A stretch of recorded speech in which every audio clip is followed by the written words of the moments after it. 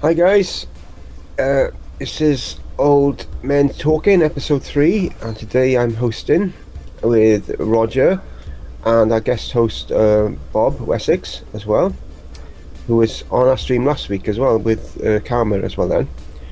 And today's topic is what do we lose when old people leave their jobs when they pass away?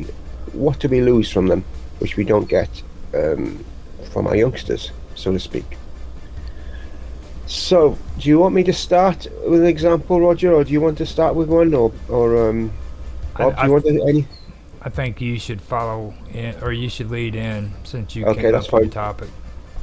Well, as probably most of you know, I'm an ex-baker, and when I started, I had people who had books, and they were saying to me, "Do the turn of the century, going back to the 1900s now? Do you know they used to make bread with oars? They used to mix the bread with oars." And I was thinking these people would be like the Rock walking around with the muscles they must have had doing it.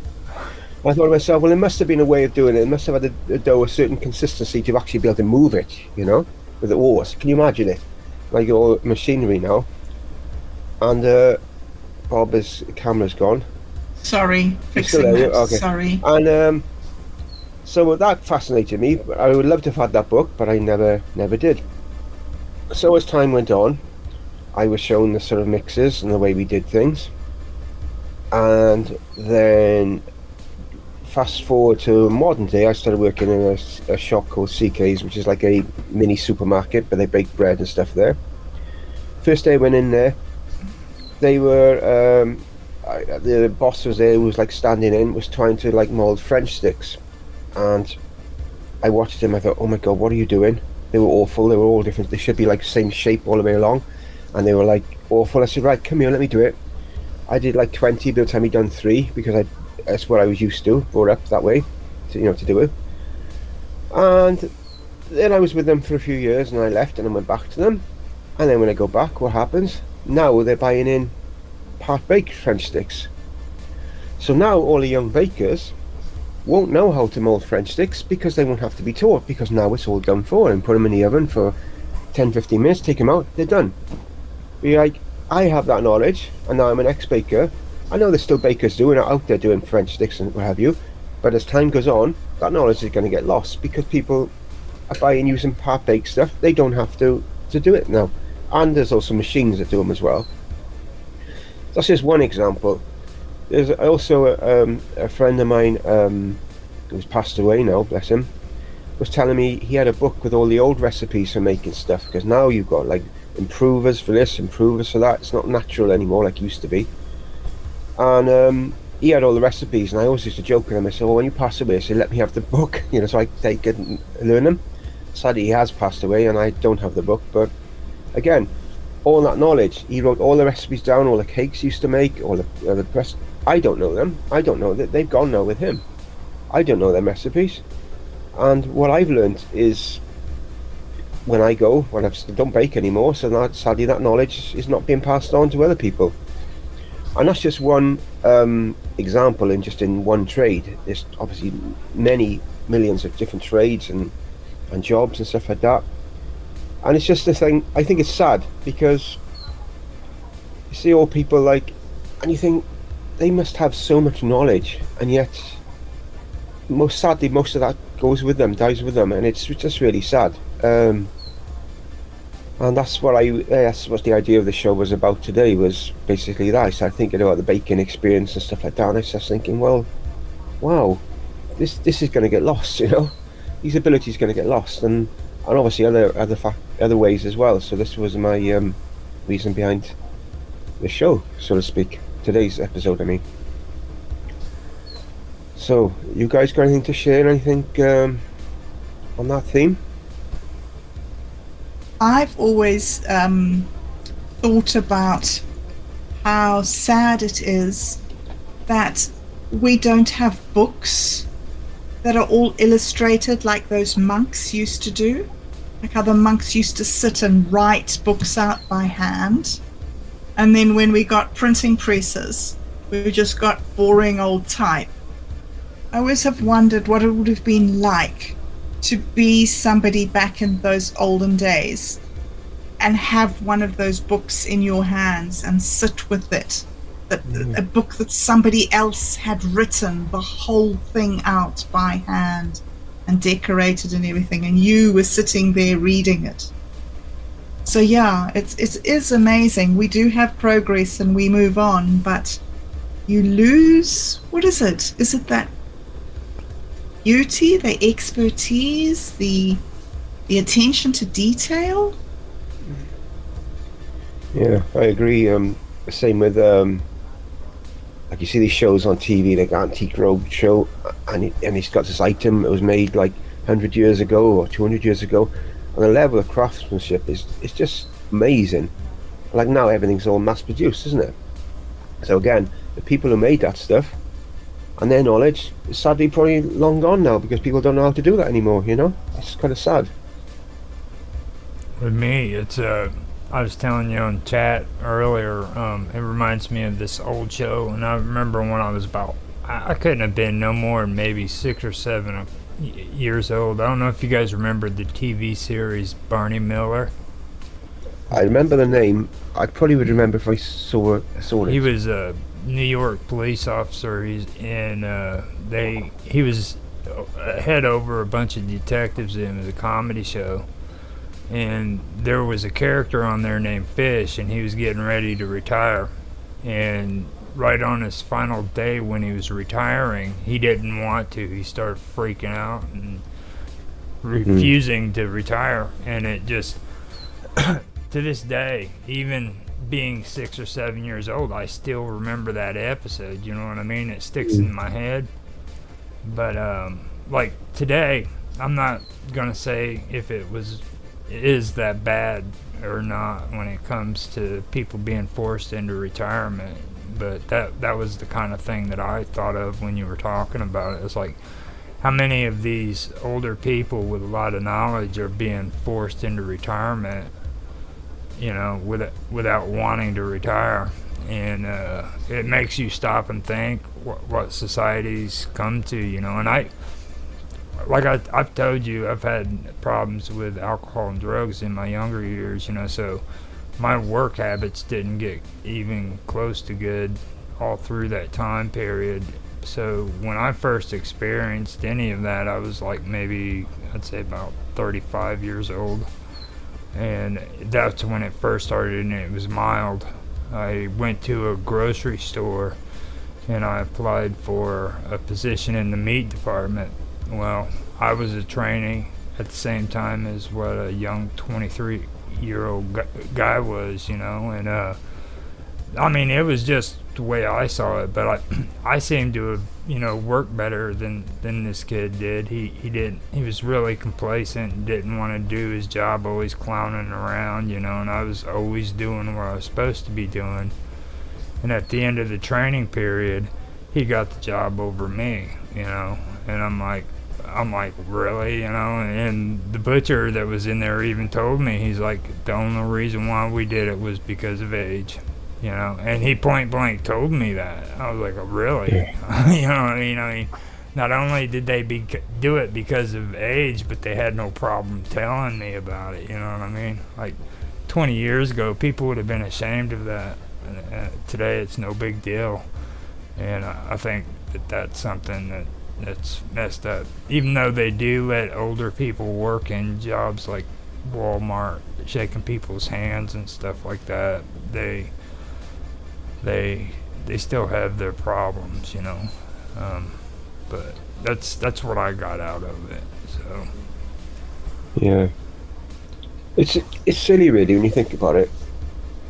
Like me, even now, if I probably went for a job, baking wise, I could probably get a job tomorrow. I still can. I've been offered loads since I finished, only because of my experience. But if I went into something I had experience in, I wouldn't have a look in anywhere. No one would give me a job now because of my age.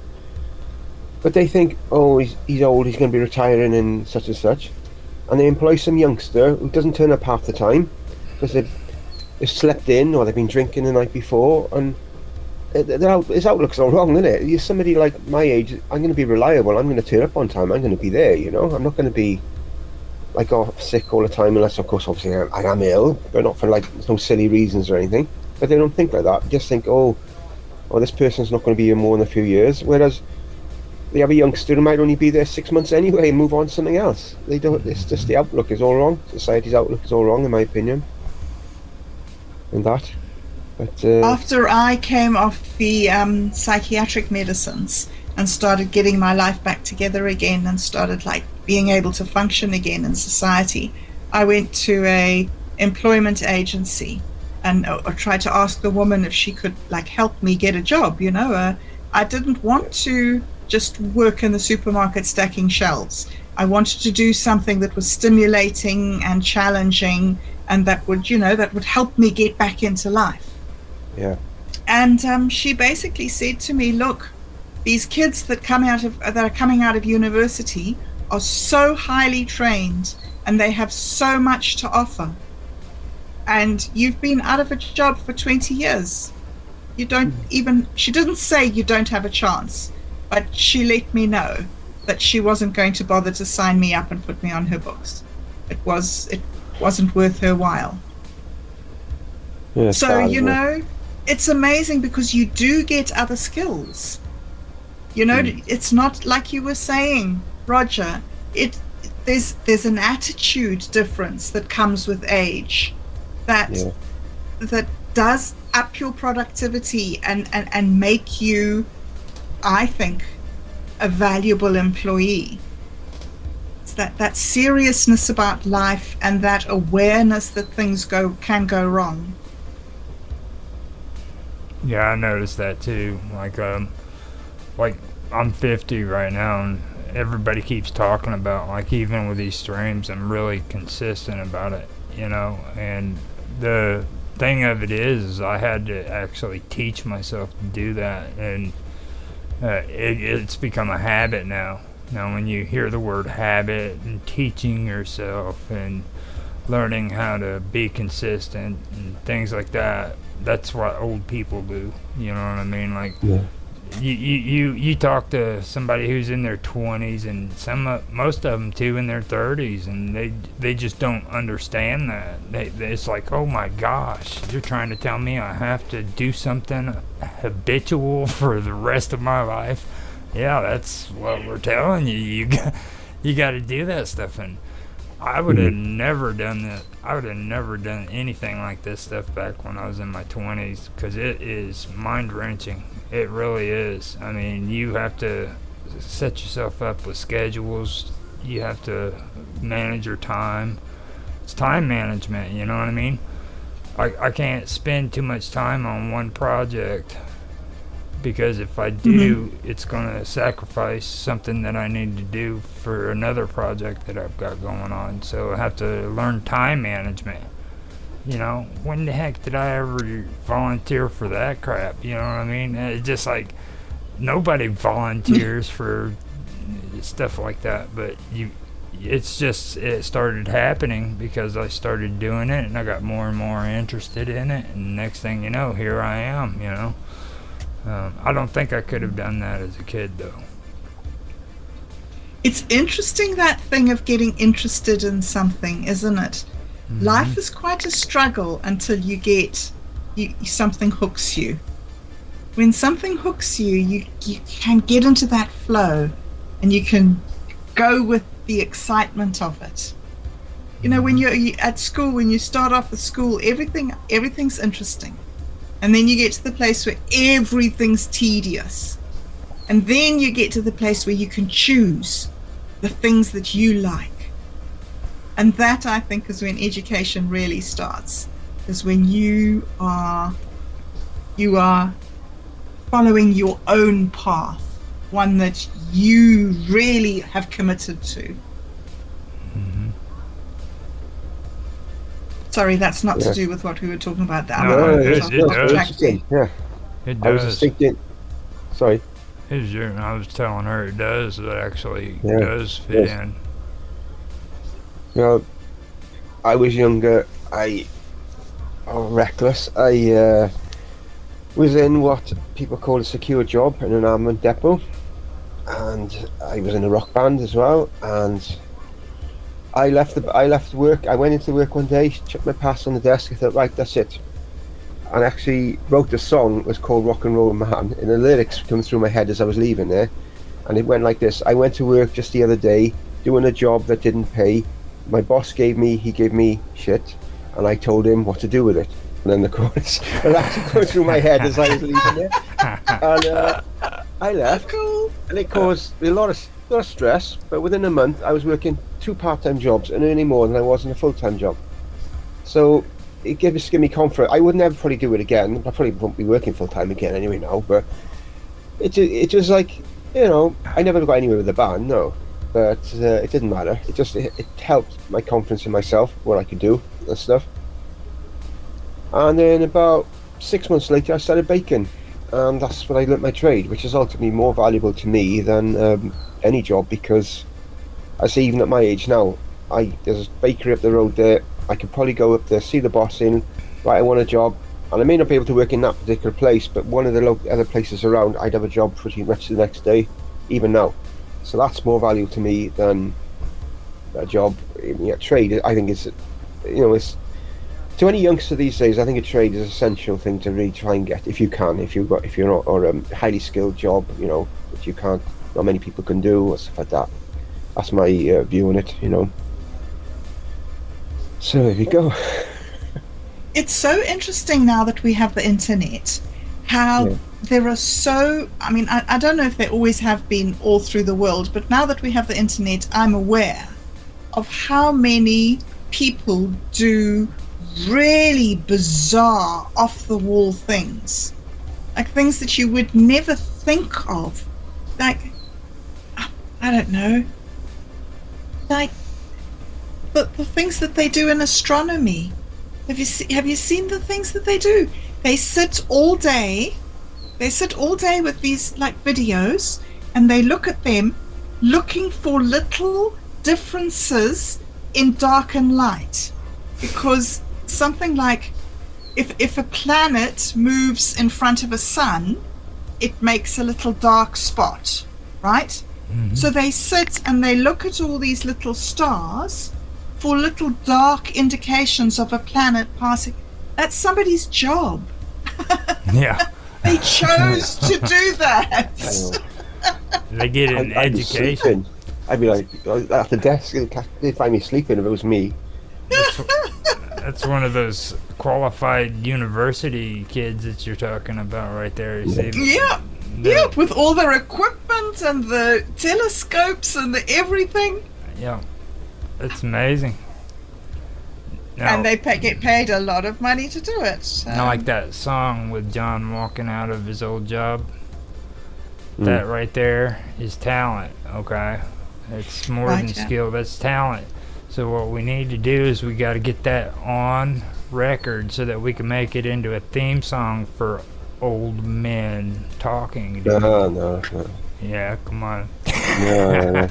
Oh, I like that idea. That's a brilliant idea. Yeah, I have the time to do it. He was a rock star. I have time to do that now. Recording takes forever. I got it made a CD a few years ago with a friend of mine, music CD. Well, the thing with the shows like this, John, is that audiences who tune in to sit and watch people chatting in their homes don't really care about having a studio version. No. They would just like to see you sitting there in front of your camera singing the song that you wrote yourself, and that is catchy and cool and sounds... I wrote that song 33 years ago. I wrote that song. That's cool. So, yeah, that's cool. Oh, good. See. Yeah, but...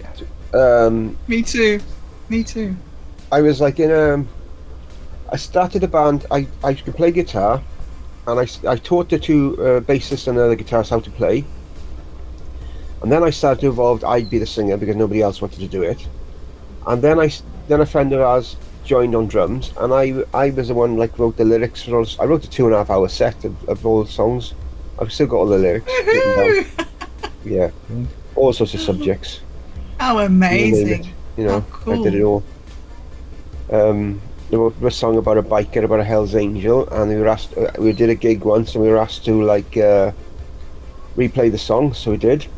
And the next thing through a side door, a bloke came in on his motorbike and parked in front of us. That's pretty cool. Yeah.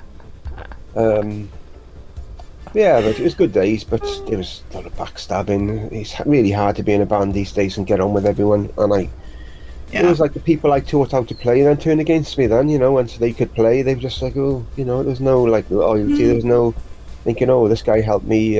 They didn't care, so it went down the wayside then.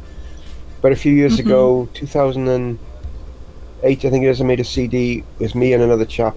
It was called Phoenix Rising, What's Going On. I wrote a song called What's Going On. I wrote that song in 1990 as well, but I scrapped it because the lyrics are really deep. I wrote 2 songs after the band broke up. That was one of them, What's Going On. Another song, all about the end of the world, which I just crumpled up and threw away because it was freaked me right out. And I don't know the lyrics of that. And one of the ones, What's Going On, was recorded for my CD that we did. My friend sang it, and I taught her to help with the guitar and stuff, wrote the guitar tune and everything for it. So that's... How cool. Yeah, that's quite a good song. I do like that. And if I get back to recording, I'll do my own version of that at some point. See, that's what I'm saying too, and I think that's kind of something that is a good thought too. Yeah, we're getting older, but the internet's actually opening up a whole different avenue for older people too. So yeah, it's all in how you look at it. You know what I mean? Because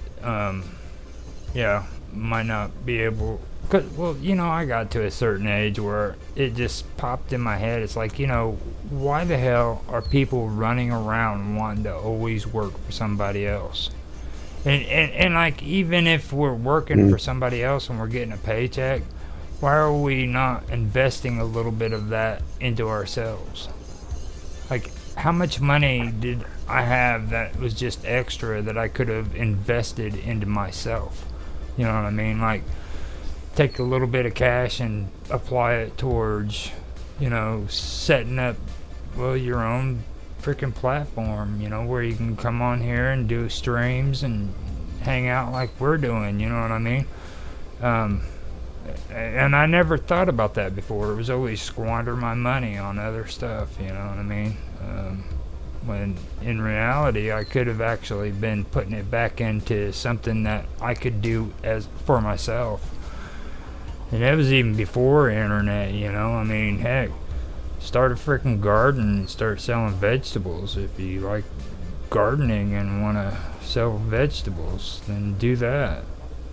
Do something on the side other than going from work, coming home, going from work, back and forth, doing the same thing. That's my take on that. I got something to add about selling vegetables. I left baking to run a fruit and veg shop in a shop in Fishguard where I used to live. And I was a bit discouraged from that because the rent I was paying was extortionate. So then I started going to the Cardiff markets in the middle of the night. I'd leave about 1 a.m. I'd buy my stuff, transport it back, get the orders ready and be delivered until 5 at night. I'd do about 2 days a week, but I'd be working 16-hour days with no sleep. And I was earning back in late 90s about £400 to £500 a week from 2 days work. But that was the summer. If I had that all year round, I'd be fine. But the winter, everyone didn't want so much stuff. I couldn't survive in it. But that was all my idea again. And I did it, and but there we go. It wasn't a long term. Didn't work out for long term for me. And I didn't have a very supportive partner back then. It was just, didn't work out that way. So, but just because you mentioned about fruit and veg, I remember then. I thought, oh yeah, I did that. I used to do it. Yeah, I had a partner a husband actually, who used to go out to the banana farms around. This was in South Africa. He used to go out to the banana farms, and he used to load down his truck with these plastic crates packed with green bananas off the trees. Used to bring them back to where we were, and we had a cool room where we lived, a little cool room there. pack all the bananas in the cool room, and then you put this gas in it, like ethanol, or oh no, you don't. You wait until you have your bananas green in the room. Then, when you want to sell them, 2 days before, you put this gas in, this ethanol or ethyl, I don't know what it is, and they all ripen. And so then we used to employ a whole lot of men, and they all used to go out around the town and all be in they'd have their 4 or 5 crates of bananas, and they would just sell 3 bananas for $1. We did that for about 2 years, I think. It's just Yeah. It was just simple with me. It was just like, I go to the local Indian restaurant, they run onions or tomatoes, and then I said, how much are you paying for them with? And I knew how much they were paying for them, the local, and they'd say, oh, £5.40. I said, right, I'll do them for £4.80 for you. And I was buying them for £2.40. So I was doubling my money, and I'd be selling like 20 boxes. Boom, gone. And you know what I mean? It was just easy. It was just, my time was the killer. And I had young kids as well. It really killed me. But it just showed that it could be done. And I've had ideas since. People have said to me, why don't you start your own bakery? And I said, well, no, I just can't. I'm not bothered anymore, I don't want to anymore. Because your energy levels change, hey? Yeah. It's like, what it is, my friend I said about earlier, who had the old recipe books and stuff, he worked till he was 69, worked all his life as a baker. Really amazing baker, really good friend as well. He got COVID, within a week he was gone. He never saw his retirement, and I just thought I was so upset about that it happened. I just thought, well, it's just not fair, after I stopped working full time when I was 50, I became a stay-at-home dad. It was like, no, I don't really want to go back to the rat race if I can avoid it, if I have to, then I will, but I hopefully don't have to again now, hopefully I don't. And the first year or so after, I started in quite a lot from my paranormal channel, so it looked like I thought, oh, got what I wanted. I can stay at home and I can work from home, but that sort of went downhill. But you never know what the future brings. But I said when I was a youngster, I want to retire by the time I'm 50, and a week before my 51st birthday I stopped working. So on my 50, I was still 50 and I finished work. So maybe a coincidence, wow, but cool. that was 34 years. How could I predict that? When I was 16. Yeah. It's amazing how you can program your brain. You can program your brain. Yeah, you really can. Subconscious. Yeah. Mm-hmm. Now, whenever I was sitting there listening to you, the one thing that crossed my mind is, do you physically think you could do all that with the cabbages and the vegetables like you did back when you was younger? I could do it, but I've just got no desire to do it. Would it hurt? Probably wasn't good for my health because the amount of time I was going out sleep and stuff. Yeah, it wasn't brilliant because I wouldn't even have an hour's sleep before I went to go there. I tried to go to bed early, I just couldn't sleep before I went. I knew when I had to get middle of the night, drive for 2 hours there, drive 2 hours back. No, it doesn't. Yeah. And society's changed now. I wouldn't go out and buy my vegetables though. If I did it, I would maybe set up one of those newer versions of gardens where you set up gardens and then you rent out spaces to other people where they can garden in your areas with you. Something like that, you know what I mean? I'd go that route, and because I'm a lazy man. I'm not gonna go, down to the market and get me like an entire truck full of food and have to sell it. Because, honestly, those guys, they bust their ass. Excuse my language, but they do. They work hard, and a lot of people don't realize how much work they put into that. They do. They do a lot of work. Yeah. Well, it can be hard. If the markets were closer, it might have been a different story, but it's a 4-hour drive there and back, especially going in the middle of the night.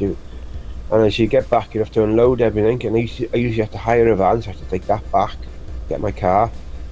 And then I'd be doing orders. I'd be delivering from 10 till 5 in the day, off and on, not solid, but off and on. I'd be delivering all day, so no chance to get any rest. And it's just, no. I'm lazy in my core as well. I just don't want to do it no more. You know, I've just done it all my life. I just can't be bothered now. Exactly. And my partner hates it that I'm at home, even though I had to stay home because with my son, because we looked into childcare costs and it was more than what I was actually earning at the time. And when we first looked into it, it was ridiculous. And her job is, she's quite got a high. She's quite high up in the NHS in the UK, yeah. So she's as high up as a nurse as she can go. And then the next step would be management. So I mean, I can't, as a baker, can't compare to that earning wise. I can't earn what she can earn and stuff. So I ended up doing what I did, and so it's gone from there. But no, not for me now. No way. I've worked all my life, from the age of 16 till I was 50, nearly all my life. And I think now, I was probably ill. I was ill as well when I stopped working for a bit. I think it's psychological, you know, because you sort of, I had to stop for a couple of years in my 40s because of personal reasons and stuff. And in fact, my health went downhill straight away once I finished work. And my health went downhill a little bit when I finished work again, but not as bad. But I think it does affect us, you know, because I know of a chap when I worked with in Tricoon, worked all his life, 40 years he worked there in Tricoon. A week after he retired, he was dead, just dropped down dead. So it's just like, what the hell, you know what I mean? Mm-hmm. I've heard of that happening too. Yeah. Like retirement isn't really good for a lot of people. Like, no, when it does them in, they just think it's over.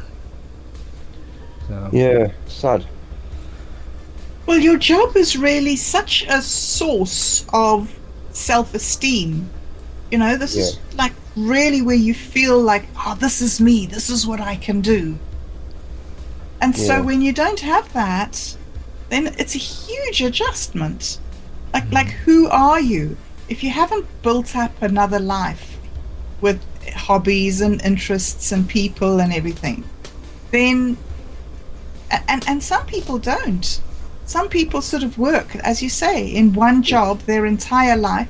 That's all the friends they know, all the activities that they're engaged in. Without that, who are they, you know? And, you know, one thing that really sticks in my mind, and, like, it's always popped up, it's like expectations, you know what I mean? Like, especially when it comes to, like, different age groups. Like, when you're young and you, like, I didn't get married and everything, but I'm going to use it as an example. Like, a couple gets married, right? So they're living in a nice small apartment or something like that together, and they're great until they find out that they're pregnant. So now they got a baby. So that means that they have to worry about more space. Sometimes it doesn't happen with one baby, maybe, but by the second one, they're usually looking for a bigger place to live at. So then they go out and they get this house for a family, and all of a sudden they start setting these expectations that they're going to, you know, get this house, pay it off, and then later on they're going to hand it over to their kids. Well, in the whole time that they're paying for this house and they're working that job, these kids are growing up, you know, and by the time they hit 18, guess what happens? They get a girlfriend, they get freaking married, and then they have babies, and then they buy their own house. And these two parents who planned on giving this house to this kid, or these kids, have a family of their own with their own houses.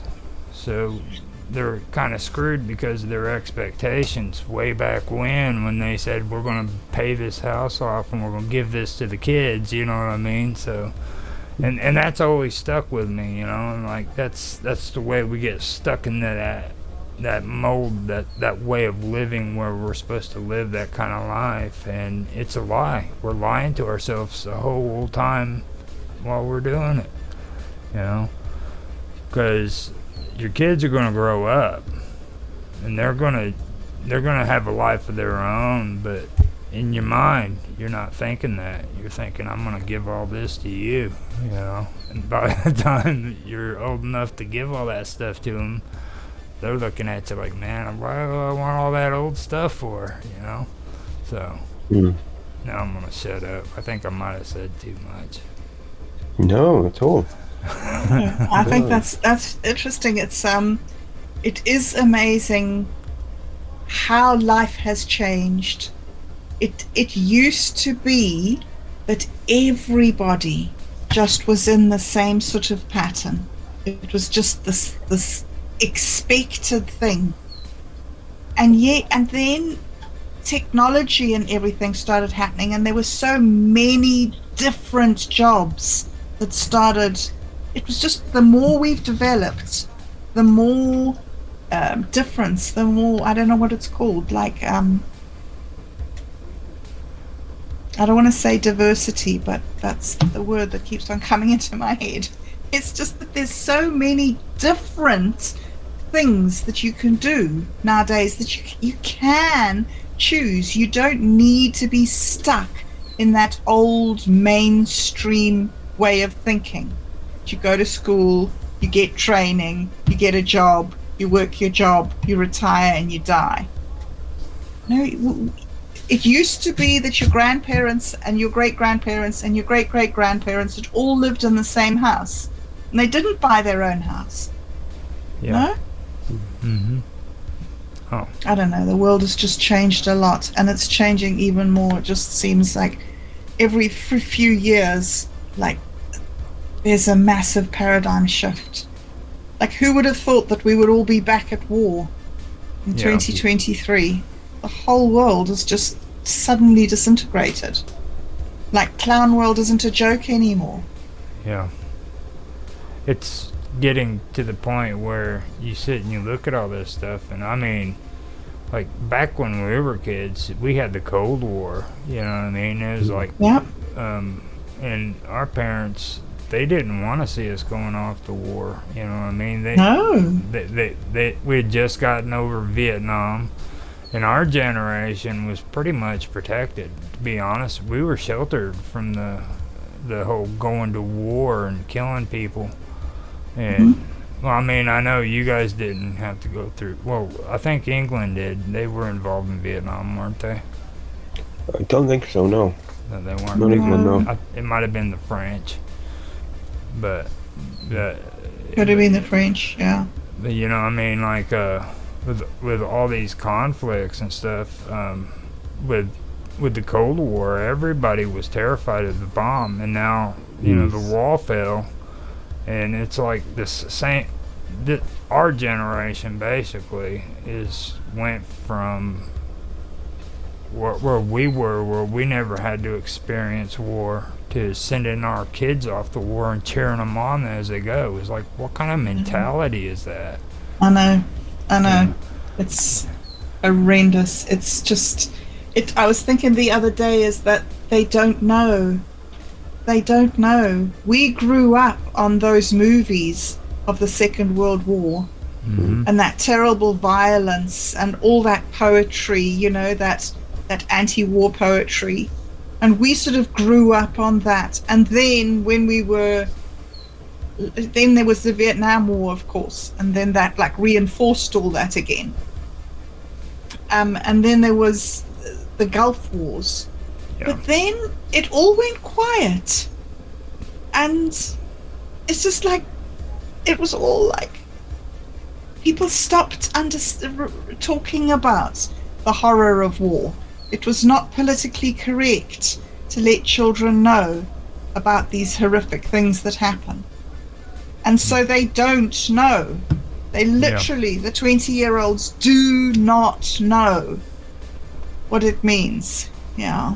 They just have got no concept. Well, some of them do now, because the other ones that are going over there, you know. Well, it's starting. People are having it's getting wake up call. It's getting really crazy. With reference to what you said earlier, Bob, about the people like grandparents used to live in the same house as their and great parents used to live in the same house as each other and stuff. Where society's gone now, is the family spirit has gone. It's just not there like it used to be. It used to be.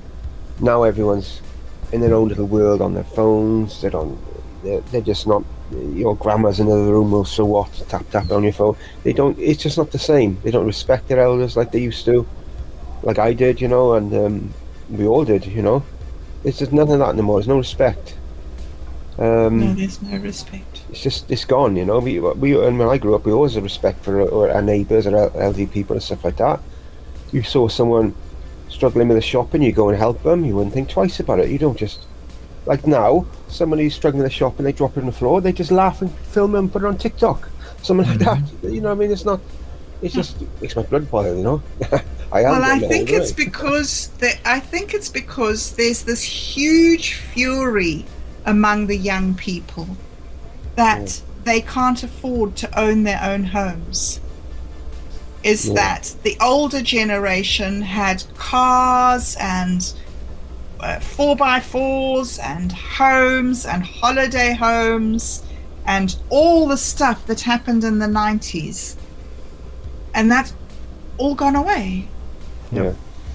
And the young people look like, how come those old people had all that, but they haven't passed it on to us? They've obviously done us down. And so there just is no respect. There's resentment and fury and fear and anxiety and transgenderism and all sorts of identity confusion. And there's not respect and there's not family. And it's just like, it's always been through the ages that all the older people have complained about the younger people.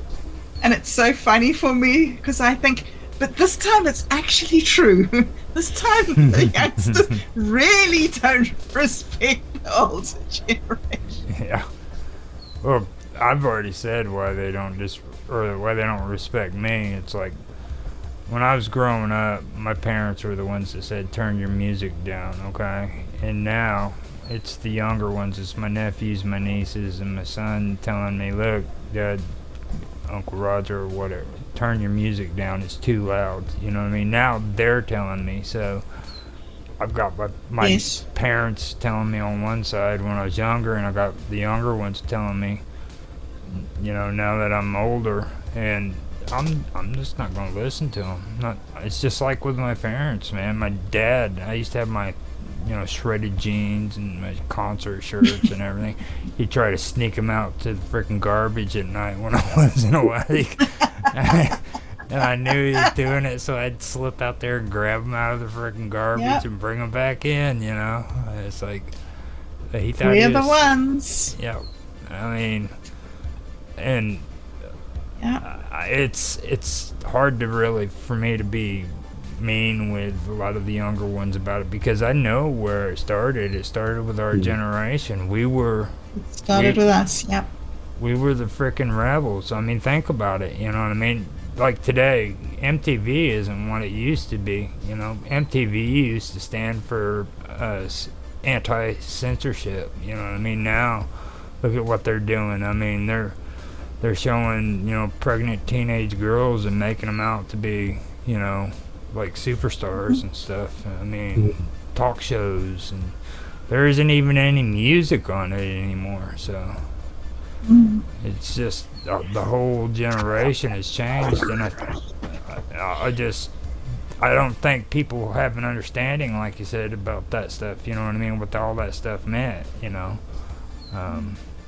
Now people don't even care about being censored. Like, you go on Facebook, YouTube, and they can just censor you all the hell, But our generation didn't put up with that. And No. So it's kind of weird how that works, because like everybody always mentions the boomers and like how horrible they are. Like everybody's like, oh, them boomers are just so horrible. And these younger ones won't even argue with a boomer. Like they'll straight freaking blow them out of the water, But You guys are too young to be boomers. You are yeah, not I boomers. mean, I'm talking about Yeah. real boomers. I'm talking about like 60 and 70-year-old people. Like these 20-year-olds won't even argue with a freaking 70, 80-year-old man. They won't do it. Them old people will bust them in the butthole and leave them walking home with their butt hurt. You know what I mean? It's like they don't put up I with do. it. They don't. And, They don't care. They're furious. Yeah. And that's, I think, is one of the scary things. Like, we've got this furious young generation, and we've got all this war happening. I mean, it's not a good mixture. I mean, it is a very good mixture for the arms dealers, but for the sort of normal, although maybe it is what we need. Maybe it's what we need. Maybe it's what we need to realize our old values and the importance of family and how hard it is to actually bring people up and yeah, I don't know. Maybe that's just the thing of like, what is it that good times make soft men and bad times make hard men or something? I don't know how it goes. That saying? I've heard a shorter version. It's called "Hard Head Has a Soft Ass."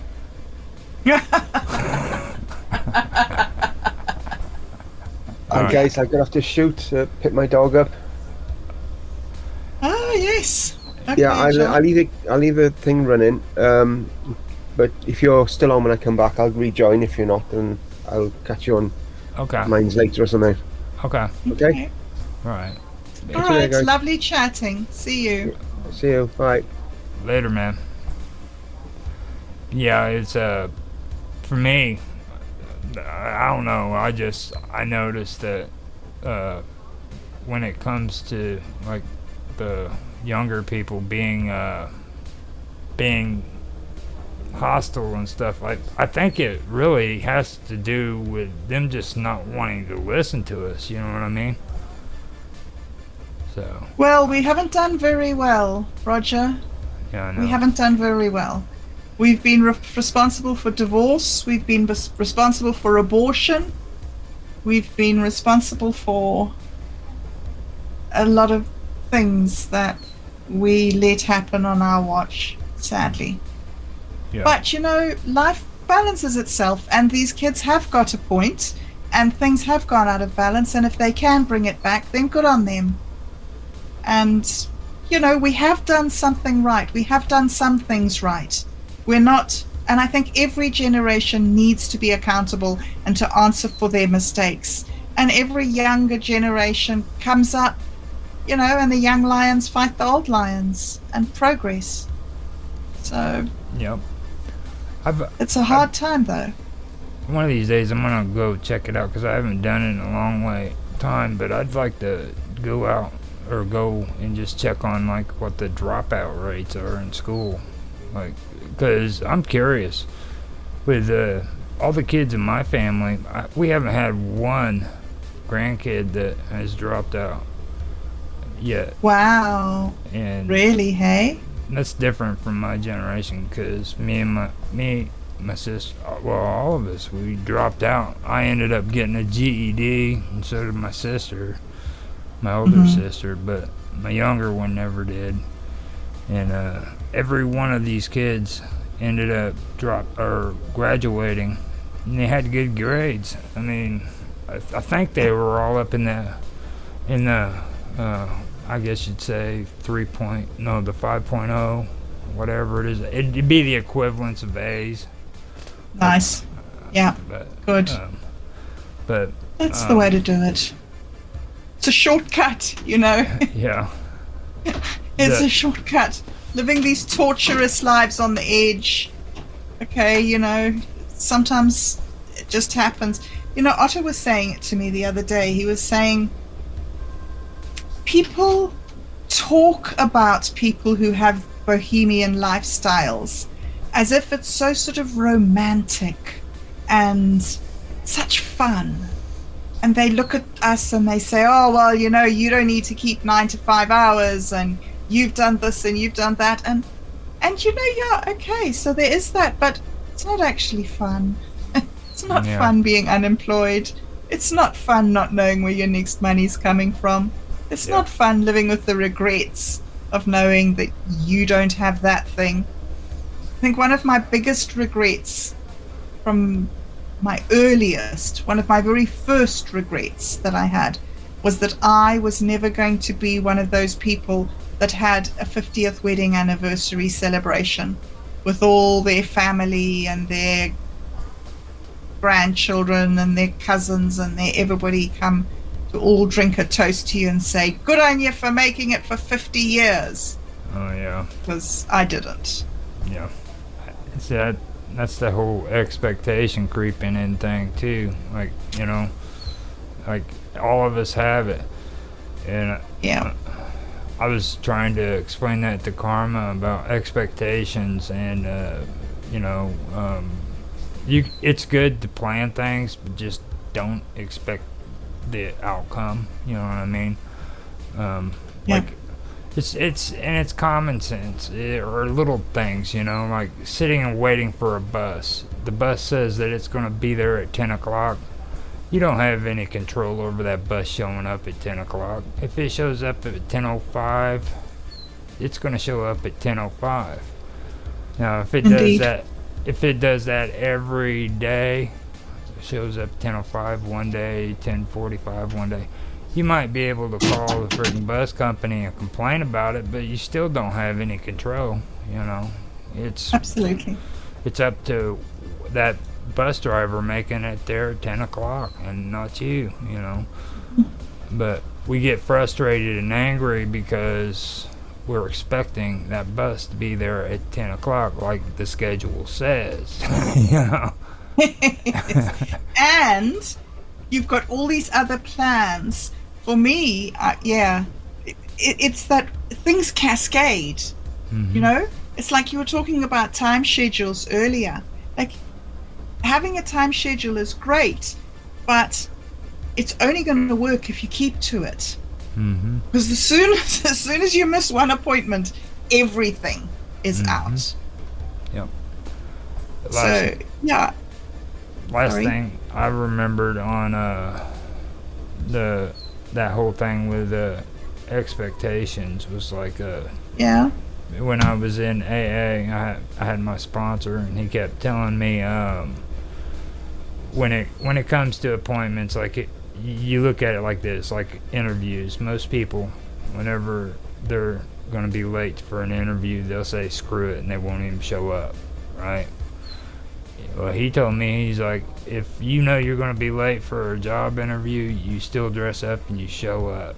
He's like, the whole important thing about it is that you showed up. You dressed up and you showed up. And Wow. it took me a long time to figure that out, you know. That it doesn't matter if you're early or if you're late. It matters if you show up, and it also matters if you dress for the occasion. You know what I mean? If you're going to a job interview, dress like you're going to a job interview. You know. Wow. And it took somebody That's else interesting.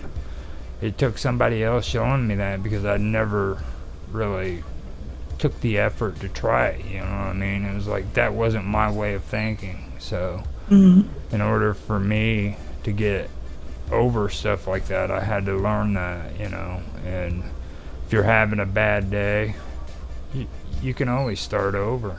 It doesn't have to stay bad. Like right now, if you're having a bad day, you can always start your day over right now at this point. I never understood that, you know. Yeah, no, I'm battling to understand that. That's something that I'm right in the middle of. You know, is trying to take that control, you know, trying to believe that I could change something. Well, That's such a big step for me. You just start over. Like when you woke up this morning, how did it feel when you woke up? The first moment you woke up, did it feel good? You don't know for sure. I can't remember. See? I'm really scared of waking up. Yeah. That moment of between sleep and wake where all the demons are still in my mind. Yeah. Oh, that's a scary moment. So you have dream problems? Well, yes and no. I've had post-traumatic stress disorder, Yeah. and one of the problems with that is recurrent nightmares. And so they gave me this medicine, and this medicine was developed as they intended to make it as a blood pressure medicine, but it didn't work as a blood pressure medicine. But it had this weird side effect that it stopped nightmares. Yeah. So they gave me this medicine, and it didn't actually work for me. But it stopped me having all dreams, all everything. So Yeah. there's just that little moment between sleeping and waking where everything sort of like just rushes in. Yeah. So I'm starting to normalize. I'm starting to going back to normal, to being aware of my dreams. But but I've really been messed up with the medicines that I've been on. They're really, really bad things, these psychiatric medicines. That's pretty intense if you're having like a moment, like the data's being processed right as you open your eyes. That's pretty rough. So. Yeah, it's not a proper. I don't think it's a proper natural waking up. These drug-induced, medication-induced, I should say. Have you been? So how long? Have you been trying meditations and stuff? Yeah, I was Otto introduced me to meditation about 18 months ago. Cool. That's somebody started listening to my videos, and he started commenting and saying, "So many of your attitudes are really Buddhist. Have you tried meditation?" And I was like, no, I'm a Christian. Why would I meditate? And so he slowly and patiently explained, how it worked. So it's revolutionized my life. I've done more to change my life in the last 18 months than I have in the last 20 years in the mental health care system.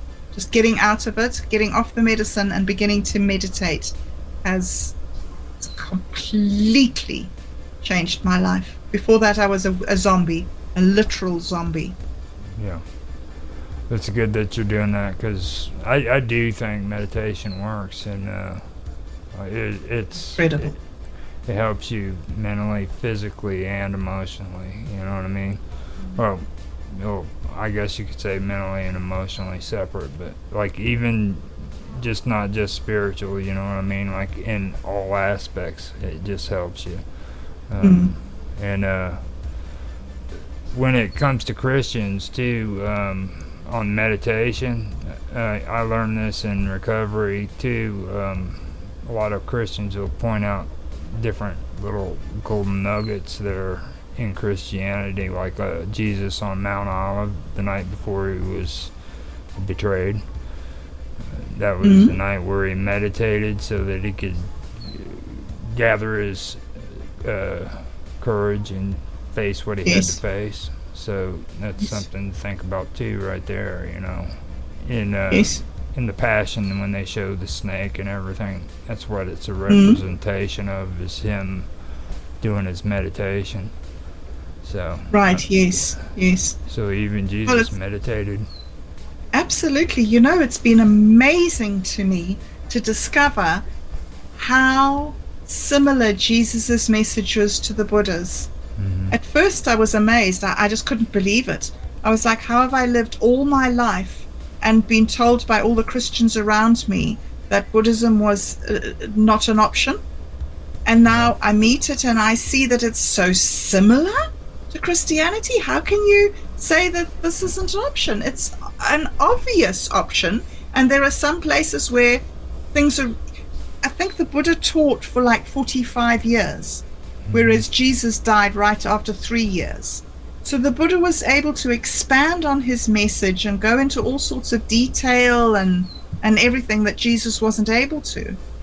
Yeah. So for me, like learning meditation and learning the Buddha's teaching has really enriched my Christian understanding. Quite, it hasn't taken away from it or negated it. And I've now see how many references in the Bible, all the references in the Bible to meditation, that I didn't actually know what they really meant. It's good. Like like when you meditate upon this thing or something. I didn't know what that meant. I just thought that that meant you thought about things. You know? Yeah. Yeah. Like the Book of Psalms too. If you go Yeah. into the Book of Psalms, that's I guess little songs, hymns, things like that. Yeah. You can meditate on that. I mean, you can learn that as a part of your meditation. That's what the ancient Jewish people used to do with the Book of Psalms. So Yeah. Yeah. I mean, it's good that you're recognizing that stuff too, because that's important. I know it sounds weird at first, but like when you start getting into it and everything, it does help you. So Mm. Well, recognizing that my life was in the toilet and I couldn't do anything about it, and God had to step in. That was a pivotal, pivotal, pivotal moment for me. yeah, I mean, I've always had the concept of God in my life. Even when I was fighting with God and telling him that I didn't believe in him, I was still talking to him. You know what I mean? yeah, It was yeah. still there. Like, what are you doing in my life? How dare you not look after me? Get away from me. Yeah, calm down, calm down. You'll be right. I get a lot of heck from people too, because like, you know, not one time have I ever told anybody that I'm an atheist. Not one time that I ever tell anybody I was a Christian or a Jew or, you know, anything. I mean, I've always kept my spiritual beliefs private, and whenever I do that, everybody just assumes, you know, Roger's an atheist, you know. He doesn't have spiritual beliefs. Interesting. Wow. But the truth of the matter is just I was taught that that's not how you do it. You know, when I was when I first got into AA, I did I had to hit rock bottom too. You know, it was a different area, but I had to say enough was enough, and I didn't have anything. You know, so at that point, I think I crossed the threshold, you know, and I think that's what a lot of people don't understand when it comes to spirituality is thresholds. There's certain thresholds that you cross because of pain, because of anger, because of love, because of everything. There's different thresholds for different things, you know, and once you cross that threshold, your life changes. You know. Oh, yes. So, I call it biting the apple. yeah, Once you've bitten the apple, you can't unbite it. right. Yeah. And whenever I did that, what it was is I'd crossed the threshold, and it wasn't what I thought it was. I thought it was the end, and it was actually the beginning. You see. Oh. You know, Wow. so Yeah. where one door opens, another one closes. You know what I mean? So when Okay. when you hit that bottom and you cross that threshold, you're crossing through to a new beginning. It's just everything behind you is over. Mm. You see what I mean? So Yeah. that- Yeah, that's I do. Completely changed, aren't you? It's like you've walked through a door. it's Yeah. I'm. a lot of people call it a moment of clarity or a spiritual experience, or you can put a whole lot of names on it. You know, Yes. I just like to call it, you know, crossing a threshold. And Mhm. once you cross that threshold, there's no going back. I mean, Mm. good, Mm. good. That's the way I've always had to deal with things, and I don't know So- oh, go ahead. How long did it take you to change your life around, Roger? I'm still changing. Really? Yeah. Okay. And a lot of the stuff that I thought was bad was actually good. You know that, Oh, right? Yeah. no. A lot of the stuff that I thought was good was actually bad. You know, trying to live a rigid life, walking a thin Okay. line, you know, Yeah. being what everybody expected me to be. That's bad. That's not good for you. You know, be yourself. Um, if I can't be myself, who's gonna be me? You know what I mean? That's true. That's So, true. Yeah, you got one job. that's it. That's all I gotta do. I just gotta be me, man. And then that's not hard. That's not hard at all. Wow. You know what I mean? All I gotta do is act like a fool and tell people jokes. That's it. Good. It's like whenever I'm doing these streams and stuff, you know, all these guys are like, "Oh, Roger's got this synergy going on," and that word synergy started popping up. I'm like, "What are you guys talking about?" I'm like, "All I do is sit here and talk to you. You guys are the show, you know." Because they are. They're completely, I mean, amazing. Every single person that's been around me is just amazing. All I gotta do is ask them questions and stuff, and they do the rest. Huh? But they're like, Roger has all this synergy and stuff. I'm like, Well, that what you've just said sort of encapsulates it. What you find, what you just said, is that you find these people to be really interesting. hmm And so I think that what people are picking up on is your enthusiasm for what other people are saying. They're like, Yeah. wow, this guy Roger's really into this. And it does lift your spirits and carry you along when you listen to somebody like that. yeah, I was listening to Joe Rogan and The Rock today, and I was amazed at how motivated I felt by listening to them talk. It Yeah. was just like, it was, they weren't talking about anything that I understood or was interested in. They were talking about these cars and V8s and this 1,000 horsepower and 0 to 60 in 1 second and all this stuff. I don't even know what it all means, but I just felt so good yeah, because they were having fun. yep. And you're talking about cars. I mean, you want to Yeah. get guys happy. You just put them in a room and let them talk about cars. Okay, I that's it. don't understand it. I don't understand. Boys and their machines. Yeah. And then the ones that don't understand cars, they're the ones that are quiet. And they're like, yeah, Oh, I know right. what you mean. I know what you mean. Yeah. And that's it. You know what I mean? That's it. Okay, that would be me. I would be with those guys. Oh, how nice! I know which bit the key is. Yeah. You know, Oh, dear. oh John, he's gonna come back and he's gonna be like, we're not on topic no more, are we? Oh, goodness, no, we're not on topic. Mind you, we've done old rambly people talking. Yeah. I think. Not that 50 is really old, I have to say. Yeah. I really don't think 50 is really old at all either, though, No. being honest. It's just nice and symbolic. Half a century. Just Sounds Just- respectable. just to let, you know, all these younger ones know, just so they know, like, you're so terrified of 50. When you get here, you're going to be so thankful because, like, you're going to look back when you're in your 30s and you're going to be like, I cannot believe I did that crap. You know what I mean? And that's all I'm going to say to the young ones. So, Do you find your life has gone in decades?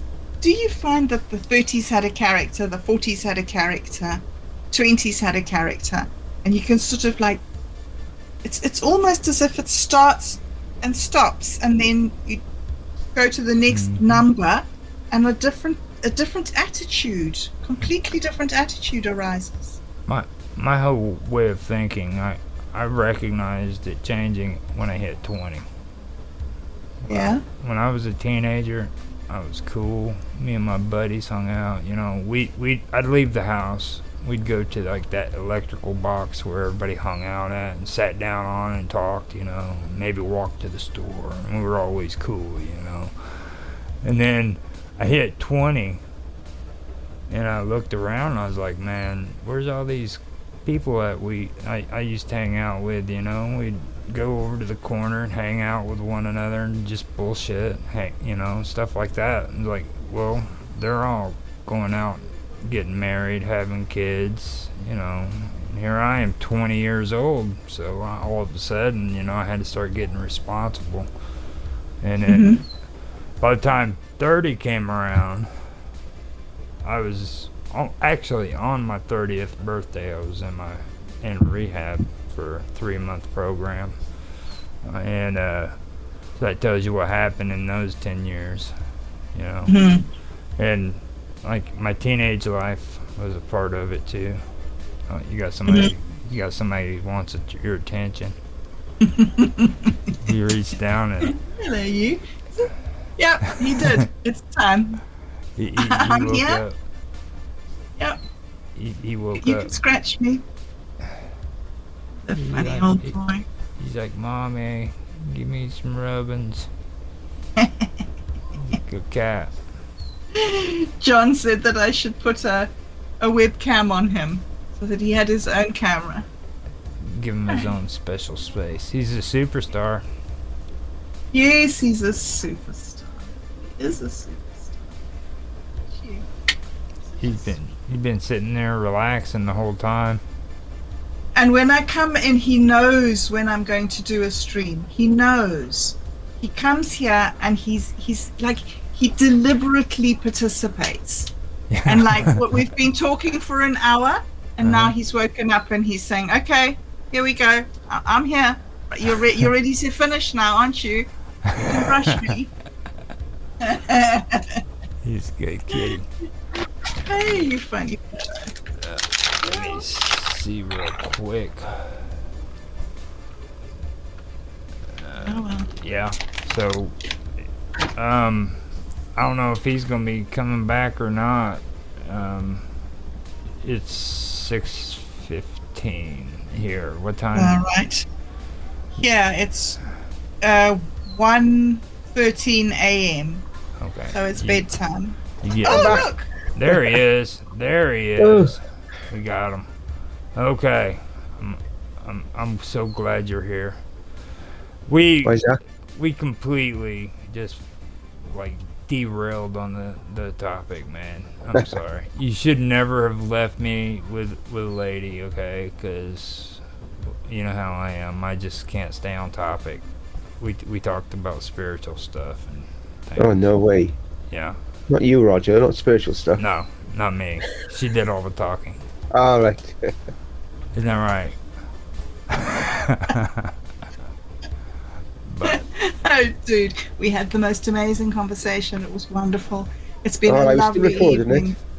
I was still recording it, so I'll Oh, so you're going to be able to go back and Yeah, check yeah. up to see what we said. be. Yeah. I left everything on. I just ran out the house. Only thing I forgot to put on back on now is my light, but it seems to be working all right. Without it. yeah. How's the dog doing? Yeah, he's good. He's tiny, as all his hair's gone.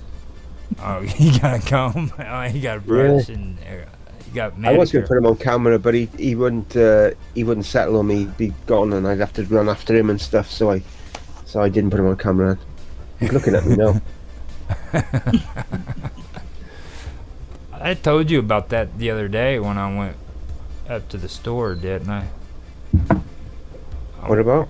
I walked up to the store, and getting there, when I go up there, I have to pass this little Chinese restaurant. And so I walk past this little Chinese restaurant, and there's like a little booth in the back parking lot of it, and you would not guess what that is. It's a freaking booth where you can take your animals, pay a quarter, and freaking clean them right there inside of it. It's got a little yes. glass door and everything. Yeah, you did tell me. Yeah. I cannot believe that. Yeah, I did tell Animal you. bath. It's crazy, but you go in there and you pay it like you do at a car wash. How cute. It's interesting. So you're gonna have to bring us to task, Don. What are we doing here, man? What's that? I said you're gonna have to bring us to task here. So what are we doing, man? I don't know. Are we all talked out? Are we ready to finish, or what are we doing? Oh, I'm all right. It's 1:50 4:15 in the morning for Bob Dub, so Yeah. It's a little late. I could happily say good night to you, gents, and thank you for a wonderful evening. It was a it's, great talk. it's been great for me too. And You. I'd like to tell you too, if you come in here any day you want to, all right, you're always welcome. Thank you. You've Yeah. always said good stuff, so. No, she doesn't say that to me.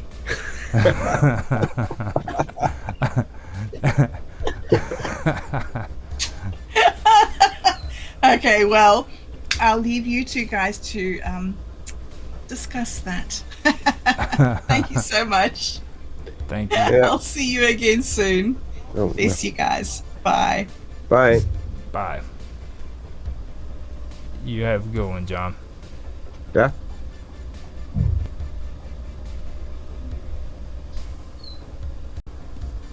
Hello, everybody, and welcome back to another episode of Live with Roger Hanson. Today is my topic on history, and I am finishing up, or I'm going to try to finish up on the Canaanites, particularly getting through Baal, and then I want to discuss the land of Canaan. Today is the second to the last stream that I'll be doing concerning history. Today I'll try to finish up on the Canaanites and the land of Canaan. Like I just said, I'll not be sharing a Jitsi link to anybody in my stream. And I've already covered this during my stream, but I want to go back over it again. Today I'll be doing it solo without anybody on here with me. Now next week though, I'll be having Tanhai Tran on to discuss the Amorites and closing out the year for my history streams. Don't worry though, this isn't the end. I'll return next July with new episodes. If you guys want to watch these streams again, they'll be shared on Spotify for podcasters starting in January. So like I said, if you want to see them again, you can see them there. I also have them on Rumble, Odyssey, and YouTube.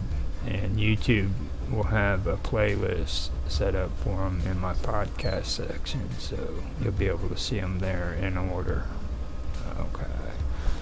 So with that being said, I will get started with my episode.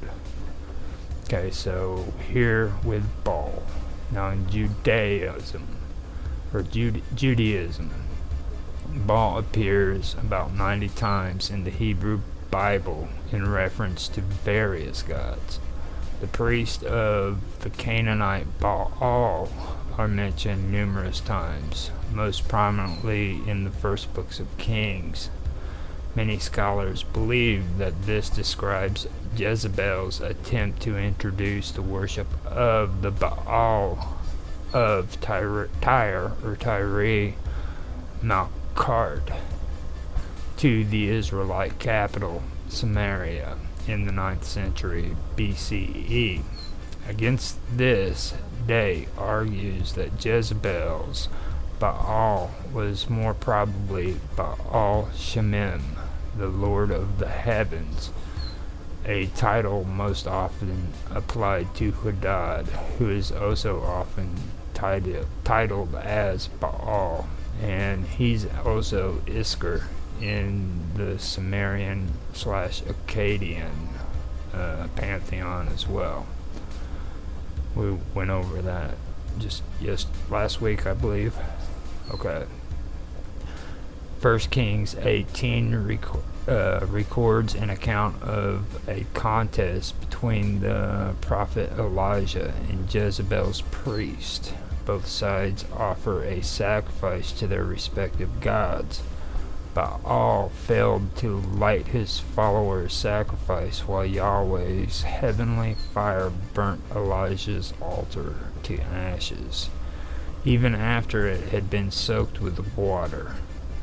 The observers then followed Elijah's instructions to slay the priest of Baal, after which it began to rain, showing Yahweh's mastery over the weather. Other references to the priests of Baal describes their burning of incense in prayer and their offering of sacrifice while adorned in special vestments. Now Yahweh, the title Baal was a synonym in some contexts of the Hebrew Adon, Lord, and Adonai, my Lord, still used as aliases of the Lord of Israel, Yahweh. According to some scholars, the early Hebrews did use the name Baal, Lord, and Baali, my Lord, in reference to the Lord of Israel, just as Baal, farther north, designated the Lord of Ugarit. Just as Baal, farther north, designated the Lord of Ugarit or Lebanon. This occurred both directly and as the divine element of some Hebrew theophoric names. However, according to others, it is not certain that the name Baal was definitely applied to Yahweh in early Israelite history. The component Baal in proper names is mostly applied to worshippers of Baal or descendants of the worshippers of Baal. Names including the element Baal presumably is reference to Yahweh. Include the judge Gideon, also known as Jerubbaal-lit, the Lord strives. Saul's son Eshbaal, the Lord is great, and David's son Bealiah, the Lord knows. The name Bealiah, the Lord of Yahweh, is Baal.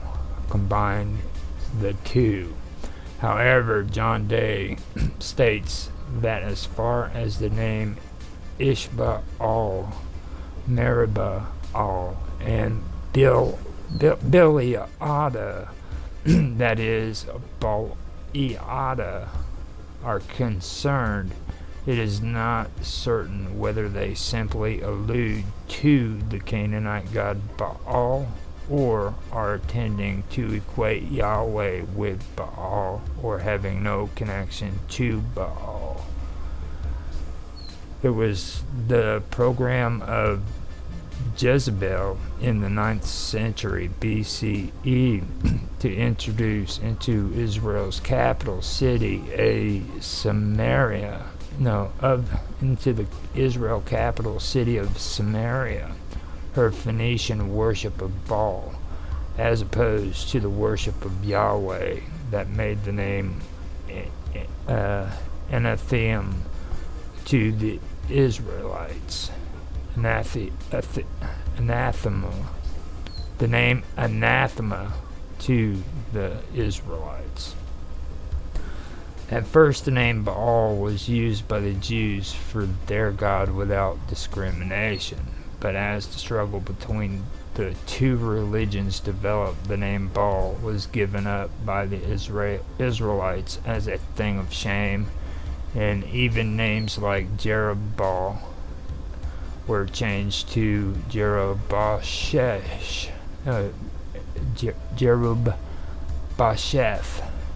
Hebrew Basheth means shame.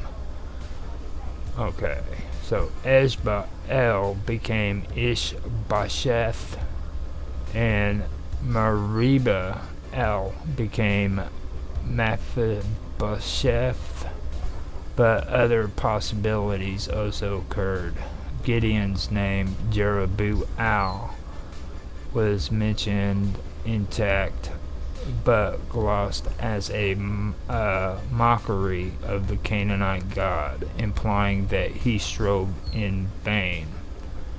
Now, there are tons of citations which are needed here. Ishba became Ishbosheth, and that says citation needed. This right here is original research. The material near this tag possibly contains original research. And that goes with this for Mephibosheth. And that is, and Meribbaal became Mephibosheth. Now, here it says original research as well, and that says that Gideon's name Jerubbaal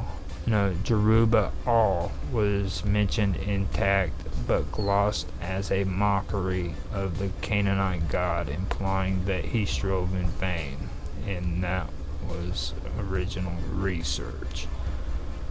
So, direct use of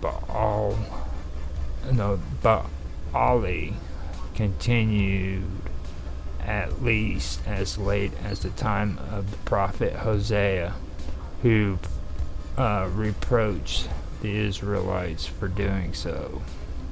Brad E. Keeley, or Kell, has suggested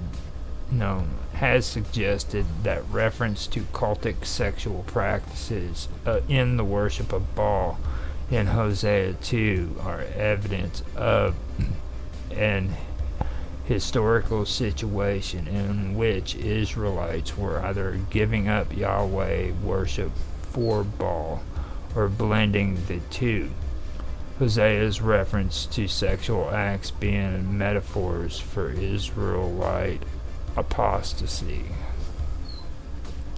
Now, Baal-bereth, Lord of the Covenant, was a god worshipped by the Israelites when they went astray after the death of Gideon, according to the Hebrew scriptures.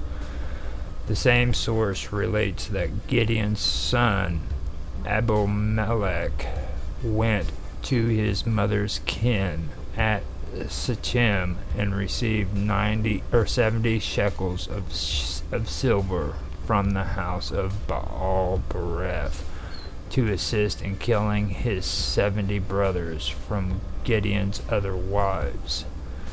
An earlier passage had made Shechem the scene of Joshua's covenant between all the tribes of Israel.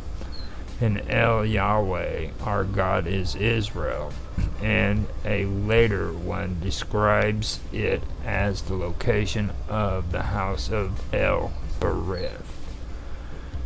It is thus unclear whether the false worship of the Baalim being decreed is the worship of a new idol or rites and teachings, placing Yahweh as a mere local god within the larger pantheon. The Hebrew scriptures record the worship of Baal threatening Israel from the time of the judges until the monarchy. However, during the period of Judges, such worship seems to have been an occasional deviation from a deeper and more constant worship of Yahweh. Throughout all the stories of Judges, the popular faith of Yahweh runs as a powerful current. Thus, faith rises the Judges and inspires poets, prophets, and Nazarites. Worship of Baal and Ashtoreth has been schematically interspersed between 3 chapters, but no trace of a vital popular belief in any foreign god can be detected in the stories themselves. Baal prophets appeared in Israel centuries later, but during the ages of the Judges, when Israel is supposed to have been most deeply affected by the religion of Canaan, there are no Baal priests or prophets, nor any other imitation of a vital effect of polytheism in Israel life.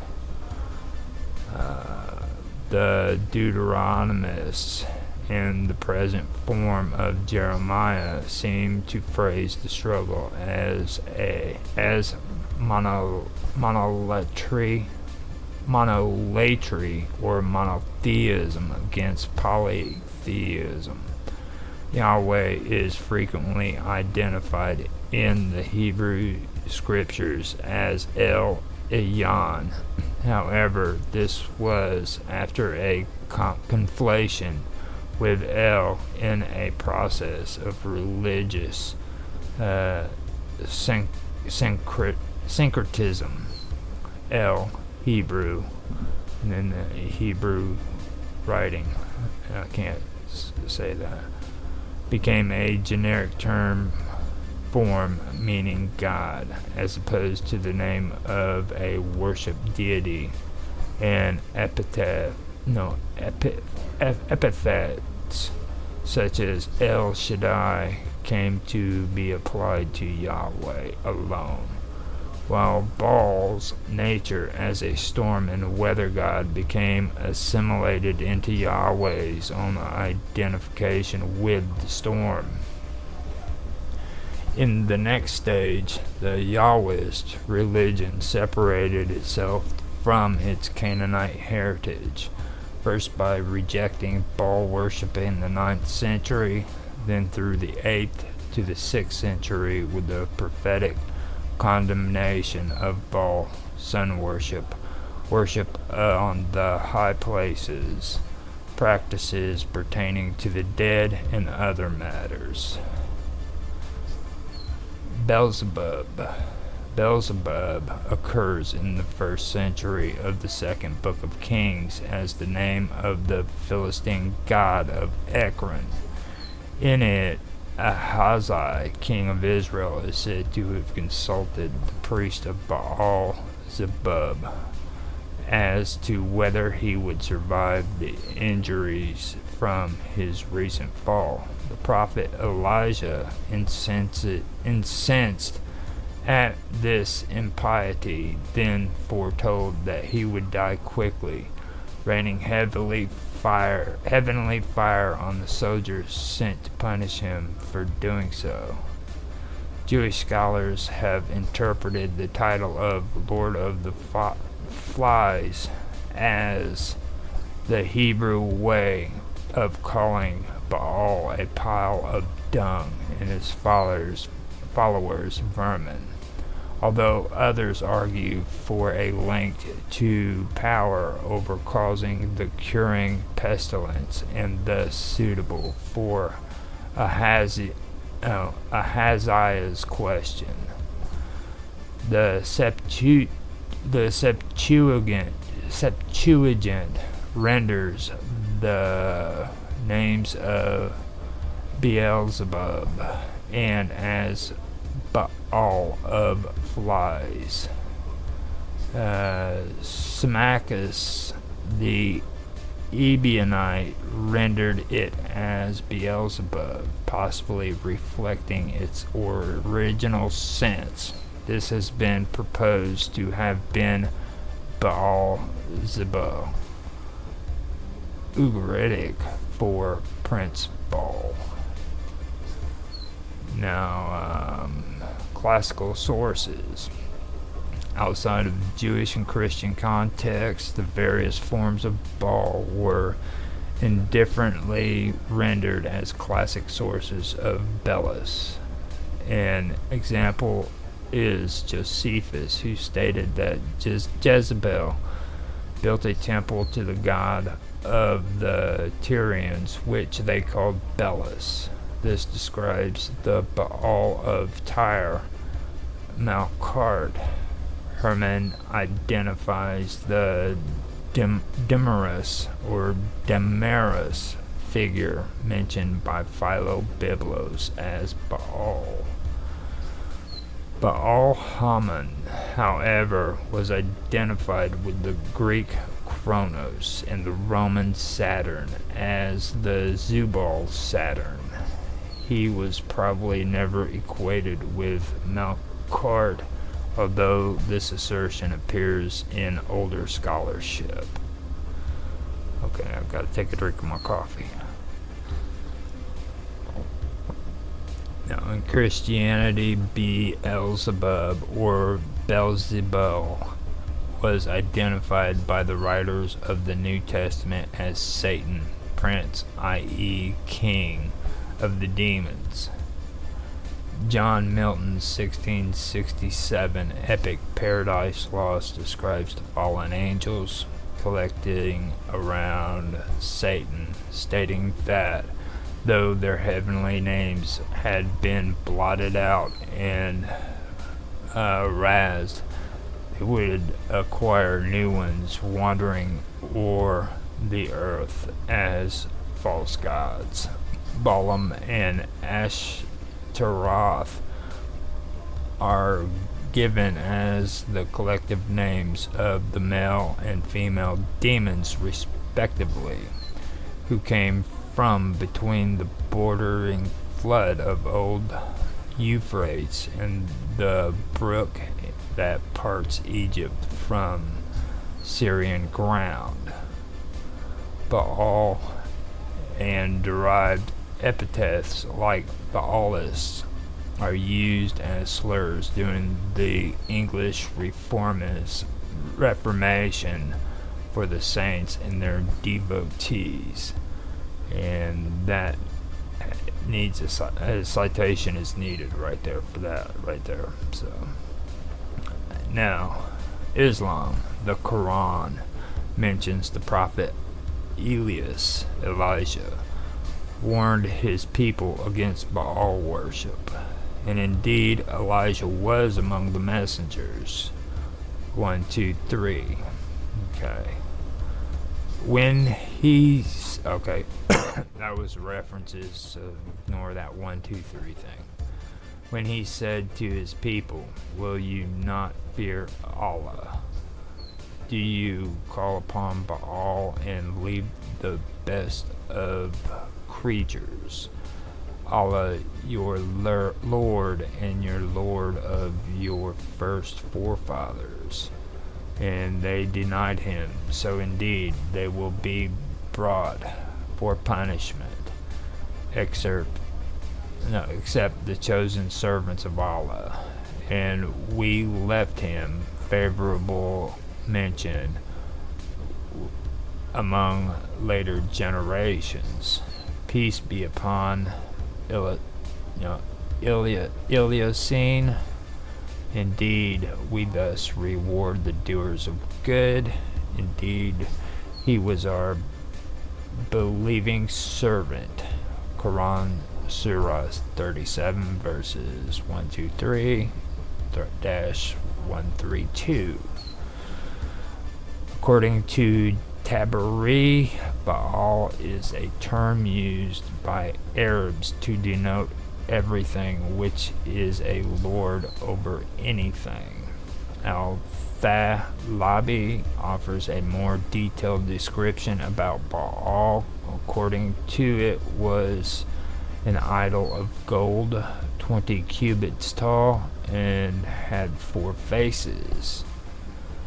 The triliteral root Baal occurs 7 times in the Quran, with its common Semitic usage of owner, husband, particularly husband. For example, Sarah, wife of Abraham, refers to her husband using the term. So So right there is what I've got for ball. And we will start with the Canaanites. So now the Canaanites. The Canaanites were inhabitants of ancient Canaan, a region that roughly corresponds to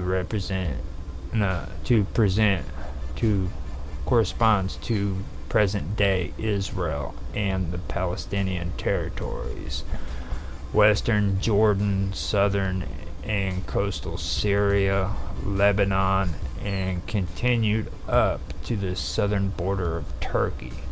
They are believed to have been one of the oldest civilizations in human history.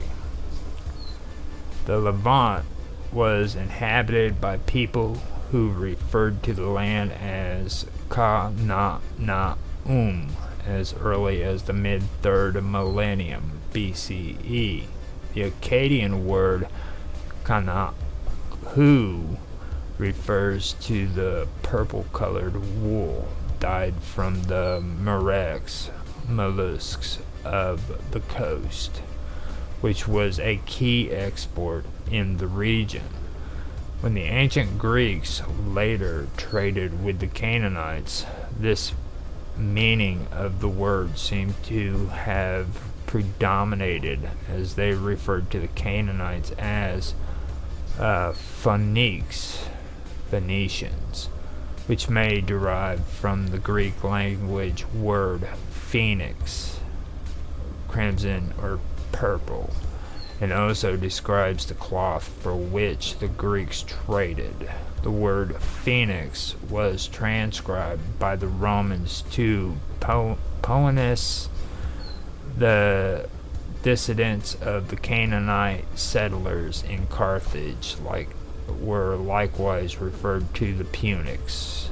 Thus, while Phoenician and Canaanite referred to the same culture, archaeologists and historians commonly refer to the Bronze Age pre-1200 BCE Levantine people as Canaanites, while their Iron Age descendants, particularly those living on the coast, are referred to as the Phoenicians. More recently, the term Canaanite has been used for the secondary Iron Age states. Of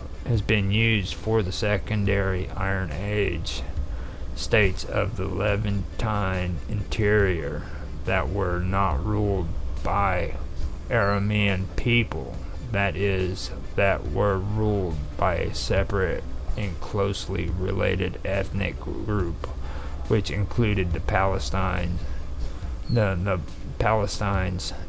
and the Israelite kingdoms of Israel and Judah. According to archaeologists Jonathan and Tubb, Ammonites, Moabites, Israelites, and Phoenicians undoubtedly achieved their own cultural identities, and yet, ethnically, they were all Canaanites, the same people who settled in farming villages in the beginning of the 8th millennium BCE. There is certainty about whether the name Canaan refers to a specific Semitic-speaking ethnic group, wherever they live, the homeland of this ethnic group, a region under the control of this ethnic group, or perhaps any combination of the three. Canaanite civilization was a response to long periods of stable climate interrupted by short periods of climate change. During these periods, Canaanites profited from their intermediary position between the ancient civilizations of the Middle East, ancient Egypt, Mesopotamia, Sumer, Akkad, Assyria, Babylonia, the Hittites, and Minoan Crete, to become city-states of merchant princes along the coast, with small kingdoms specializing in agricultural products in the interior. This polarity between coastal towns and agrarian hinterland was illustrated in Canaanite mythology by the struggle between the storm god, variously called Teshub, Hurrian, or Baal Hadad, Semitic, Amorite, Aramean, and Yah or Yam, god of the sea and river. Early Canaanite civilization was characterized by small walled market towns surrounded by peasant farmers growing a range of local horticultural products, along with commercial growing of grapes for wine, and pistachios, surrounded by extensive grain cropping, predominantly wheat and barley.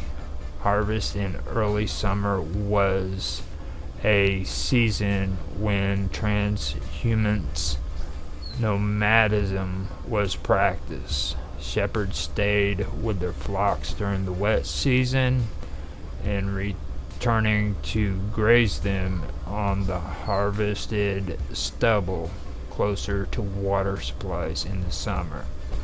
Evidence of this cycle of agriculture is found in the Gezer calendar, and the biblical cycle of the year. Periods of rapid climate change generally saw a collapse of this mixed Mediterranean farming system. Commercial production was replaced with a subsistence agricultural foodstuffs. The transhumance pastoralism became a year-round nomadic pastoral activity, whilst tribal groups wandered in a circular pattern north to the Euphrates or south to the Egyptian delta with their flocks. Occasionally, tribal chieftains would emerge, raiding enemy settlements and rewarding loyal followers from the spoils or by tariffs levied on merchants. Should the cities band together and retaliate, a neighboring state intervene, or should the chieftains suffer a reversal of fortune, allies would fall away, or intertribal feuding would return. It has been suggested that the patriarchal tales of the Bible reflect such social forms. During the periods of collapse of Akkadian Empire in Mesopotamia, in the first intermediate period of Egypt, the Hyksos invasion, and the end of the Middle Bronze Age in Assyria and Babylonia, and the Late Bronze Age collapse, trade through the Canaanite area would dwindle as Egypt, Babylonia, and to a lesser degree Assyria withdrew into their isolation. When the climates stabilize, trade would resume firstly along the coast in the area of the Philistine and Phoenician cities. As markets redeveloped, new trade routes would avoid the heavy traffic of the coast.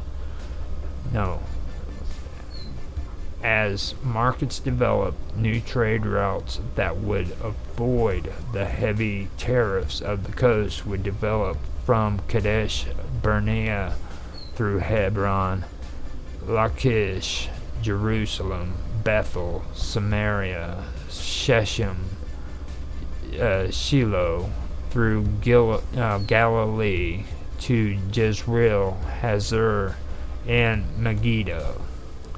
Secondary Canaanite cities would develop in this region. Further economic development would see the creation of a third trade route from Elath, Timnah, Edom, or Seir, Moab, Ammon, and thence to the Aramean states of Damascus and Palmyra. Earlier states, for example, the Philistines and Tyrians in the case of Judah and Samaria for the second route, and Judah and Israel for the third route, tried generally unsuccessfully to control the interior trade.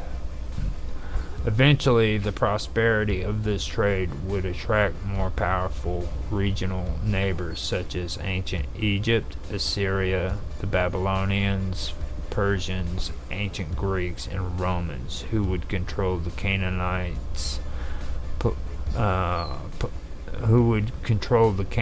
politically, leveling tribute, taxes, and tariffs. Often in such periods, thorough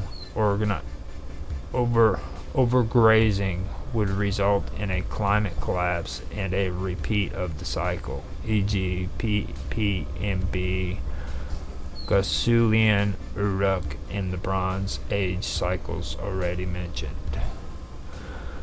The fall of later Canaanite civilization occurred with the incorporation of the area into the Greco-Roman world as Lydia province, and after Byzantine times into the Umayyad Caliphate, Western Aramaic, one of the two lingua francas of Canaanite civilization, is still spoken in a number of small Syrian villages, while Phoenician Canaanite disappeared as a spoken language in about 100 circa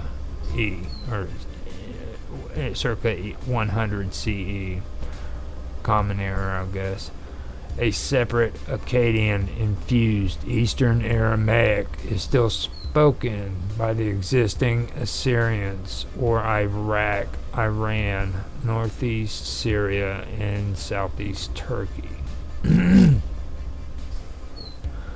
Tel Kabri contains the remains of a Canaanite city from the Middle Bronze Age, 2000 to 1550 BCE. The city, the most important of the cities in the western Galilee during the period, had a palace at its center. Tel Kabri is the only Canaanite city that can be excavated in its entirety because after the city was abandoned, no other city was built over its remains. It is notably because the predominant extra Canaanite culture influence is Minoan. Minoan-styled frescoes decorate the palace. And let's see what we got here. So yeah, we are coming to 50 minutes. Now, if you go to Wikipedia, they do have significant figures: rulers of Ugarit, rulers of Tyre, others, characters in the Hebrew Bible, genetic studies, and that's what I'll read here. And after I am done reading here, I'm going to stop. The next part is the Jewish and Christian scriptures, so I will leave that alone and let Tan cover that next week with the Amorites. So I won't touch any of that. But I do want to read this genetic studies, because a lot of people have a misunderstanding when it comes to the Canaanites and Semitic speaking people. So this is something that I've noticed here recently that needs to be talked about. Okay. A 2020 genetic analysis conducted by the international team of archaeologists and geneticists found that the Bronze Age Canaanite population descended from earlier local Neolithic populations, together with populations related to the Chalcolithic Zagros Mountains and the Bronze Age Caucasus. According to the researchers, this mixture is probably the result of a continuing migration from the Zagros or Caucasus to the Levant between 2500 to 1000 BCE. The study has also shown that the Canaanite population contributed to most present-day Jewish groups and Levantine Arab-speaking groups. These populations are consistent with having 50% or more of their ancestry from people related to groups who lived in the Bronze Age Levant and Chalcolithic Zagros. These present-day groups also show ancestry that cannot be modeled by the available ancient DNA data, highlighting the importance of additional major genetic effects on the region since the Bronze Age. So, before we get out of here, I'll run through and show some photos here, see what you guys think of it. Now, this is the Levant. Actually, I shouldn't have done that. This is the Levant right here, basically. And we'll see what they got there. These are some of the coins.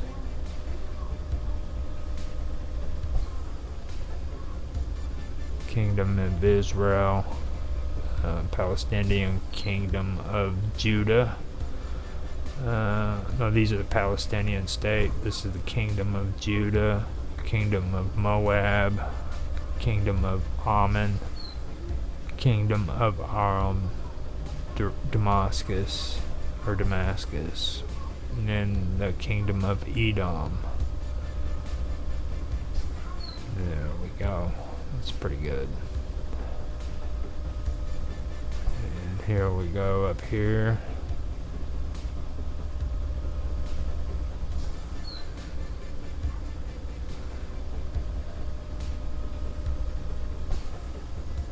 Interesting stuff.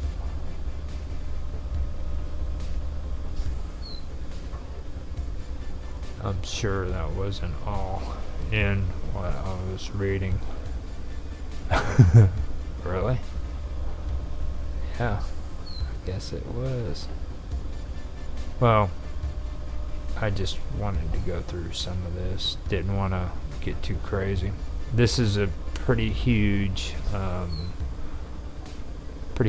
article, so if you guys want to check it out, feel free to do so. It's pretty good. So with that, I am going to end this. I hope that you guys did enjoy the stream. If you want to make comments in the comment section for the streams and the uploads. And on mine's, I'm on my profile, which is Roger Hanson, and I also have a live with Roger Hanson chat room in mine's chat. If you guys want to check that out, you can check that out. If you want to find me, you can just go into the general chat room and tag me. under Roger Hanson, and you'll find me. I'm willing to talk to anybody. But like I said, this has a lot of controversy in it, so all I ask is if you want to talk about it, just be civil, you know. That's all I ask. And again, I apologize for what happened last week. That's not going to happen anymore. I should have known better. So with that, I am going to end this, and I will see you guys next week.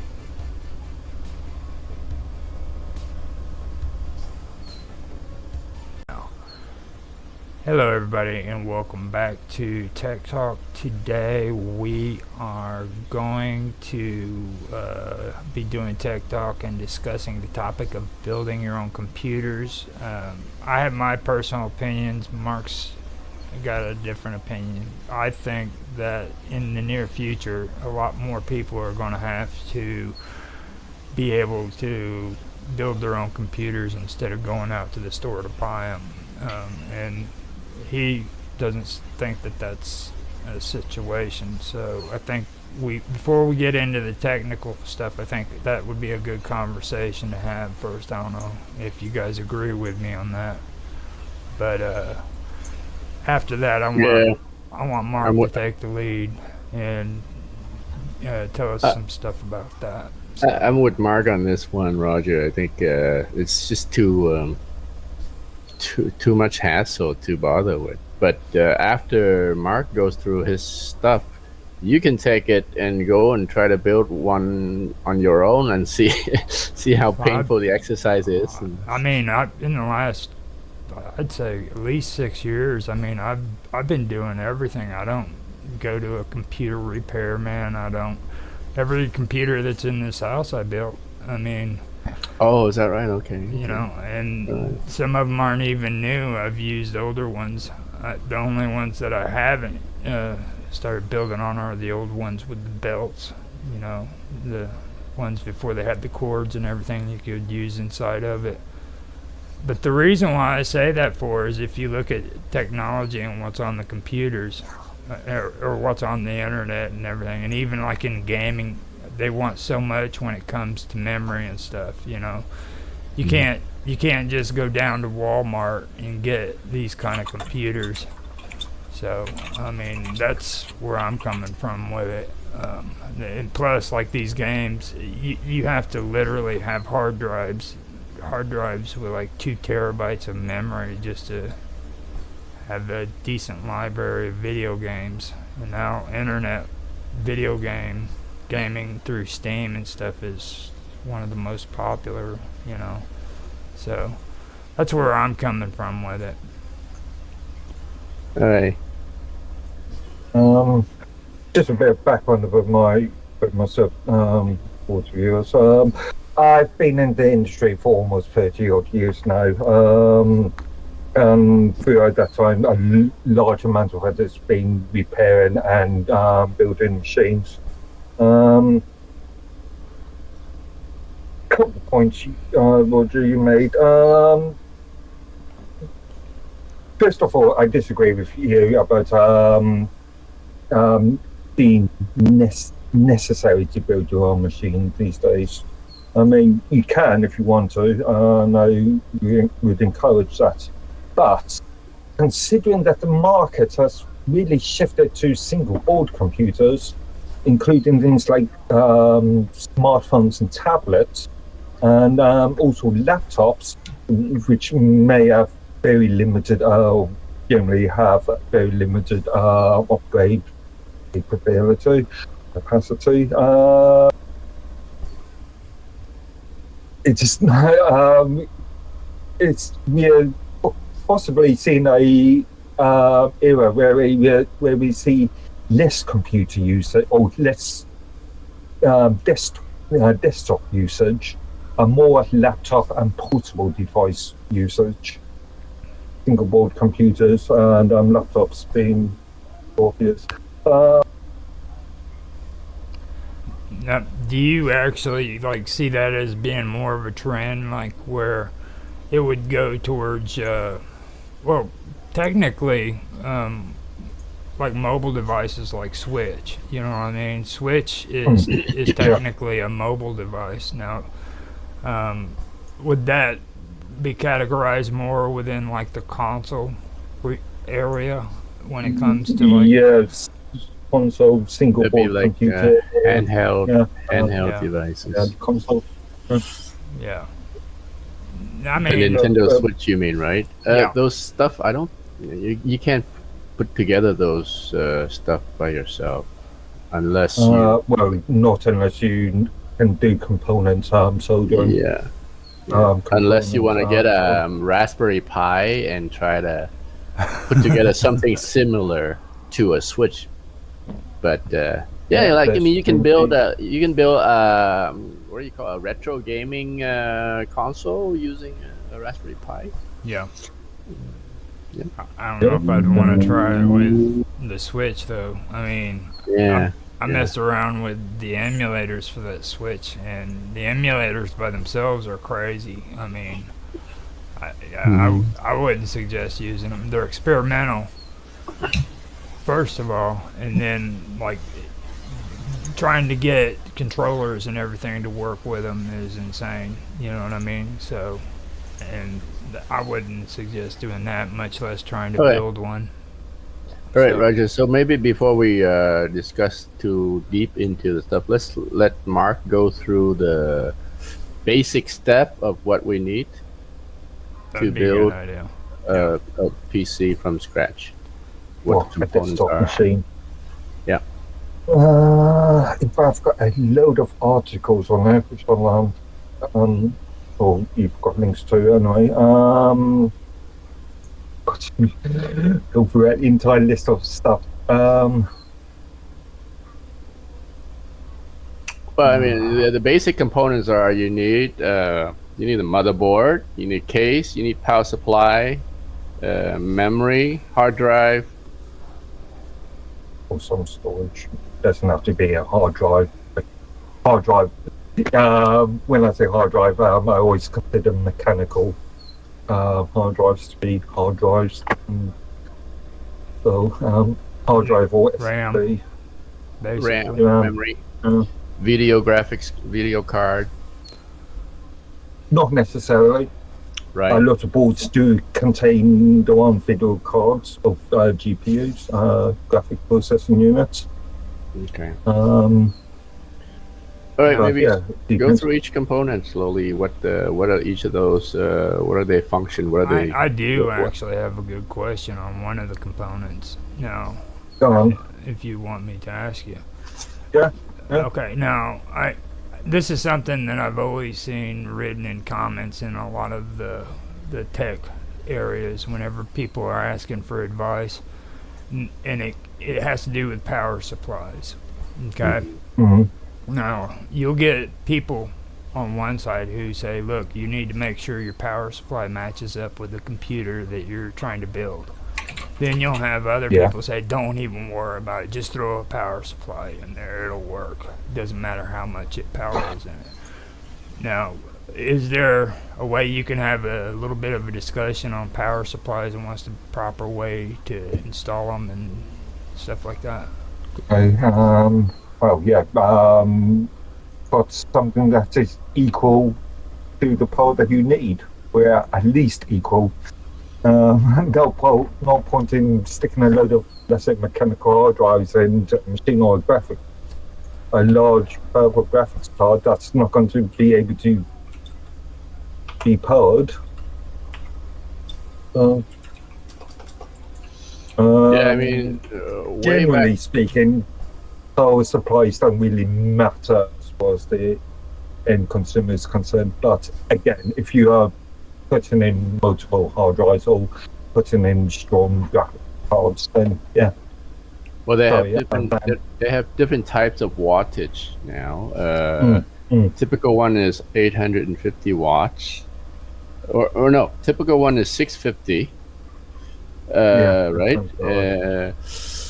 But if you like for a normal PC, but if you were talking about building a gaming PC with a powerful GPU, right?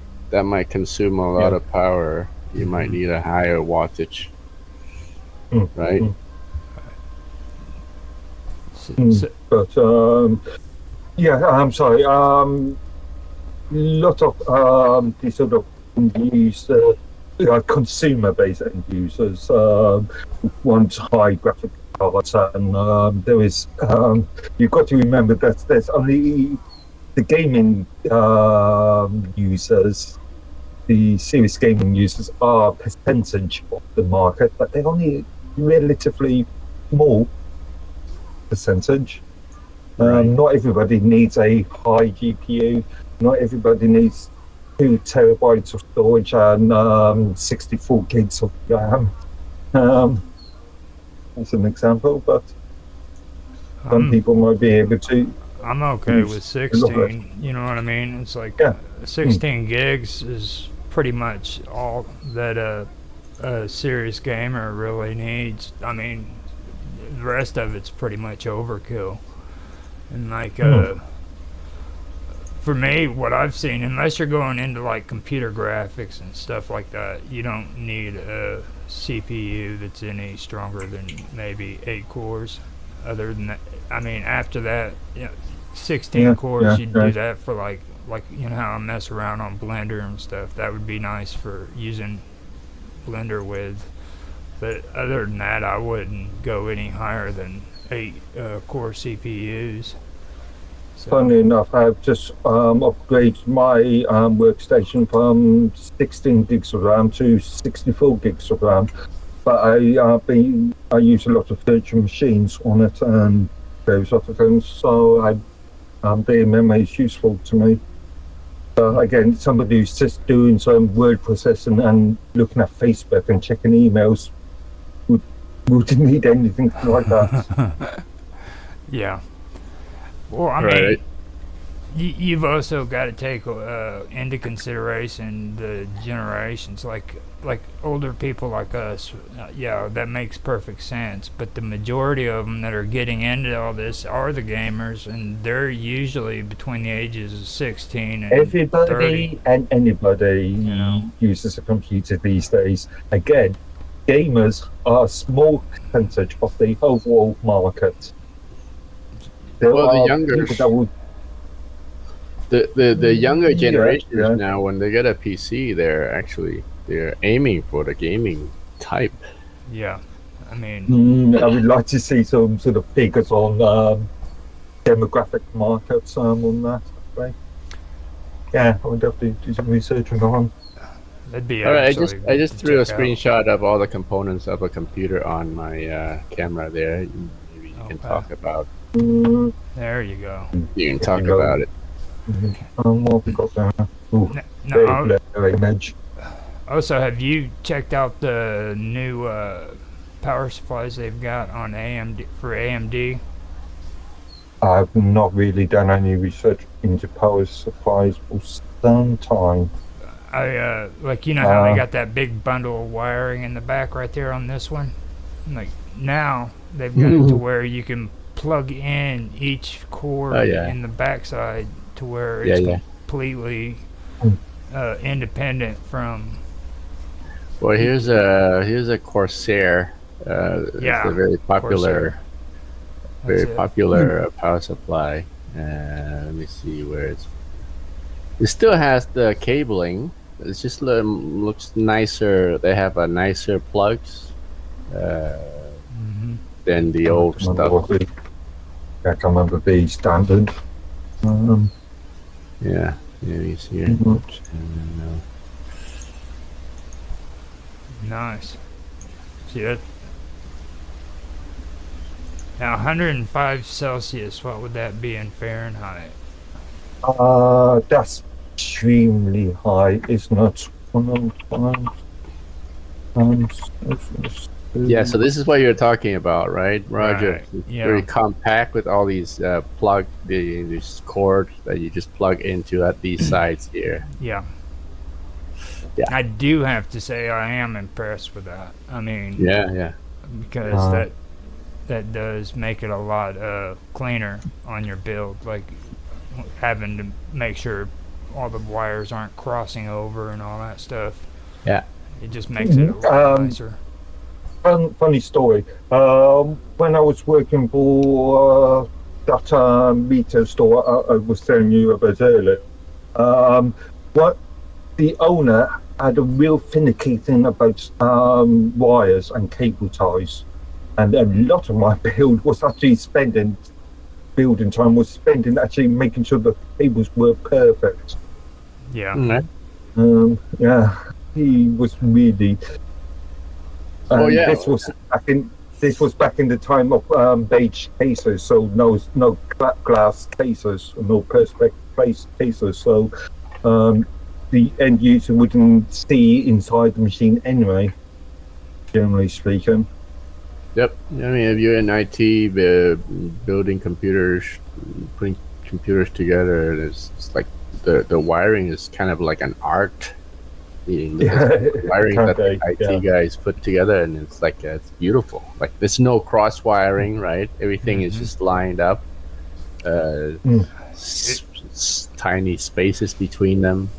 That's the one thing even the younger generation's gotten into still. Like I was told by my nephew, man, he told me straight up, he's like, you know, if you've got an ugly freaking computer because of the wiring, it's like freaking people are gonna literally look down on you just because you're wiring. Just because again, if you have an enclosed page without any perspex or glass pieces on them, who's going to see it? Yeah. Well, now they got, see that cool little window right there on the side of that chassis right there? They show it off now. Yeah. I cannot stand. One thing I cannot stand is RGB, red, green, blue lights inside cases or NONA cases, and the glass pad and the lighting pad really noisy. Yeah. Does it affect the computer system in any way? A couple more watts. Yep. Use more power. So. So generate a little extra heat. Yeah. Not really. They're all LEDs anyway, so they're extremely low temperature. Yeah. Negligible. Okay. By the way, alright, so I was just flipping back and forth here. I wanted to show up to you guys this book. It looks pretty old, right? This is the book that I used to build my first PC. 30 years ago. 1989? Yeah. 88, 89? I remember exactly this guy, Aubrey Pilgrim. I'm aware of that name. Yeah. What kind of computer system does he have in the picture there? It's a 486. It's an 8486. Do they still have the freaking big belt hookups, or you know what I mean, the ones that look like freaking straps? Do you remember those? Depends on the case.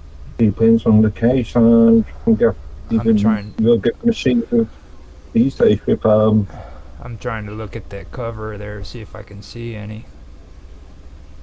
Now he's hidden himself. Hang on. I'm switching back and forth. There. lookable. Let me zoom in. Yeah, it looks lookable devices. That's a bit new for lookable, sort of lookable device. Lookable devices were sort of 386DXs. Maximum X. Now, yeah. Anyway, back to you, Mark. Keep asking me questions. Yeah, okay. We're just okay. So we're just going through the list of components. Okay. All right. So we missed out the monitor, right? So that's kind of one thing that's not on that thing is a full-time clock battery. Oh, clock battery? The BIOS battery? Yeah, the BIOS battery. That was something Just actually that listen I from brought that, up. Actually, in the message I sent you guys, like I think we should be talking about like resetting the battery and stuff like that. Resetting. But when the you're computer. building the PC, you normally don't have to worry about that. Well, it's still The important. new No, motherboard should have the battery. technically, I think the CRs, hang on, got to do something. So, the CRC 2705, I think it's called something else in the USLR or something. The standard battery, watch style battery that used to save things like time and hard drive preferences. Okay. That This one you're talking technically about, right? lasts for about 5 years, but yeah, those. But arguably they can last for about 15 years.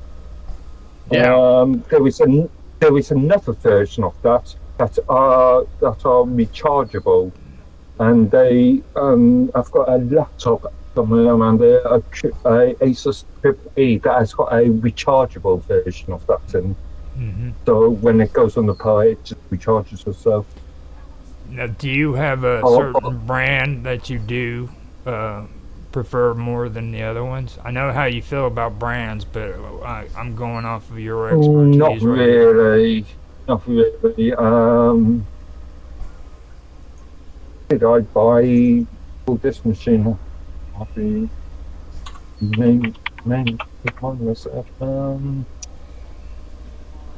So Because I do notice when you buy a new motherboard, the battery does automatically come with it. So I didn't know if you'd prefer getting another one in place of the one that came with the motherboard or just using that.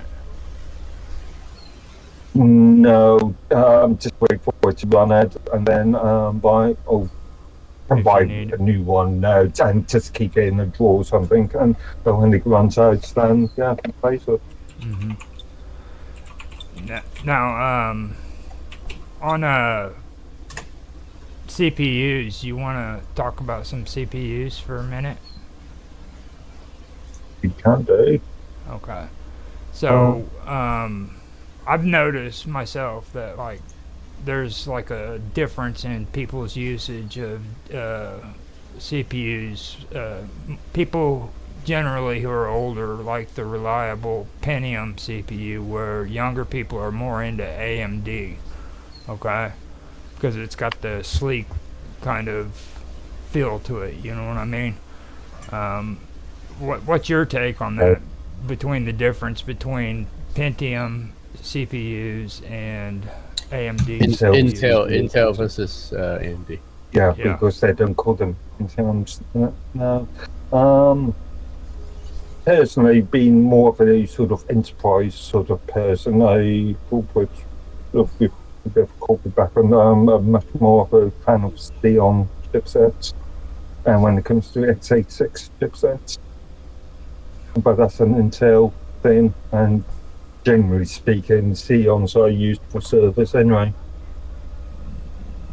So, when it comes to performance, okay, if you had to decide which one do you think performs better, which do you think would have better performance, Pentium CPUs or AMD or Intel, I should say? I've not looked at the latest market, but again, depends on what you do. All depends on use case. It used to be that Intel CPUs are more performant, but the latest AMD processors are pretty good. I think even some of the later one are even surpasses Intel processors in terms of benchmark performance. AMD. Yeah, I'll have to do a bit of counting on looking at data sheets and stuff. Okay, so we got some benchmark here for 2023. Let's see what we have. Intel. I'm Tom's looking at Intel's and these. This is Yeah, the something like that.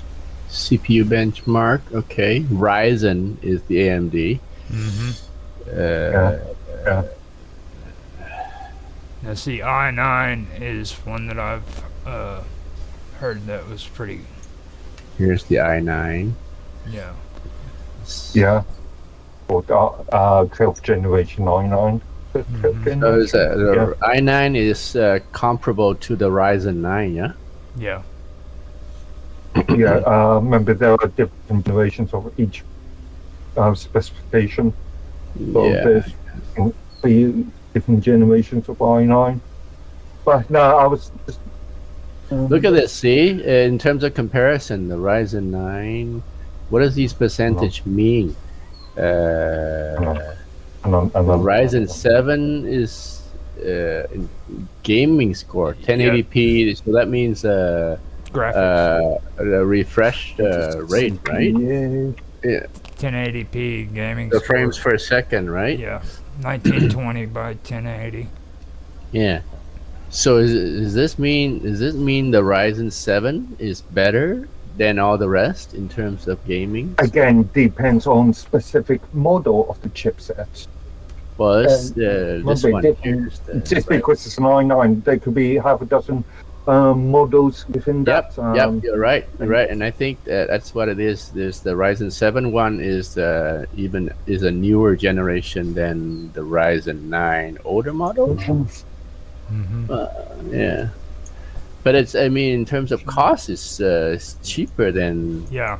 And the see, Ryzen that's something I noticed too, right there. Like, I think that's why they've become more popular, is because they've got a lower price than what Intel has. Like, when you go to get an Intel product, it seems like they're almost double the price.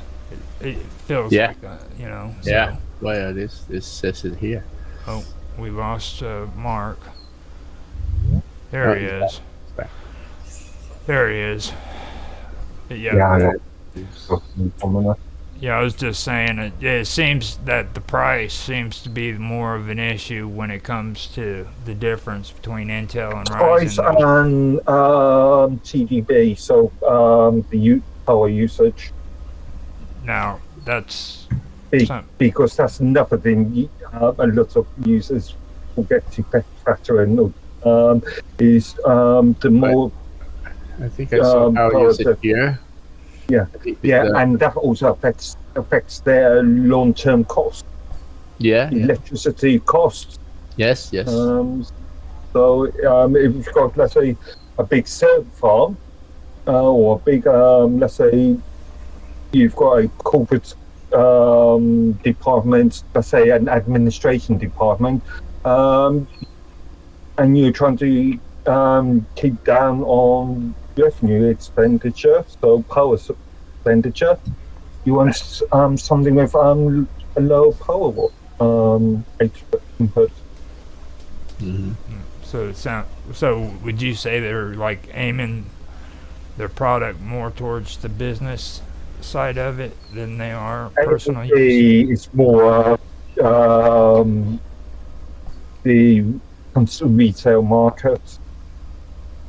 Okay. It's more the gaming sort of fraternity and so-called creators, video editors and ad users and that sort of thing. Blender users. Mm-hmm. That sort of thing.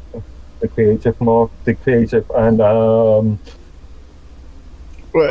in the consumer market, there are basically two types. There are gaming users and students, right?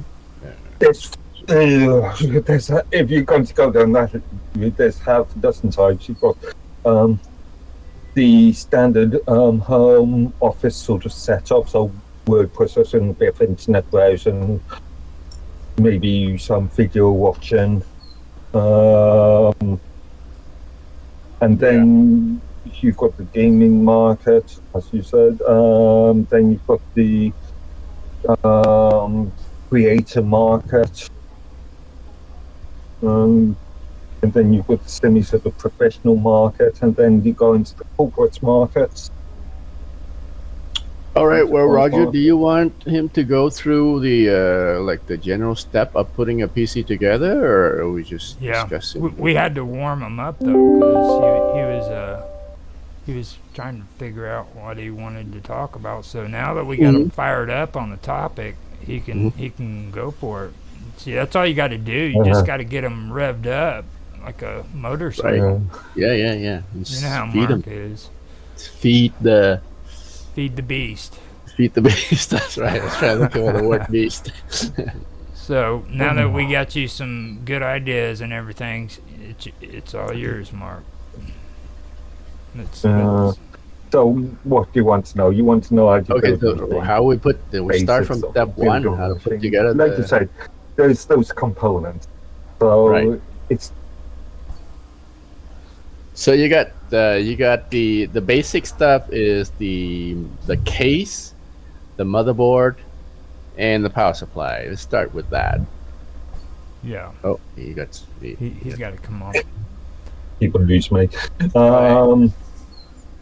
Just So basically, sitting, like when say you're going off to a job, okay? Yeah. Step by step from the beginning. What's the first thing you do?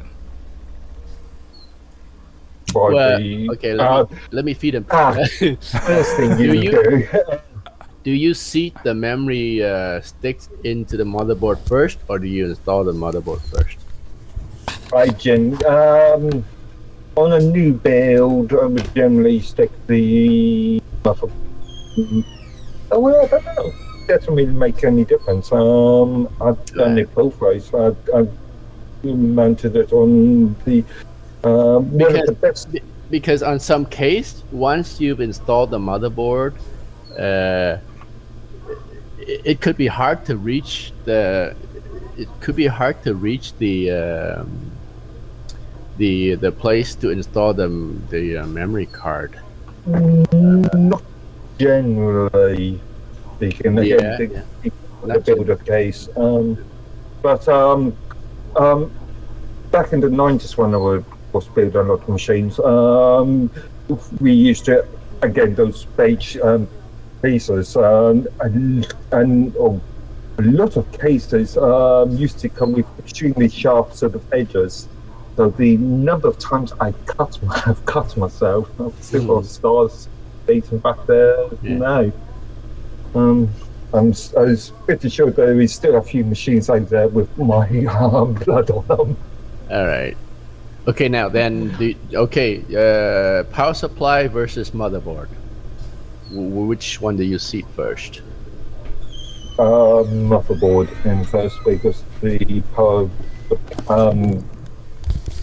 supply will be generally block the motherboard. On some machines, I've done their optics, and that's as far as power supply that is away from the board. So it does matter in that case, but generally speaking. All right, so we seat the motherboard first. Any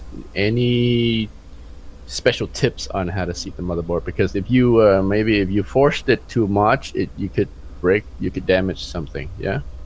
Of course, yeah. Remember, it's only metal and plastic that the automated for. So, but yeah, first before you do that, make sure that you've got the mounting. The lost me. Yeah, the pin, Okay, the what are you? First, before you do that, make sure you've got the mounting. Oh, he's getting ready to go again. Is he still around? He'll pop back gone. on. Is it yours? It's not yours because I'm still around. Yeah. I'm having weird issues tonight. You have an issue with your network, yeah. Okay, so you were saying that we need to mount the mounting screw, the mounting, the mounting on the case itself. Right. Now I think that is important too, because like I've known other people who's had issues when they mount them, and it's because they didn't put the screws in correctly. You know what I mean? And right. Like later on, if you don't do that properly, you also have surges in the back, right where you do all your plug-ins and stuff, because you have to make sure that's all face. You know what I mean? So Well, if any of the board soldering areas are touching the metal case, then yeah, you're going to have. yeah. Now, is there only one way to seat the motherboard so you cannot go wrong by seating it in the wrong position? Peel and by eye. I don't think there is a sort of. I think so, because I mean, there's only one way that you can face the motherboard so that the extension slot will fit into the back the openings, right? Yeah. As you show on that image from the screen, there are two massive holes in the back of the case. Yeah. One vertically and one horizontally. The horizontal one for the car, and the vertical one for the popular any word extra for PCI that card. is called the facing. So like they've started calling them facing. Yeah. Put them in there. Right. Now, when it comes to one more thing, Roger, before you go. You have to be careful what type of case fits what type of motherboard, yeah? Mm-hmm. That's what I was getting ready to say. Yeah, not all motherboards will have the screws in the same place. The screws in the same place, and doesn't need to be smaller or larger. Depending. Yeah. Now, I know this one guy. He does tutorials on building computers, and he takes that wax glue and he'll put it down on the bottom of his chassis to like elevate the motherboard up. Now, here, I'll wait till he gets back. He's now, back. do you think that that's a good idea to do? To What's that? separate the motherboard? This guy that does tutorials on YouTube, when he does his motherboards and he puts them down, he'll take hot glue and he'll put a little dot of it down on the bottom of the chassis for screws. Do you think that's a good idea, or if it's needed? What, just to keep the screw in place? It doesn't fall off, or keep it? No, screws don't. Generally speaking, you don't need hot glue for. Well, yeah, you don't need hot glue for any sort of hardware. Yeah, he does it. He has his own build your own computer thing, and he was talking about doing it basically. Hot glue is unless you've got a really specific need for it, you shouldn't be using that. Yeah. Hot glue. So, okay, let's talk about the different types of motherboard that fits the different types of cases. So they have ATX motherboards, and they have micro ATX, mini ATX. and also now we are getting things like the things like the Intel NUCs and the Lacto Pandas.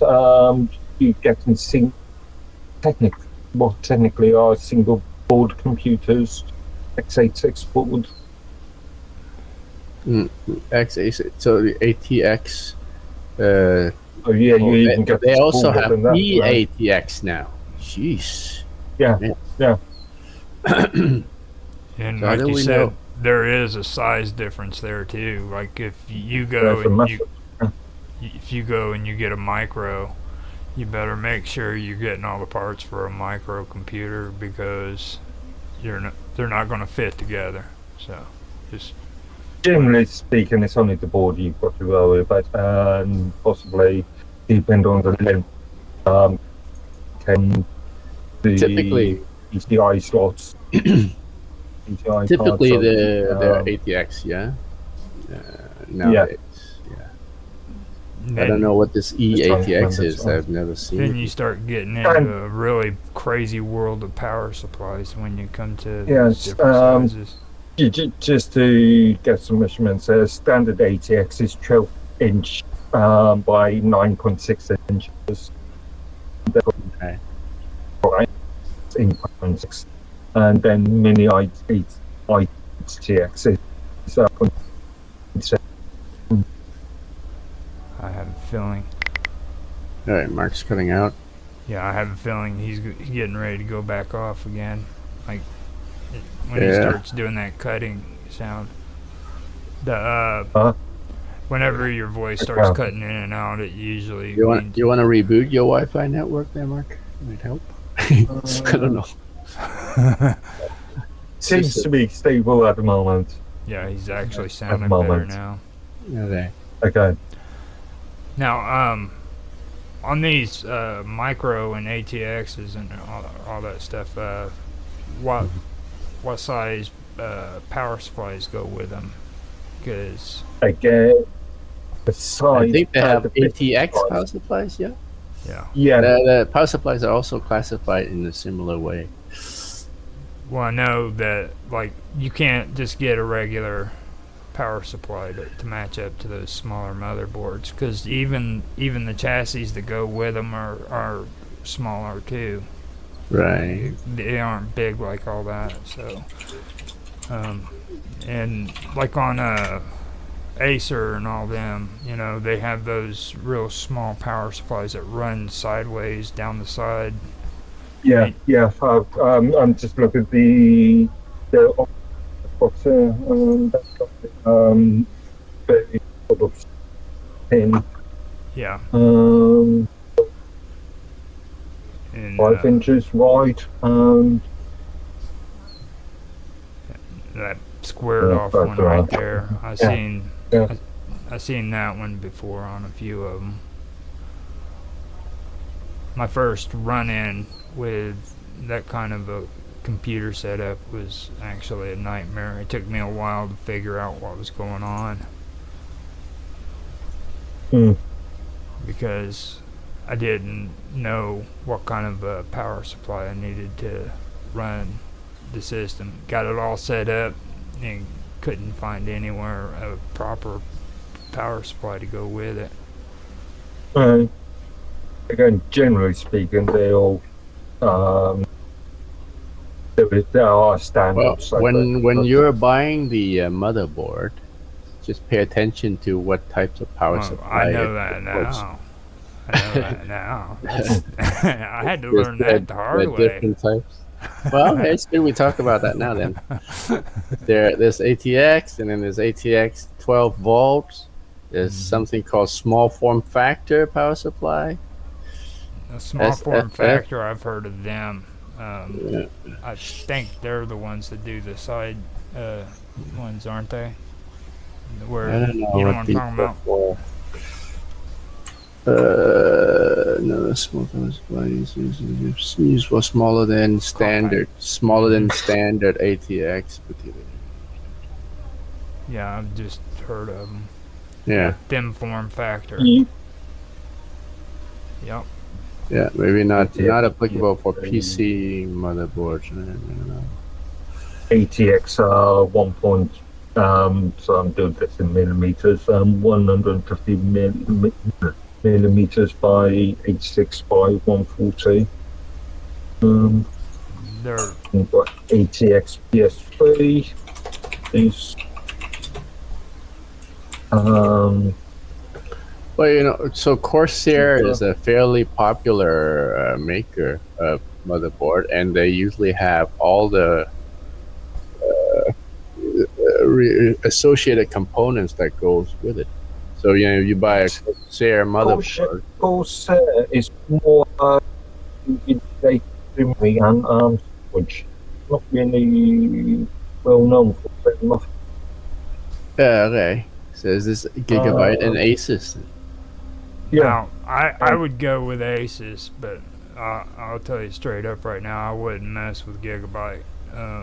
Okay. They are some crazy motherboards. I am not a fan of Asus laptops.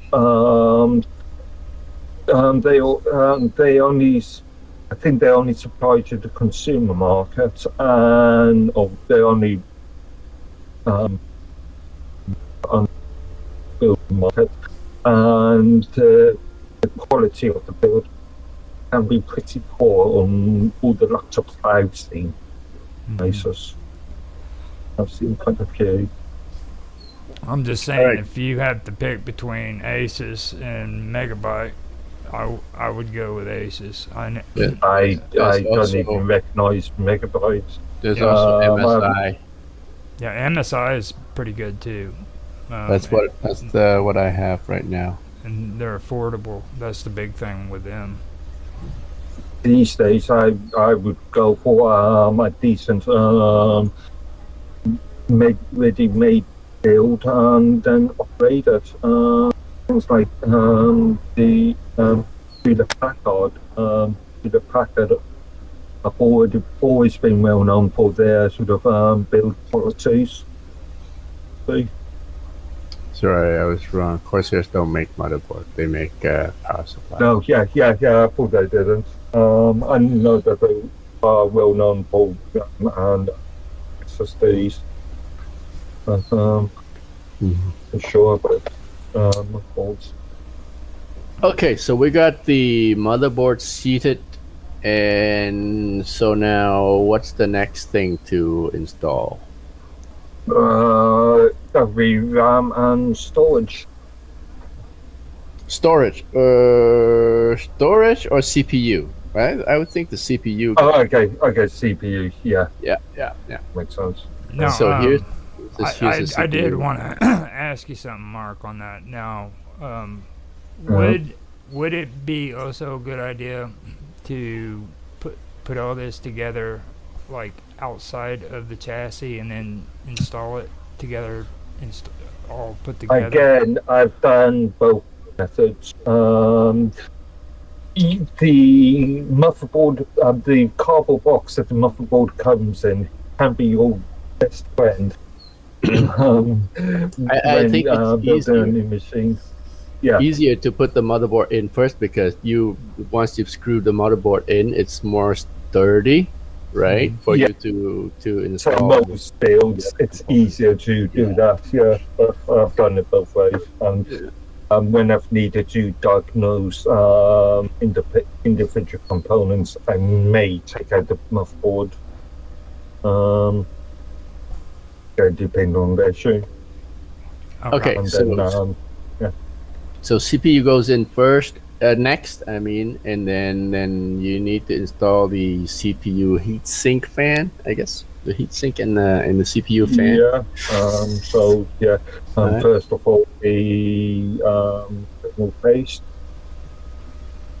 and Okay, and Yeah. it's usually pretty straightforward. It can only goes in one way with the CPU. yeah, Right. yeah. If you are to suppose, never see CPUs have got everything rounded pins on them, and they can stack up easily. And also remember the markers too. Like when you put the CPU in, there's a marker set up on the corner of it. Make sure that They that's, generally would only fix in one way anyway. yeah. Right. Well, it's Yeah, always that's good to big. double check because I But mean, yeah, you line them up with the marker. Yeah. always make sure you're lining them up. Like just blindly sticking them in there, it's not really Well, a good again, idea. if you try to force something and Right. you're liable to break something, Mhm. unless they're solid board. All right. So the next step. Use solder balls instead. Next step is memory. Is it? You think?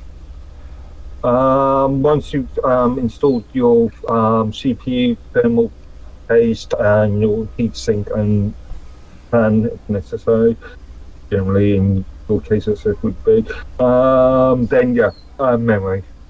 Okay. So there's some special things to watch out for memory there. because if you don't seat it correctly, it won't boot. Again, they will only fit in one way because there's generally a notch in the center or just off the center of. I mean, maybe boards. maybe it was the motherboard that I was using was picky, because if I seated it, I don't remember what was the exact scenario. Maybe if I seated not one after another, it won't boot up. Like if I seat the first stick in the first slot and the second one in the fourth slot or something like that, it just won't boot up. It needs to be like in sequence, like first, second, or something like that. But it's something to keep an eye on. How do we know what needs to be? He's been bounced again. I've actually heard people discussing that too, so that's actually a good thing to bring up on the stream. So say that back to him again. I lost you for a minute. He's going to repeat what he just said, because that was actually a good. That's a good topic. Right, Mark. So the issue is, how do we know that we're seating the memory sticks correctly to avoid boot up problem?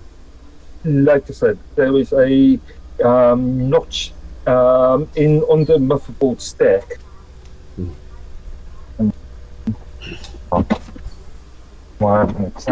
Yeah.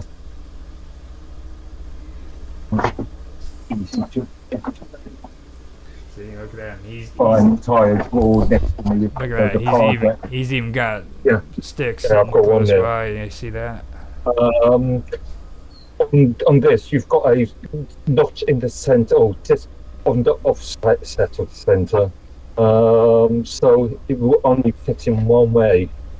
And if it fits in the opposite way, the notch would, the pin on the slot would be around there. Yeah. Of course, the memory stick will only fit in one way, but the sequencing of the stick matters in some instance as well. It generally just depends. I always say, if you are using more than one stick of RAM, then use exactly the same type. So if you're using two sticks, then make sure that they're exactly the same. Because if you stick in especially different speeds, these sticks, and you could have issues with the first stick only being recognised, or the sticks being at the lower. Yeah. No. Well, I just want to bring it up. But slot orders, like Now, Tan was talking about, like, if you go to put a memory stick in slot 1 and then you skip slot 2 and put one in slot 3, say you got 4 slots.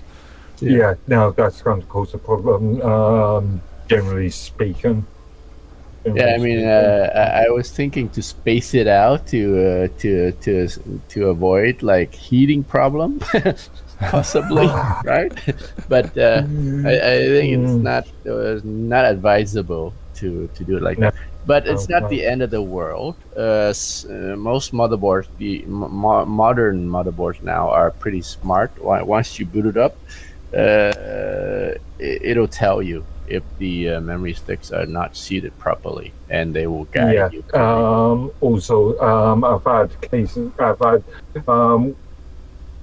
Occasionally you come across memory with damaged or dead cells on them, and that could create all kinds of different errors, from the machine not booting to machine booting and not working later on. So once you got into the operating system and start running software, if if these cells are damaged, if any of these cells are damaged or part of them damaged, you could have very unusual issues. Right. Okay, Yeah. so the bottom line is after you install everything, just don't close up the board. Just leave it open to do a boot up test. Yeah. But Yeah. we can cover that Yeah, later. yeah, yeah, Alright. yeah. Like, there's one thing too, like the chips or the memory right there. When you guys were talking about them messing up, Mhm. now this would be a good time to actually mention the down there by the battery. If you on that motherboard, is there a way for you to zoom that Battery. area in right there? This guy. Yeah. Now see, that's where your battery's located. Right. Well, you So- mean so- The board battery, the BIOS battery. Right. Yeah. Now, if like you're having issues and stuff, and you're putting your memory in, and something's not working out, it's good to pull that. And then there's a 3-prong, what do they call it? A reset on there. Okay. Where The you, BIOS reset. yeah, the BIOS reset. That's a good Okay. thing to do too. That way, whenever Yeah. Only. So basically, short it. Yeah, generally speaking, not necessary. I've only done that when I've needed to reset, let's say, a BIOS password, and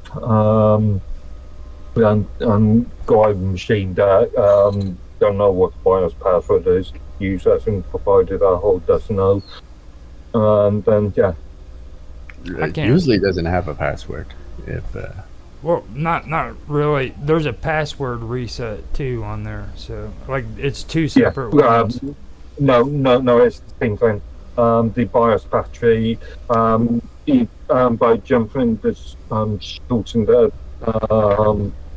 BIOS item bit, will reset the battery, the time, any sort of hard drive configuration, any sort of secure boot configuration, anything related to the BIOS. I can't even It will see it just on clear- that motherboard. I don't even see where they. I don't think they do have one. the reset But pin, generally- it's usually one of these jumpers over here. Generally speaking, These it's jumpers. just as easy to take out the battery, switch it on, Yeah, leave it for a couple of seconds, and switch it off, and put the battery back in. yeah, that's Yeah, right. you can just yeah. Well, the motherboard user manual should be able to tell you. Again, depends on manufacturer. Not all Wait a minute, hey manuals guys. are written as well. I'll be back. I got somebody at the door. Okay. You guys continue. Okay. So yeah, we have the motherboard right there covered on the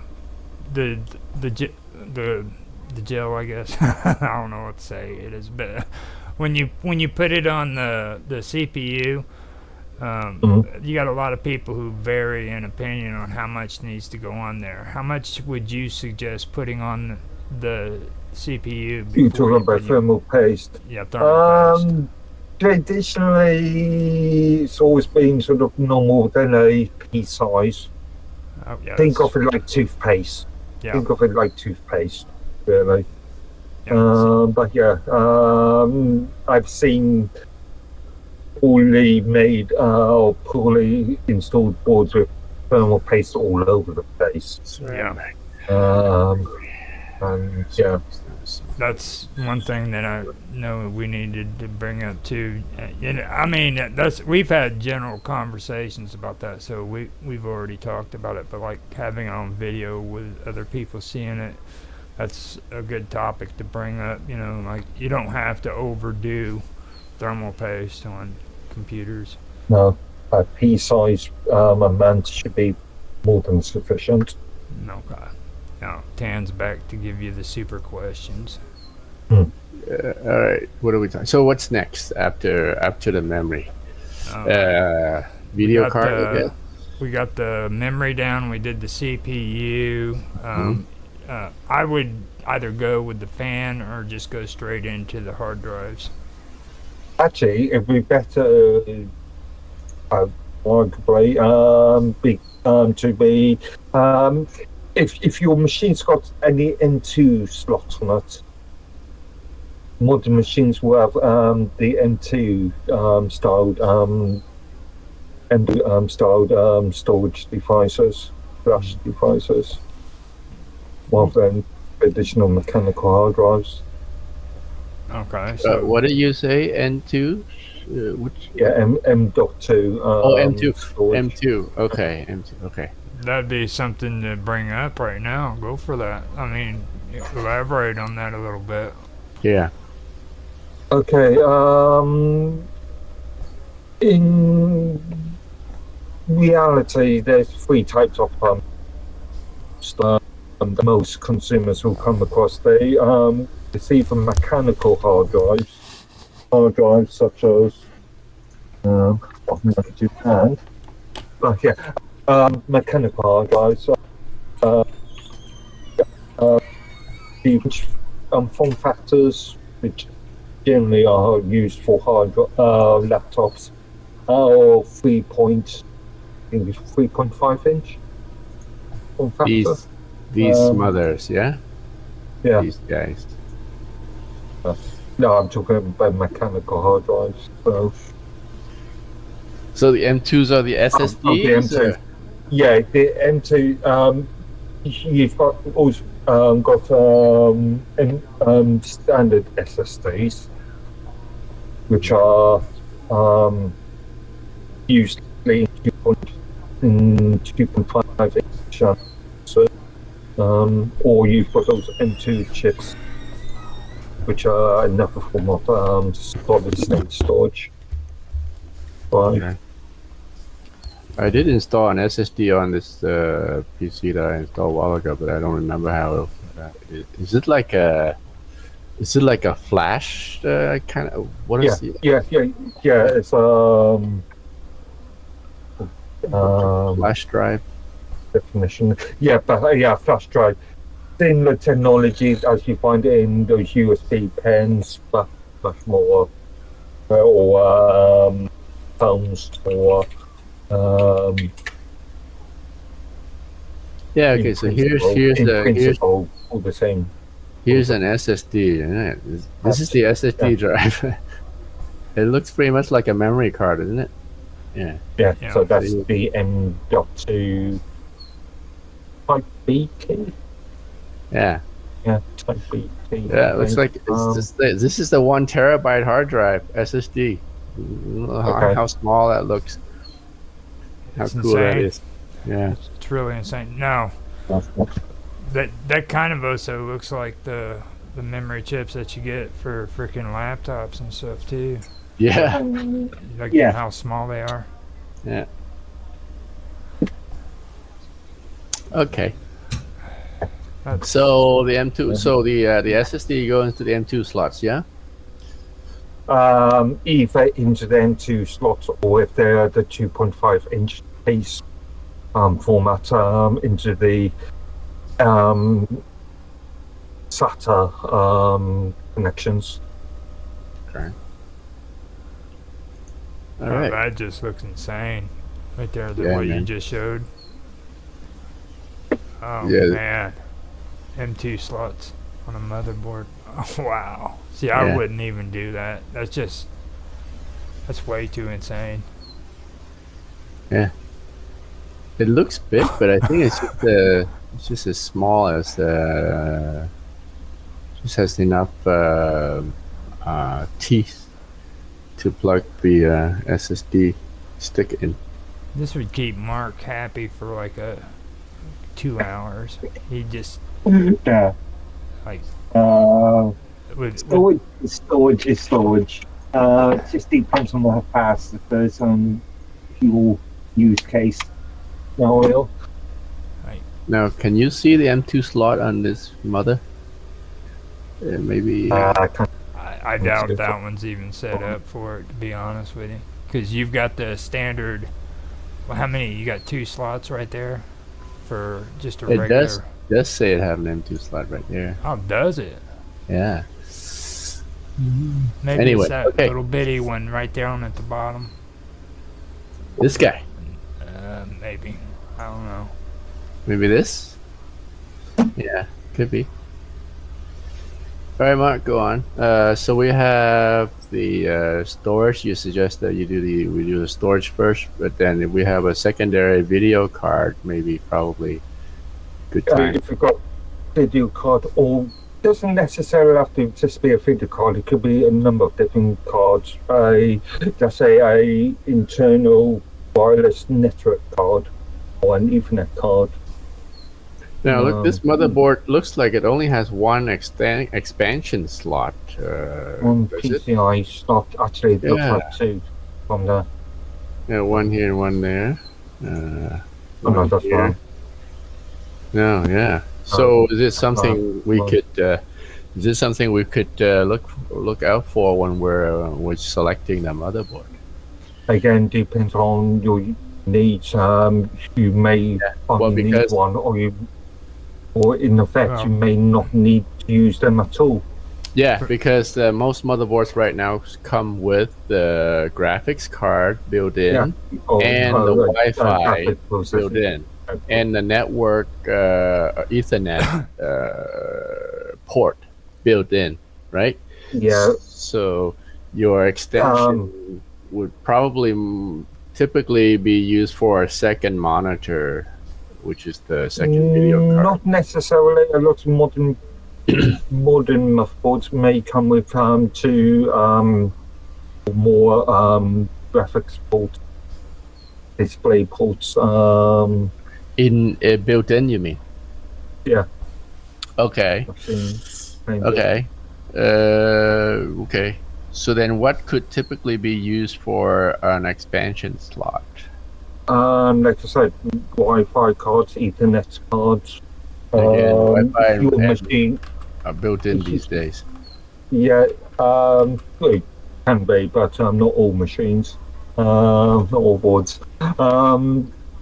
You might want multiple Ethernet ports in your machine.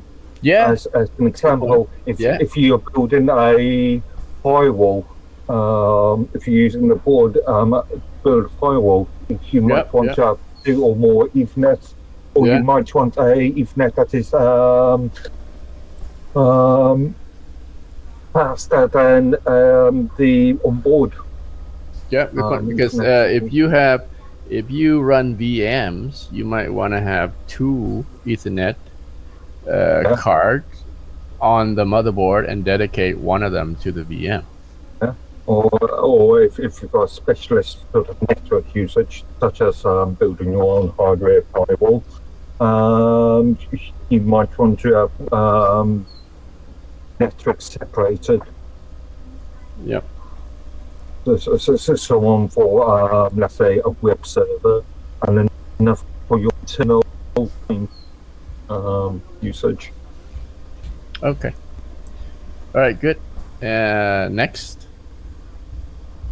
Next is the power supply or the hard drives. Yeah. If you're using things like SATA-based hard drives, so either the 2.5-inch or 3.5-inch form factor things, then which are connected by SATA ports and cables from the board.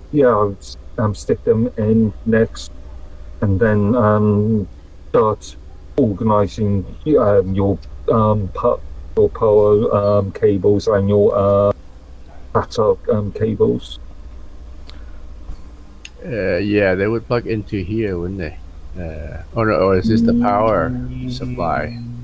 That looks like power supply for me. Alright, where would the hard drive? Actually, no. Actually, go back. Yeah, it could be. Yeah, it looks like it's a SATA. Yeah. SATA port.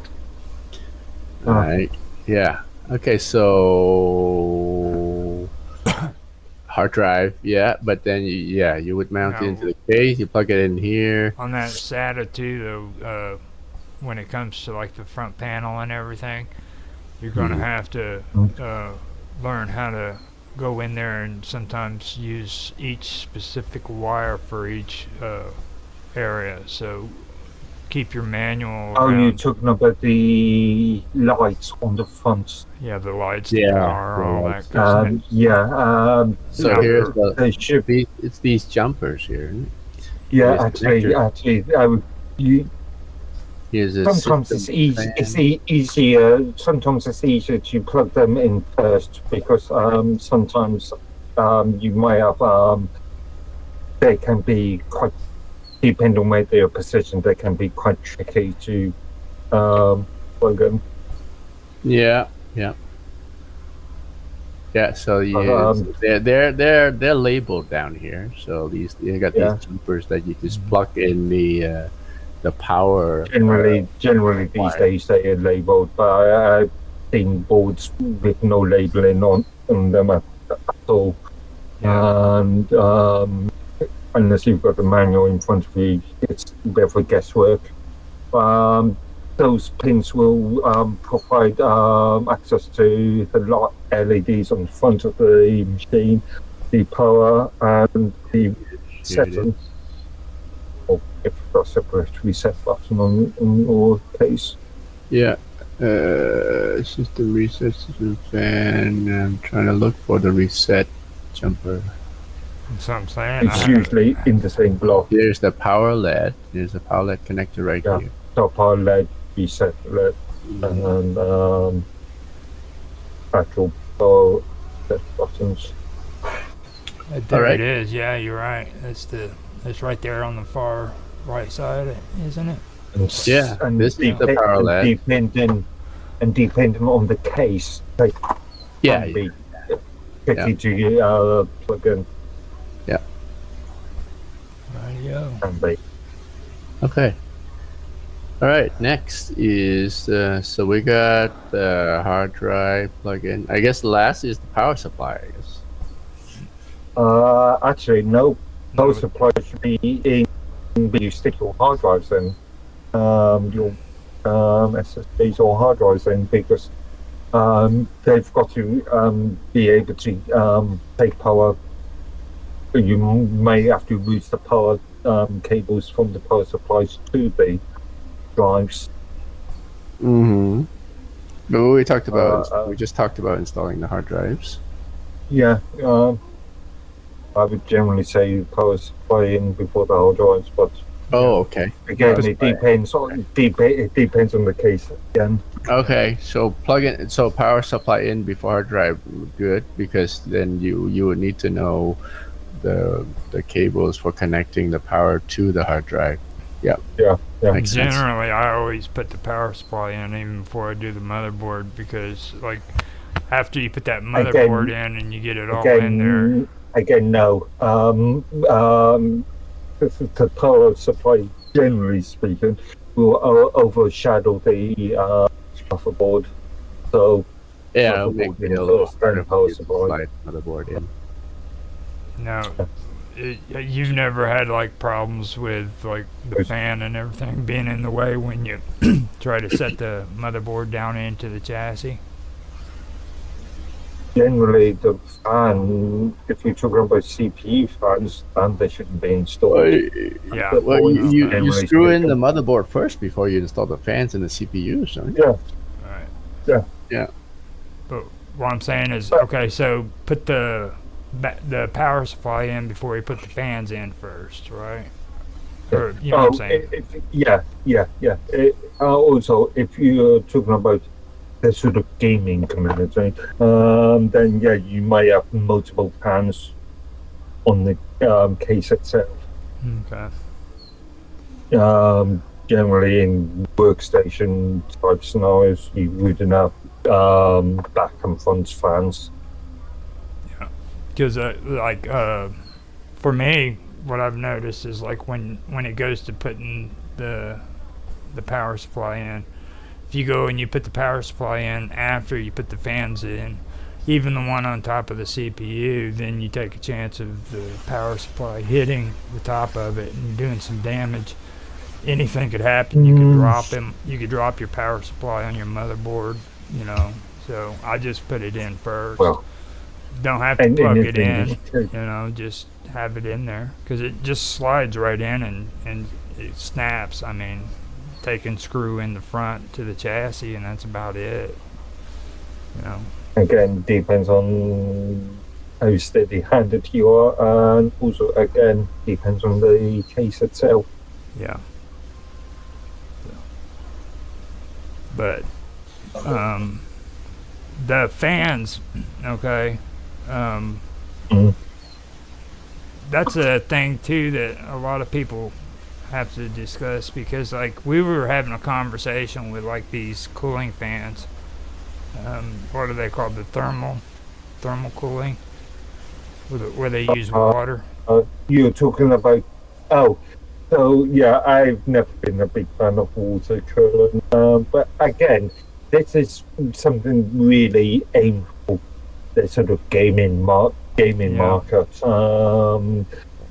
The general consumer isn't going to touch water cooling. I mean, do you really think it's necessary to have all that, though? I mean, just on a general speaking, computer usage. Like I said, the generally, the class sort of gaming market is a very small percentage of the overall computer use market. Okay, So- time check, guys. I just need to bail in about 5 minutes. So Okay. We've pretty much covered all of it. I mean, if you guys want to give it. well, no, we're not quite done. So we got the power supply in, and then so that basically by then we would have connected everything. Then here comes the moment of truth. It's the power on test, right? Mhm. Yeah. Actually, Yeah. there's a question I did want to ask you, Mark. Go on. This is a good one too because like back in the day they used to tell you on the accessories not to put the accessories in until you freaking did the install, and then after the install put things on. Now, does that still apply today? Is it best not to Sorry, accessories. put accessories like your GPU, your freaking graphics card, stuff like that, like external, stuff? They said just So you want to stick the hardware in after you stuck the operating system on the machine? yeah. No, That's what you asked. is it needed to where you have to wait, or can you just do the installation all at once? No. It's probably more time consuming doing it that way. Maybe would save some time and put everything in all at once and then do the operating and installation. Okay, so that's the only thing I was going to ask you that before, but I forgot to. So what was it he was wanting to get into now? He said something about installation, and then he stepped away. So Okay. now when it comes to doing your final installation of it, what's your standard way of doing it? You know what I mean? How do you usually test it out to find out that it's all, like you said, the final? Well, like suggested, don't stick the side case on.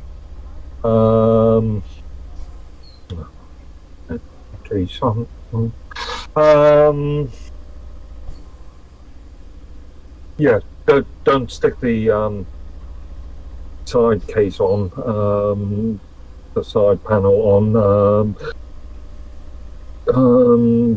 Generally speaking, you can stick the operating system on and then find out if anything's working or not working.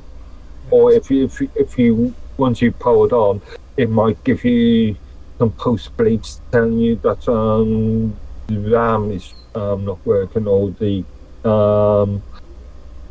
graphics card's not functioning correctly. Okay. So whenever Full speed poems, poem. I no, can't remember what PO stands for now. Um, poem something test. so you basically turn it on, you have all the components set up with it, and that's including all the extras like the hardware as well as the software, mic, all that stuff. Just you can just install it all right there without having to wait until after the first installation. And when it comes up, if it says that something's not working, then you just go through and troubleshoot each component.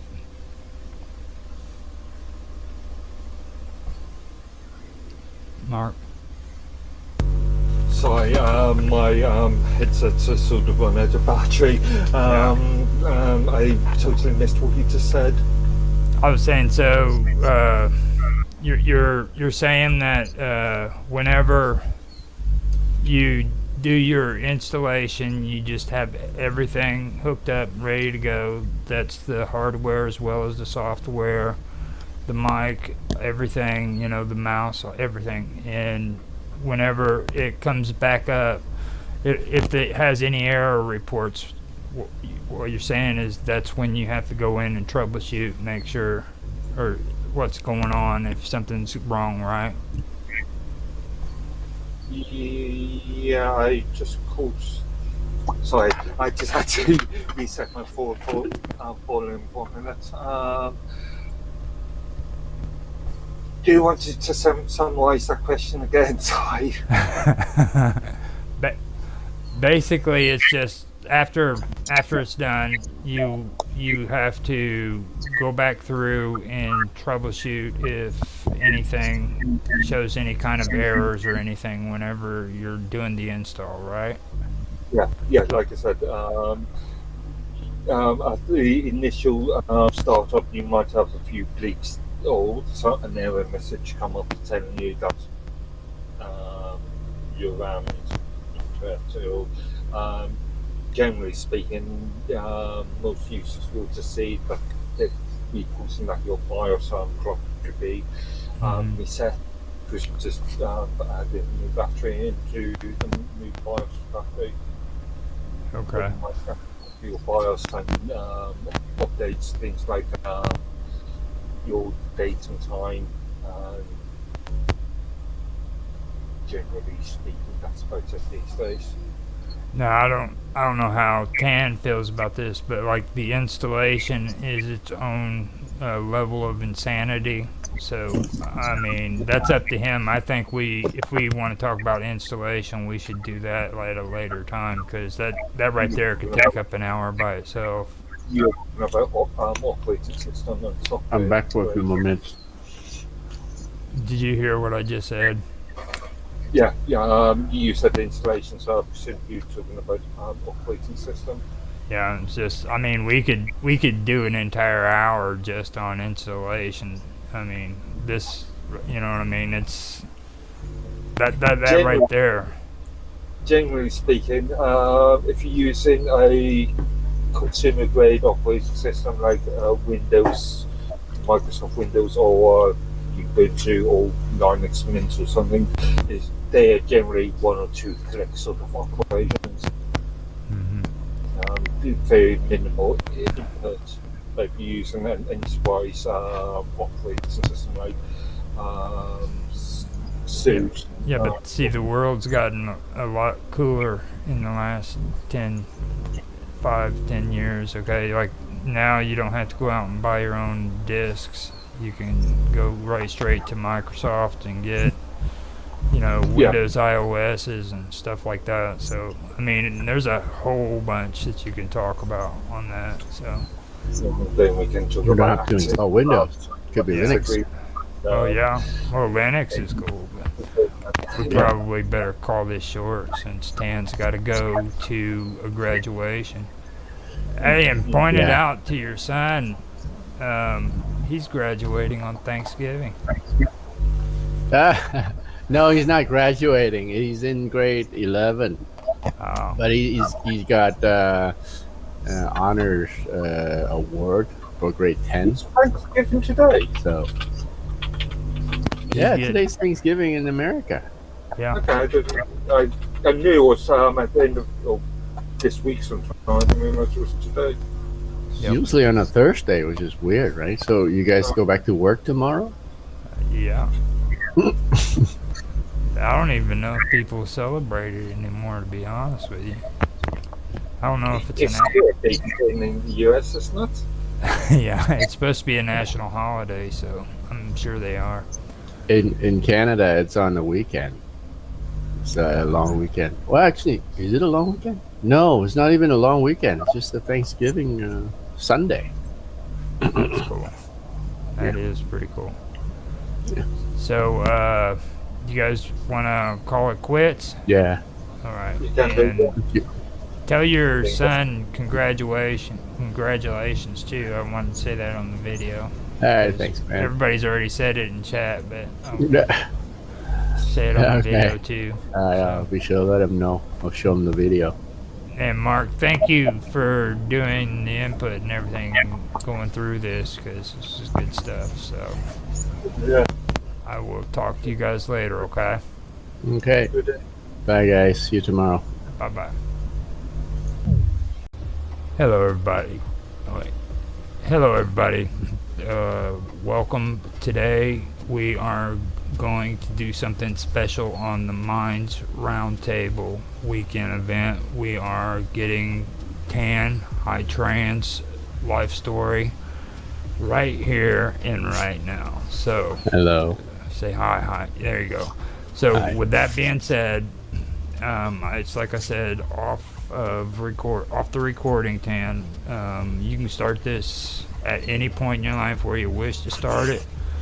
This is your time.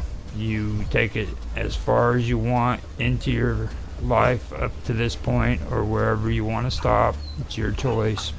Nobody's going to interrupt you. There's going to be no questions.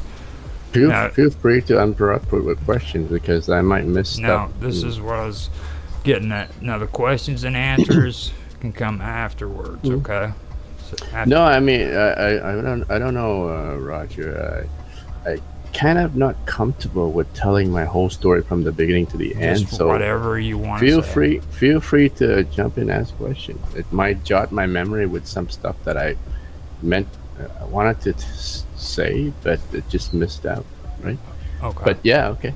Okay, so with that being said, I'm going to shut my mouth and I'm going to turn it over to you. All right. Hi, my name is Tan Hai Tran.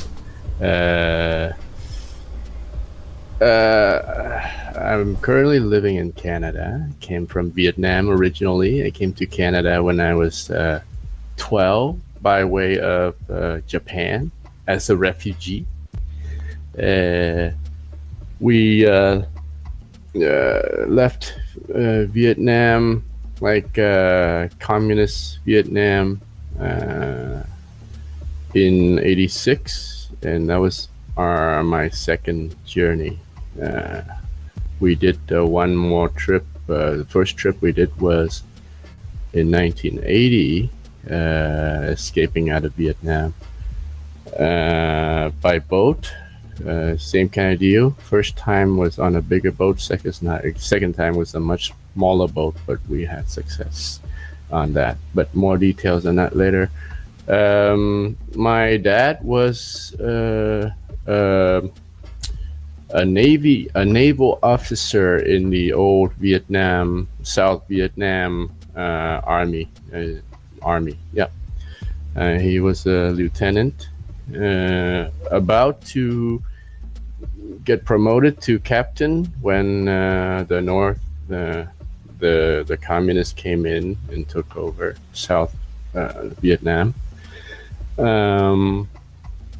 So I was about 3 years old when that happened, 1975, and so I hardly remember that those years with my dad before he left for what they call was re-education camp.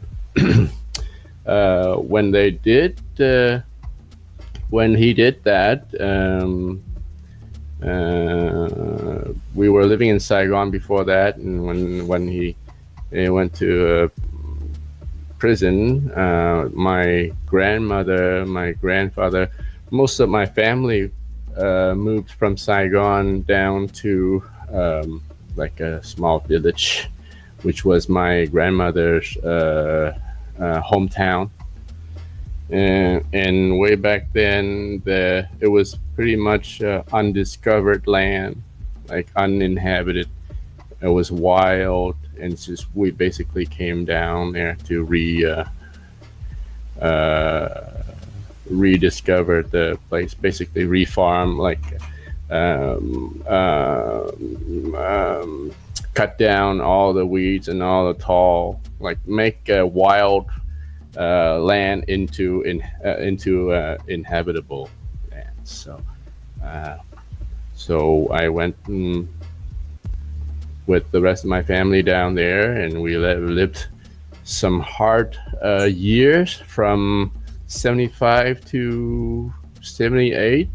We had a farm, kind of a famine back then.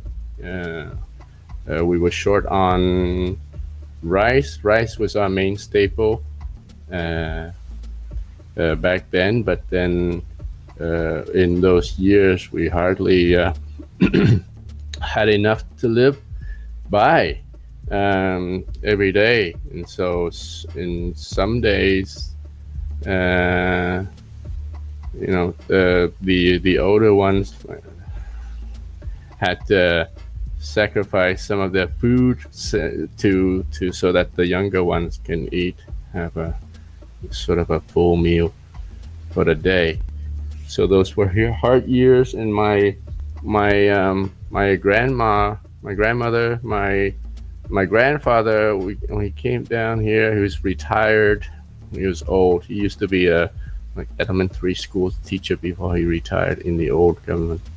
But then he was just old, so he's just living, looking out for the house while my uncles work to farm the rice field, and the other uncles just work on the farm to tear down all the wild trees in there to make something out of it. And sometimes we grew corn. Other seasons we grew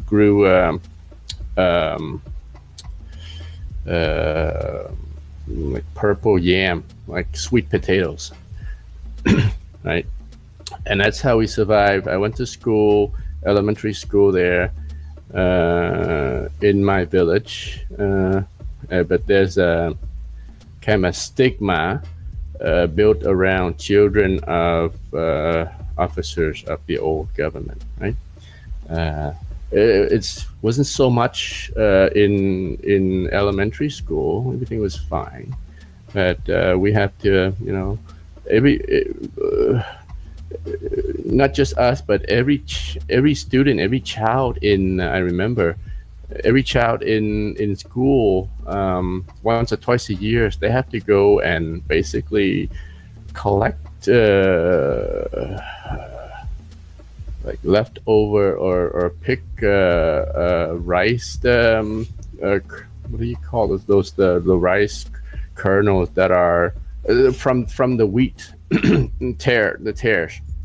You collect them and then give it to the school so that they can, I don't know, ship to the north to feed people in the north, or doing something like that. But it's kind of like our responsibility as the citizens of the Socialist Republic of Vietnam. And the stigma with higher education is that if you are a child of officers of a former government, it will be hard for you to get into university or higher education, things like that.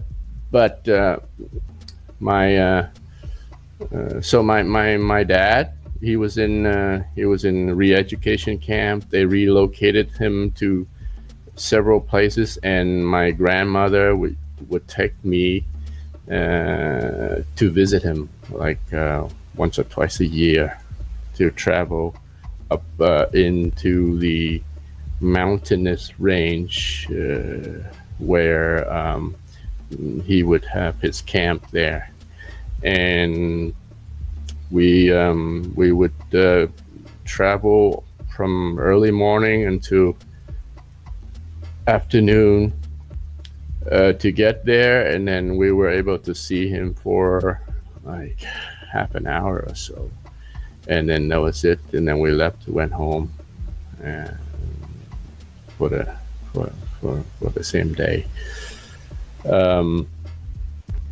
So that was that. I was going to school. He was in prison. So for 6 years, he stayed in prison for being a Navy officer. And when he came out, I remember like it was he seemed like a stranger to me at first. I was by that time I was used to living with my grandmother. I'm more attached to my grandmother than my dad. My mom, she was after my dad was in prison.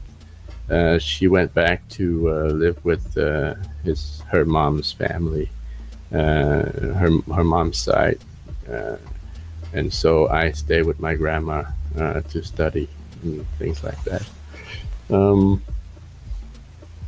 So after 6 years in prison, my dad came back and he tried to work. He has like a friend up in Saigon who has a ice factory, the ice making factory, and he worked with them for a few months.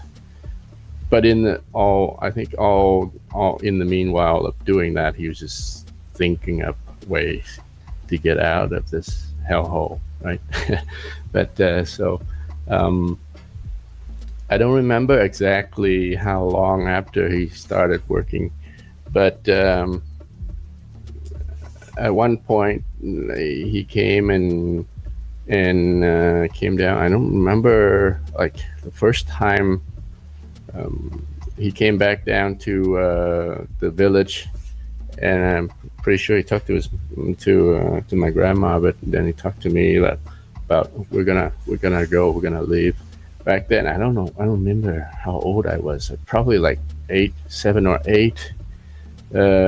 So I just follow my dad, listen to whatever he tells. So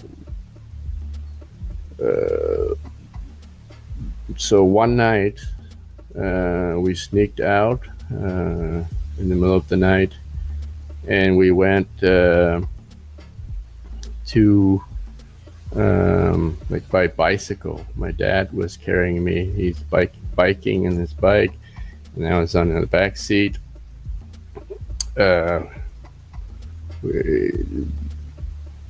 We started off going to somewhere. To meet up with a bunch of people that would take us out of the country. But so the plan is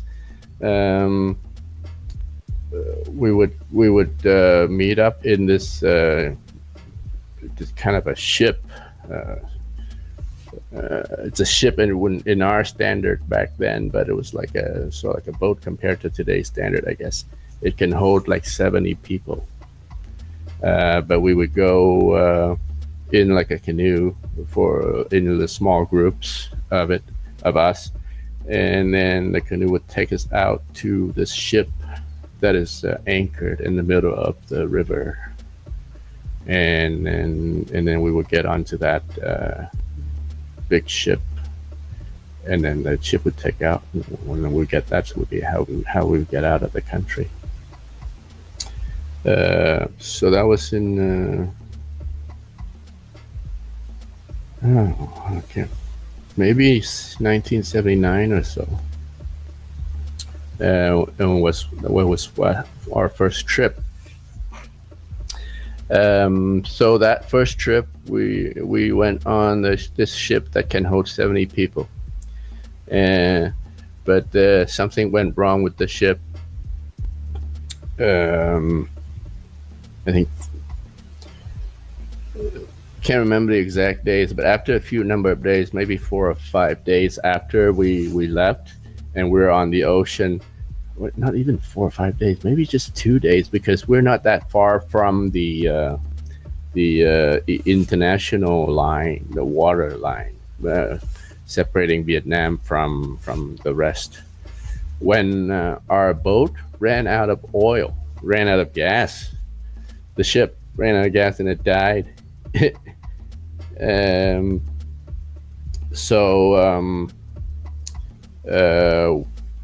some fishing boats, some fishing ships found us. So I guess we were not that far from the Vietnam's area of the Pacific Ocean, because the fishing ships found us, and they offered to tow us back into land. If we give them something. So I think people collect together some jewelries that they have and some gold that they have, and they just gave it to them, and then so they towed us back in, and it was early morning, probably like 4 or 5 a.m., even before sunrise, definitely before sunrise. I remember how. So this was, I was 7 or 8 years old. Better remember this. They towed us into land, and they told us to just. Well, I don't know if they told us, but we were told where to go. We would separate into small groups, and this is this place that they dropped us in is a totally new area, strange land that we are not familiar with, right? So we had to figure our way out to walk out from the side of the river, or it's the ocean, the side of the ocean that is would take us back out into market, where we can take the bus or something to the to find our way back home. But this is it's a strange area, but it's not that far from. It wasn't that far from my hometown either. It's like, hey, robot, where are you? Oh, hang on a second. Hang on a second, Roger. Robot's on the other side. Hey, robot. Robot. We're on the live stream. We're on Roger's Jitsi. We're on Roger's Jitsi with the weekly Mind Roundtable. Now. Okay. Right. So we were fidgeting our way, trying to find our way back to the bus station so we can hitch a ride home. But as I said, it turns out we're not that far from our home village, which is like we were in like the east. What do we call it? My village was the east. They're two different. What do you call it? District, the east district, and we were just here dropped off on the west. But we were walking our way through the night. Like I said, this was 4 or 5. Maybe earlier than 5 a.m. in the morning, and we were walking our way through like wild wheat fields, trying to make his way out into the main road. And we were walking. My uncle. So we left. We went. My dad, me, and my youngest uncle, and then one other relative, distant cousin, went with us. So our small group was composed of that. So my uncle was leading the way to show us where to go, and we were following his direction. And we were walking, but again, we were fumbling our way through. But all the while walking, pretending like we're local. It doesn't look, trying to blend in, doesn't look like strangers. But we're walking into early morning, and we're almost at like the main street areas. We're almost near to the bus stop. Yeah, so we're walking, and all of a sudden we got police guys, or what do you call? They don't call it police down there, but they call it like security, citizen securities force or something. Those guys, right? They came up behind us and said, "Hey, stop!"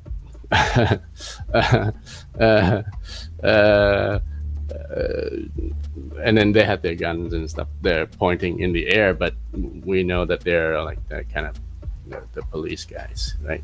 So we found that we knew then that we were found out, and we found later on that these fishing ships that dropped us off after taking our money, right?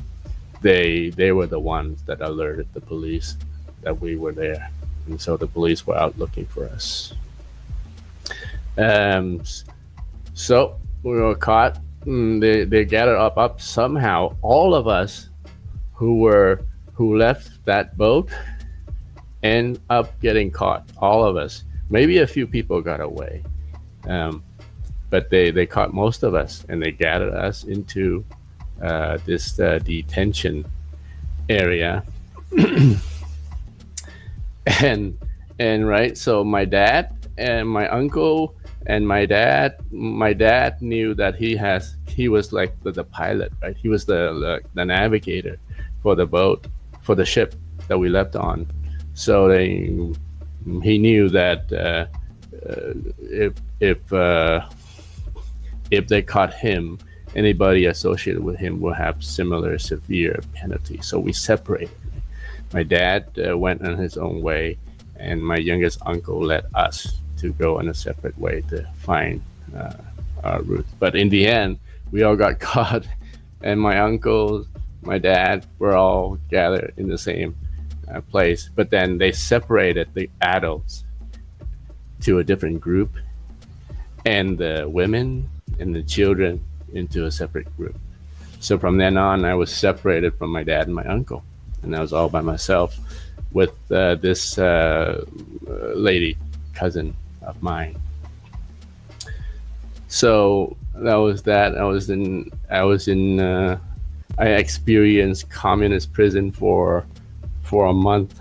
After that, nobody knew that we were captured. But on the day that I was released, they got us up into the auditorium, and they just called out.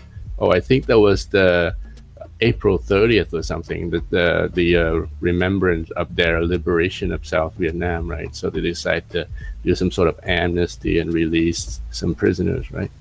So they gathered us in this auditorium, and then they would call out the names of the people that they would let go. And so what? I was 8 years old now, a child in prison. I was like no family, nobody, no acquaintance.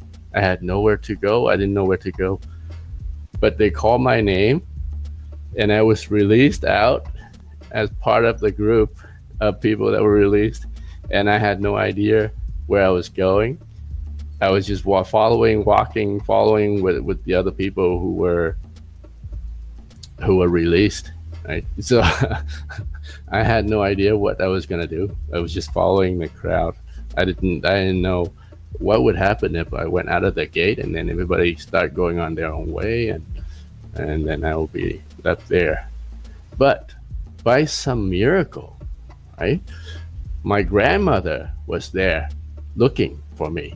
She somehow heard the news that there's a group of people that got caught on the escape and were in prison. And somehow she asked around and found out where we were being kept. And on that day, she was outside looking at all the people that were released to see any familiar face. And then she found me. Without her, I don't know what I could have become. But actually, she found me, and then so I went home with her that day. But actually, to back up just a little bit, during my 4 weeks in prison, I made some friends. I made some friends there in prison. We were staying. There's a large hall. The prison. So we were not shack or anything like that, right? Because we're children. They left us all would put us all together in this huge building, and in that building they have built like layers of bunk beds all around the building, and then there's people sleeping on those high bunk, and there's people sleeping on the floor all over in the building. But that's just one of the buildings, right, where this prison is. They have many buildings for different people, but I was put into that building where there are children there, and then there's adult men who were in prison there. I don't know how long they stayed, but I was one of the kids put into the floor, the main floor, and one man, one of the men that were staying on the top bunk, the upper bunk, somehow he saw me, and he had some compassion for me. Laying around on the floor there, he called me up to his bunk, and he gave me some of his food. He shared with me some of the stuff that his family, when they were visiting him, they would give him some extra food and extra clothing to wear and eat on the side of prison food, right? So that's I made a friend there. That was the one brief period where I knew him, and then when I was released, I never knew anything more of him. And that was it. That was the end. But that's pretty memorable to me. Okay, out of prison, my grandmother found me, and she took me back in the village, back home. I was just gone for a brief time, so we told the official that I was just on our way back to Saigon for some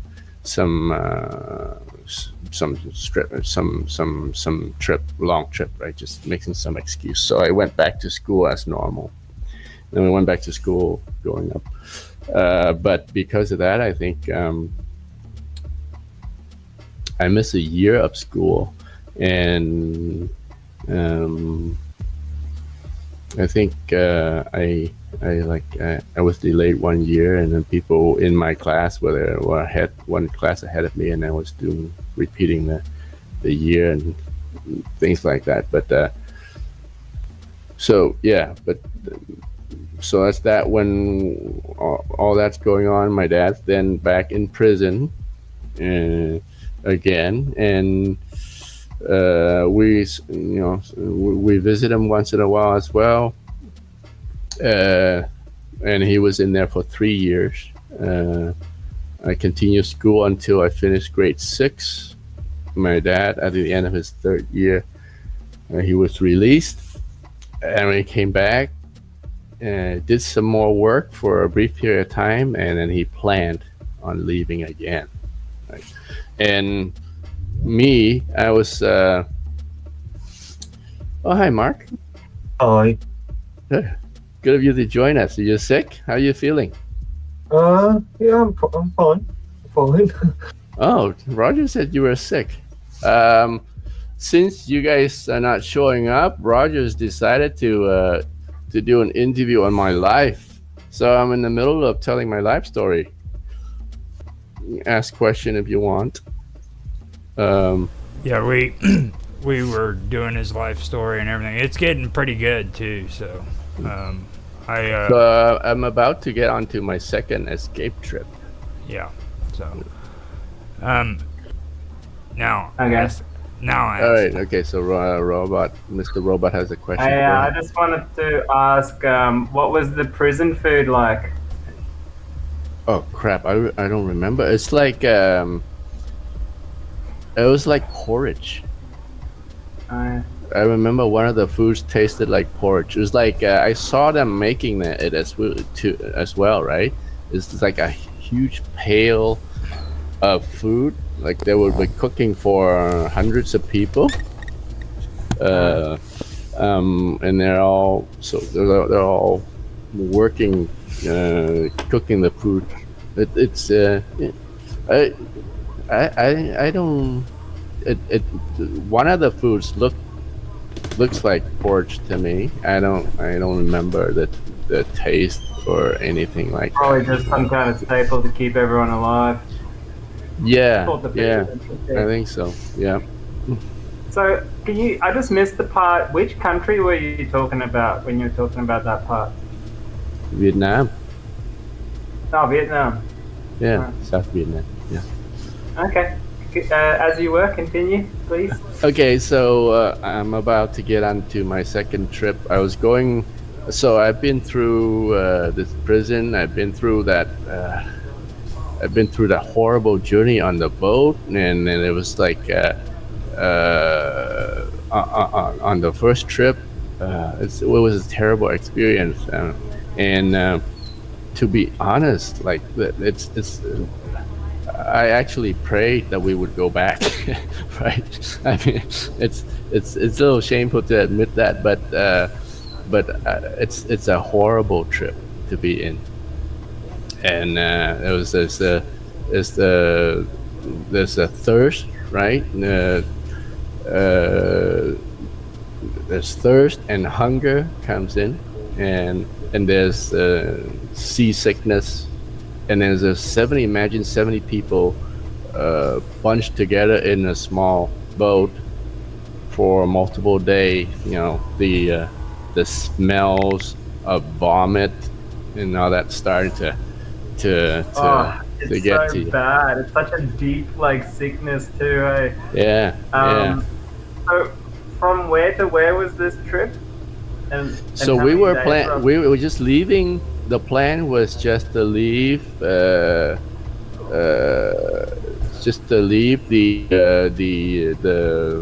Vietnam's part of the sea and go out into international water, where they'd have like American ships going back and forth, because this is shortly after the war, right? And they would expect that there's people escaping, so they have on the international water lines, they would have ships going back and forth patrolling for people. Sometimes, and we would hope. Then the hope was that we would be spotted by those ships, and they would rescue us, right? So we have flared prepared on the boat, and then if we see a ship passing by, we would fire up, shoot up our flares, get them to recognize us. But then many occasions like that, where we saw ships and we would shoot up our flares, they would just pass by. They wouldn't do anything. And that's like the common story for a lot of us What Vietnamese what refugees. ships were these? Sorry, These are were ships they American traveling. ships? Or? These are ships traveling along the international water on Oh, their like trade way to ships. do their stuff, to do their trade, and some are even U.S. naval ships. Right, the lucky ones are rescued by the U.S. ships, and the other ones are just the less lucky ones are picked up by merchant ships like oil tankers that are carrying oil from from the Gulf to America or somewhere like that. And the least fortunate, or the most unlucky of us, are captured by pirate ships.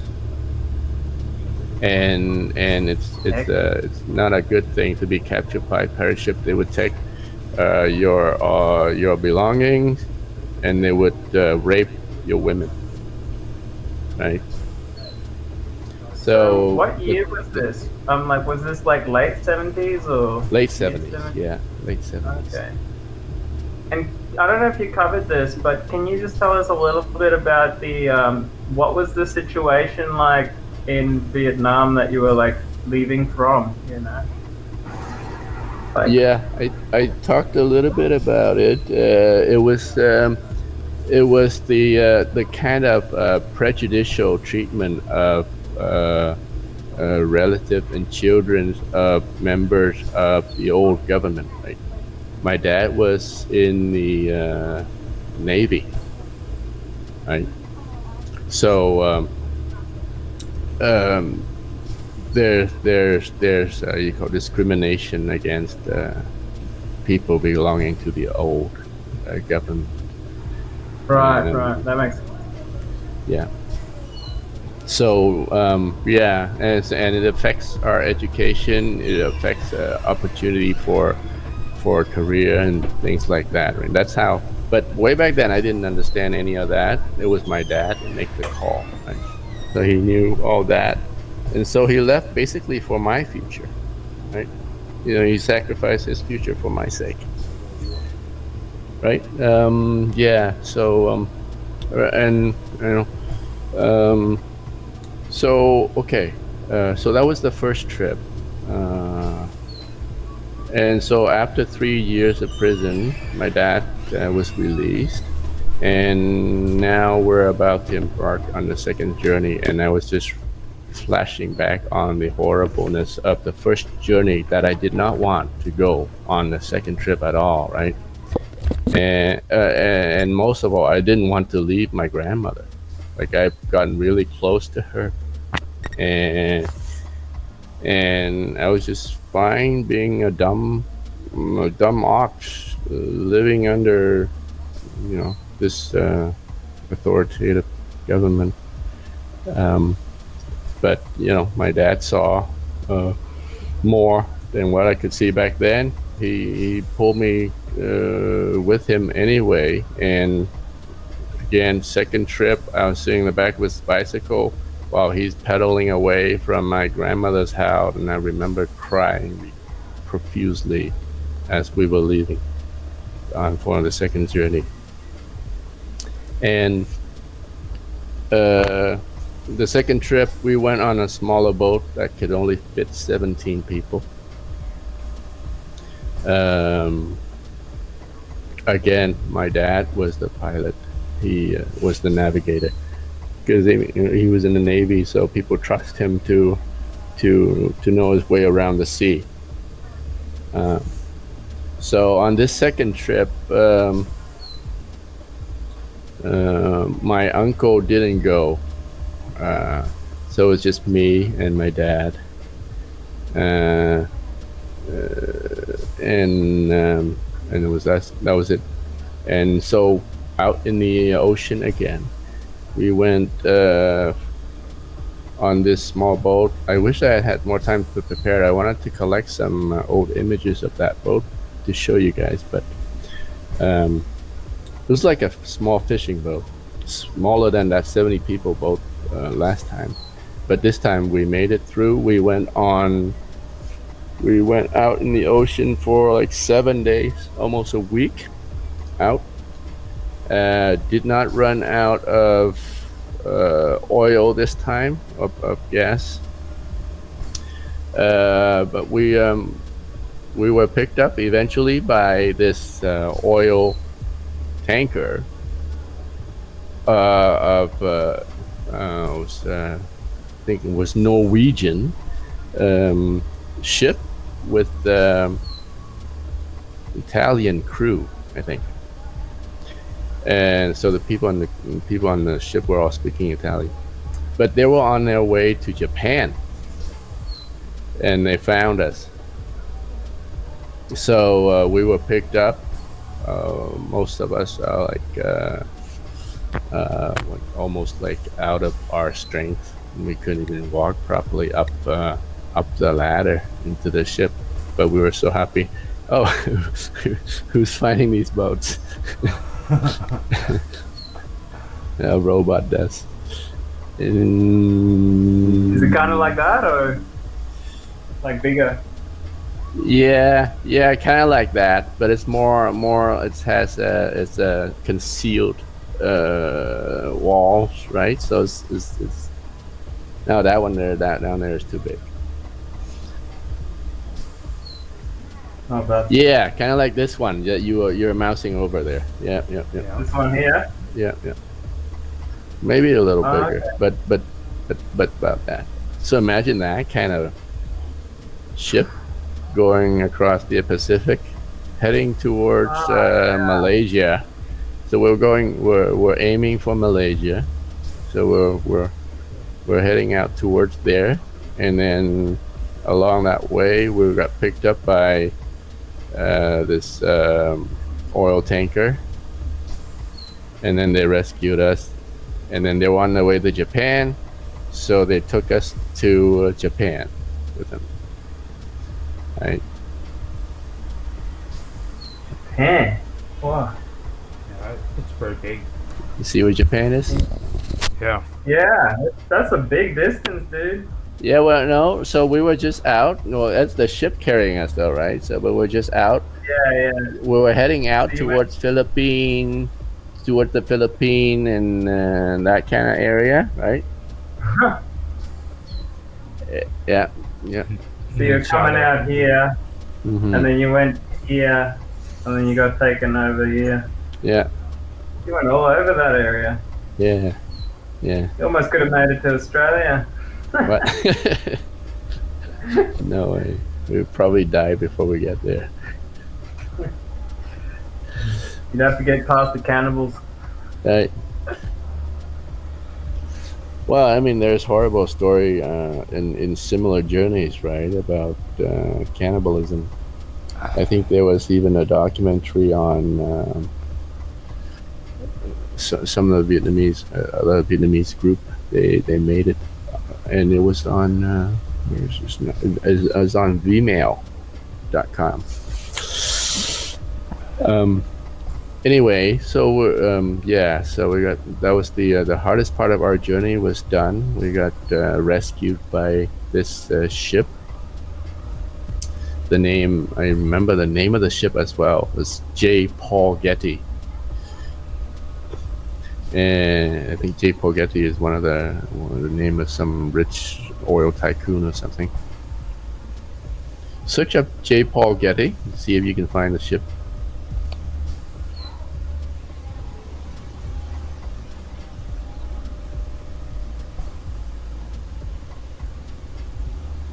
Right, that There could you be go. it. J. Paul Getty Oil Company. Yeah. Yeah. There you Is go. there a way to zoom that up? Can you click on that ship? See if maybe they'll let you see the field. Yeah, there it is. Yeah, that's it. Yeah, There's your little So- boat. that was the boat that rescued us. Right. A little bit less seasick on that one, or A little Not bit less rocky? seasick. Yeah, you can hardly feel anything. It's like Yeah, being wow. in it's like being in paradise. You know, we were all. That was the first time I tasted an apple. right? Wow. They rescue us, and then they start giving us milk, and they gave me an apple right on there, and I bit into it. And the first time I bit into an apple, it's amazing. Yeah. And what was Japan like once you got there? Yeah. So Japan has a refugee camp organized already due to a flux of Vietnamese coming out of the Vietnam War, right? So United Nations were there. They're prepared. They had a camp in Nagasaki for refugee camp. Look for a Vietnamese refugee camp. Yeah.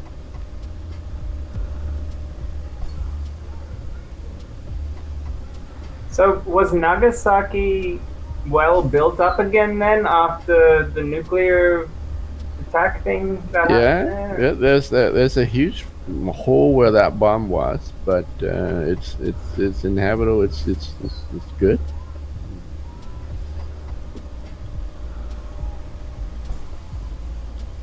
So when you made it to Japan, what kind of process did they put you through? Like, was there like here they make you go on to Staten Island and stuff like that? Like when you got there. Staten Island. I guess this refugee camp in Nagasaki is that place. Every Vietnamese refugee that made it to Japan start out in this camp, and they have several, but this is the main, the first camp for all new refugees, and that's in Nagasaki. Let's see if I can find some old pictures of it. Now, Robot's coming up with some good pictures and stuff too, so I'm actually sharing that. Yeah. Good. Did they like feed you in the camp? Yeah, it's very nice. It's like the United Nations funding that, right? So we have I guess it's similar to this, but is this in Japan though? Similar Asia. So we had our own room, like, and they have like a huge baseball field kind of an area where they built housings around, and then there's one large cafeteria where they would just they feed us every like 3 meals a day. Like in the morning they would deliver milk and croissant on our front door. They would drop it there and we'd come and collect, and we would eat breakfast with that. And then lunchtime we would all gather in the cafeteria, and they had a crew people preparing food for us, and they just lay it out on the bench, and we're all just sit down and eat together in that huge cafeteria. Yeah. Where's this robot? This is in Japan, refugees in Japan. Yeah. But I'm not sure if it's Vietnamese or not. It might just be the staff there. I don't know. Those could 40 be years Vietnamese ago. refugees, yeah. Yeah, and the buildings look like that. Like they would have two floors, one at the bottom, and then there's a second stair. So there's the 2 apartments on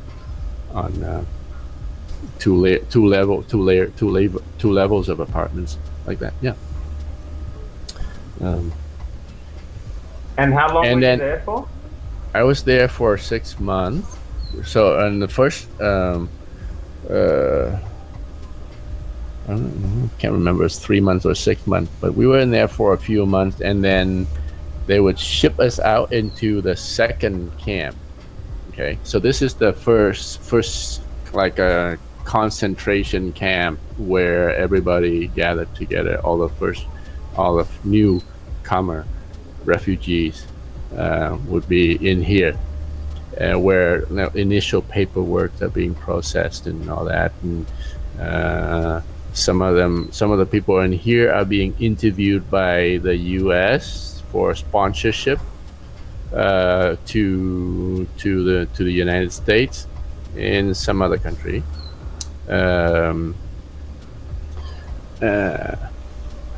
Yeah. So in here so our life in here was like they have a soccer field. We got given clothing. They have a warehouse of clothing that they would hand out, and when we first came in, and after that, on whoever needs additional clothing, they would just give it out.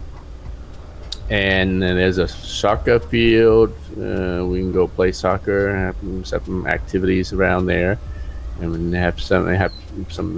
We do as our community. We gathered and have like camping activities and socializing within that confine. We're not allowed to go outside of that camp area now when we're here, but that's gonna change when we move into the second camp. So after maybe 3 or 6 months in this, we get to go because this camp eventually fill up, and we need to move out and make way for newcomer in this area, right? So all over Japan there are various refugee camps set up to support this kind of a secondary stop, right? And then we got moved. We're in Tokyo. Can you go to map and look up? We were in Nagasaki, and we were in Nagasaki. Search up Nagasaki. Where's Nagasaki? Can you look? Can you search for Nagasaki? I can't find the bloody search bar now. Oh wait, here it is.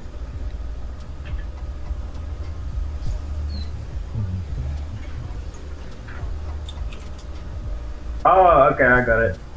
It's right down the south. It's kind of like almost an island. Yeah. Wow. All right. So Nagasaki is in the south tip of Japan, right? Yeah. And we got transported to a secondary camp in the province of Niigata. Niigata is in like the central of Japan, near the north of Japan. Central, I guess.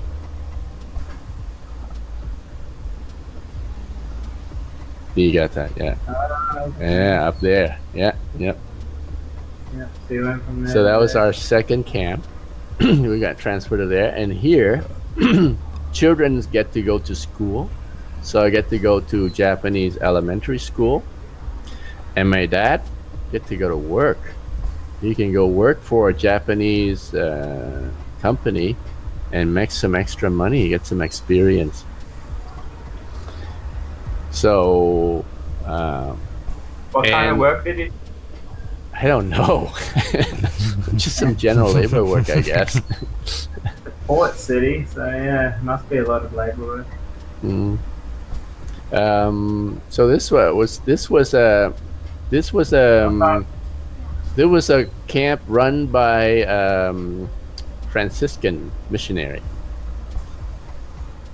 So this is where I learned to learn about the faith and became a Catholic. Ah, the plot thickens.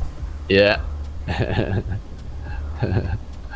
I went to school here and I experienced some Japanese racism back there. The kids, well, just a short term. It was short lived. The kids I don't know, it was maybe it's just me personally, right? But I went to grade 5 elementary school in here, and there was one kid in the class that really hate me, always picked on me, right? And I would get in fights with him, and he would pick on me all of the time. And so I was in here for um, a couple of months, and I was here going to school for a couple of months, and my dad was working there for a couple of months when we got transported to a third camp. Mhm. That's because my dad's fiance was in the other camp, and we were gonna meet up, and he would get married in that other camp. But so I was in there for a short while in this Niigata place, going to school. And the day before, like the week before I left, this kid that used to bully me a lot started to have a change of heart. I guess the teacher told him something about my story, and he had a change of heart. And then he started like being buddy with me, and he took me out into the market, and he bought some toys and all that stuff on the week and a half or two before I left for the third camp. So I guess that turned out well in the end. When I left, the whole class got together and wrote some notes, and they collected notes, the goodbye farewell notes that they wrote up for me, and they gave it to me on the last day, and I carried with me all the way to the third camp and all the way to Canada, and I kept it for a long time. I've lost it now, but for a long time I kept those notes. So third camp was in where is it?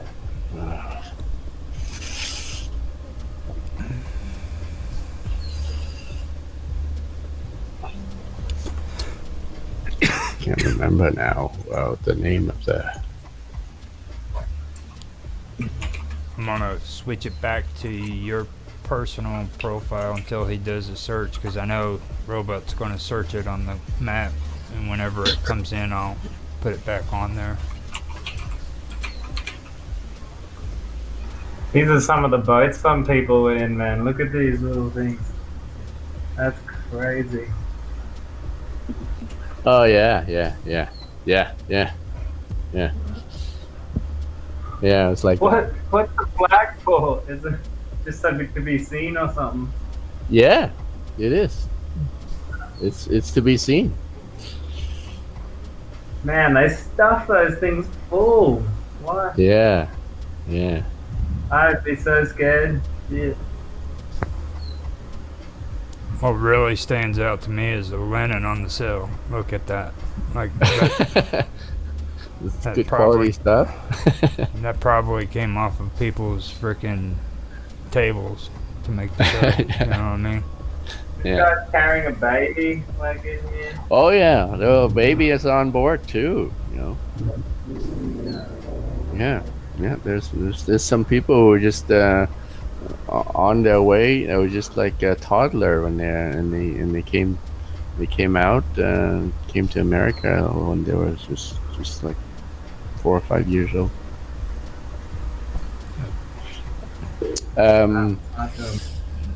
So the third camp was it was in it's called Karasuyama in the province of Tochigi. You might have to spell Is that with a K? No, Tochigi, Karasuyama. Tochigi? Yep, you got it, Tochigi. Okay. Where is that? Is that on the other side of the? Yeah. Zoom that out a little bit, just for a second. Where's Tochigi? No, that's not it. No? Tochigi, yeah, that It one, says that one There right it there. is. Yeah, that one right there. Yeah. All right, so it's not that far from Niigata, right? Inland. Yeah. Okay. How did you So- get there? By bus or something? Train? By bus. Uh, What was the camp called again? Karasuyama. Let me type it in. The camp is called House of the Sea, Umi no Ie. What do I type it in the Jitsi chat? Yeah. Yeah, that'd be the best bet.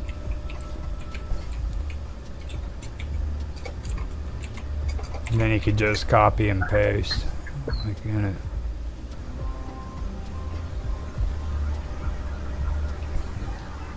The name of the camp is called Umi no Ie. There you go, robot. It's in the chat side right there. Yeah. There you go. It's where is it? Yeah. Okay. Wait a minute. That's not. That's. Is that it? Oh, okay. No. How do I get it? Yeah, there's a cherry blossom park there near there that's very popular. Oh no, no, I'm wrong. Cherry blossom is on the second camp.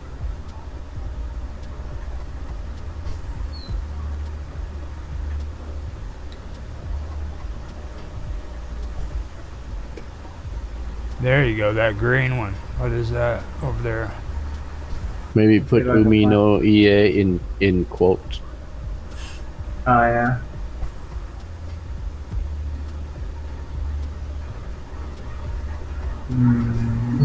Just take it out, all the rest. Like. Yeah. Okay. Yep. Okay, try that. Alright. Beach house? Oh. Beach houses. Yeah, I don't think it was a beach house. It was somebody's beach house. Somebody's beach house, I think. It must have some other meaning too. Anyway, maybe I got my memories messed up. Maybe this Uminoya is the place and the second camp. But this third camp in Karasuyama is it's not really a camp. It's the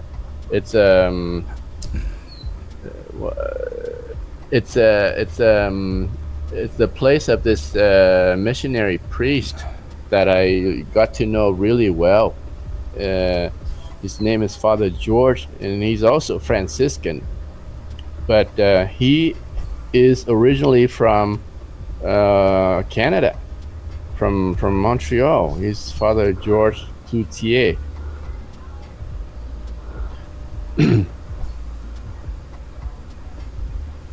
Okay.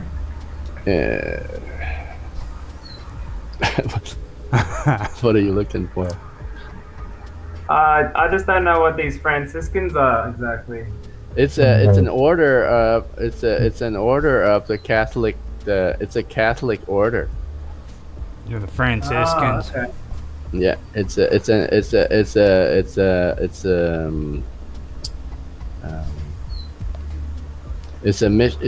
Franciscans are a missionary. Saint Francis is the one that went to India, didn't he? Yeah, that's why it sounds familiar. Yeah, Right, Francis. Yeah. St. Francis of Assisi, right? Right, Saint Francis of Assisi. Yeah. And he has an order. An order is like a what do you call it? It's a religious establishment within the Catholic Church, and they have their own rules. And the Catholic Church has many of those orders. They have the Franciscans, the Jesuits, right? The Dominicans. The different orders of the Dominicans are the orders of the preachers. They go around and preach. They preach, and the Franciscans is what they're going around. They're also evangelizing, but they're helping out with the poor. They're more focused on helping out the poor. Now, and so they would go to the poorer countries. Now, Dan, weren't they also the first to take poverty vows to where they would? Yes. That's right. Yeah. Some of the Franciscan order. required of members was relaxed in the final revision of the rule in 1223. So they got a little bit of money later on. Right. Yeah, but these Franciscans, they live very simple, simple life, and simple setting. But this Father George, he runs this camp where it's a small camp. It's made up of a group of housing basically. But he probably had his people helped him build up these small houses that are grouped together in this this area where he's living and he's preaching and he's helping the Vietnamese. So at this camp, I really got to know the second camp was when I started to learn about the Catholic faith. In Father George's camp was where I actually became a Catholic, and then I started helping him out every morning at Mass. He goes to celebrate Mass every morning in this nearby monastery where the nuns live and their devout life. And I would follow him, and I would help him with daily Mass, like helping with prepare all the stuff that he needs to do the Mass with, right? So I got really close to Father George, and I stayed there. I don't know. So overall, my time in Japan was over a year. It was like over a year. So I was just also there for a short time, and then we got. So during all this time, my dad's been interviewing with the United Nations, and the U.S. and Canada were open to receiving us, and he had a better choice of going to the U.S., but he opted to go to Canada again for my sake, because he thinks U.S. is a more dangerous place than Canada.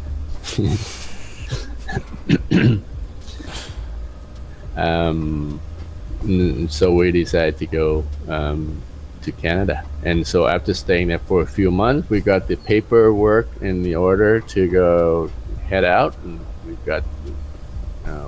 got a flight. The Canadian government has sponsored us, and then so off we go. So we left Father George there, and we headed off to Canada.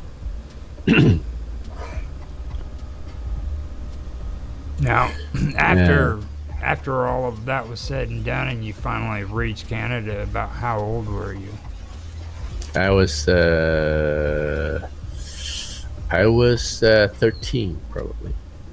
So I was in Japan. We got to Japan when I was 12. Stayed there for a year, so I probably a little over 13 or 14, probably 14 when I got there.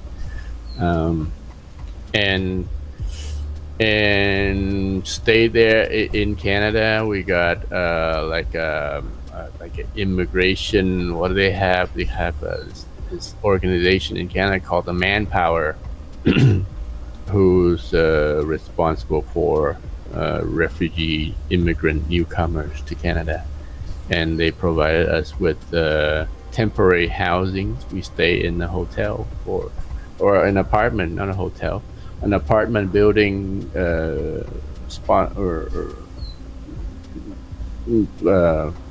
paid for by the Canadian immigration department, and then they gave us like some allowance of $100 or something.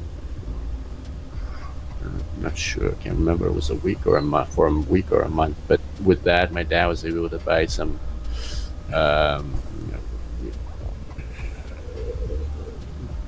food and things like that for our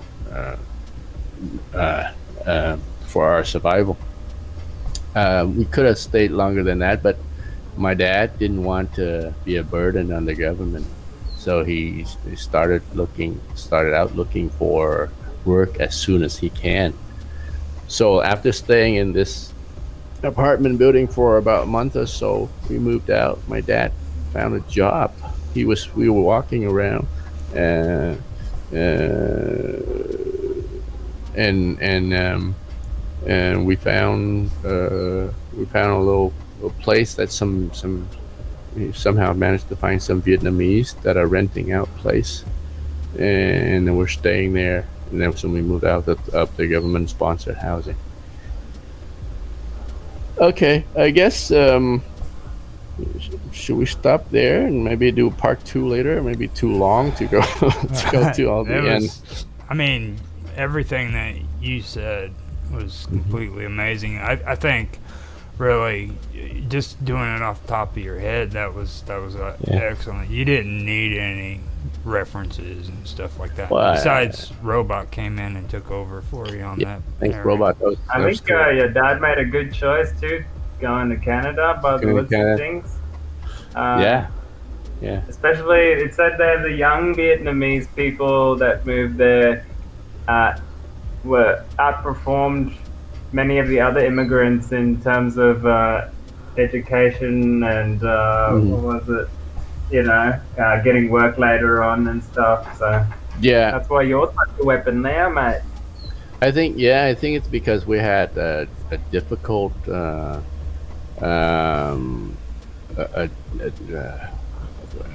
we had something to prove. I guess we had a difficult life, difficult journey to be able to make it to here.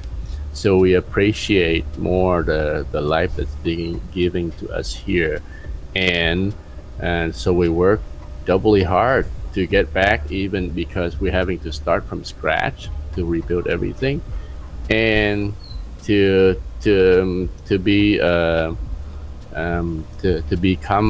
try to become a useful member of the Canadian society, and then eventually give back to the country that has given us like a second home, right? So there's that, and then there's also the motivation to provide a good future for our children. Now, where in Canada was it that you stayed? That's what Toronto. Yeah, Okay. that's what I was getting ready to ask. Where did you first start out? Yeah, we all first all end up in Toronto. Everybody goes. Everybody ends up in Toronto. That would be on And the the- West Coast, I believe. The East Coast. The East Is Coast. it the East Toronto, Coast? just north of Vancouver is the West Coast, right? Vancouver's, yeah.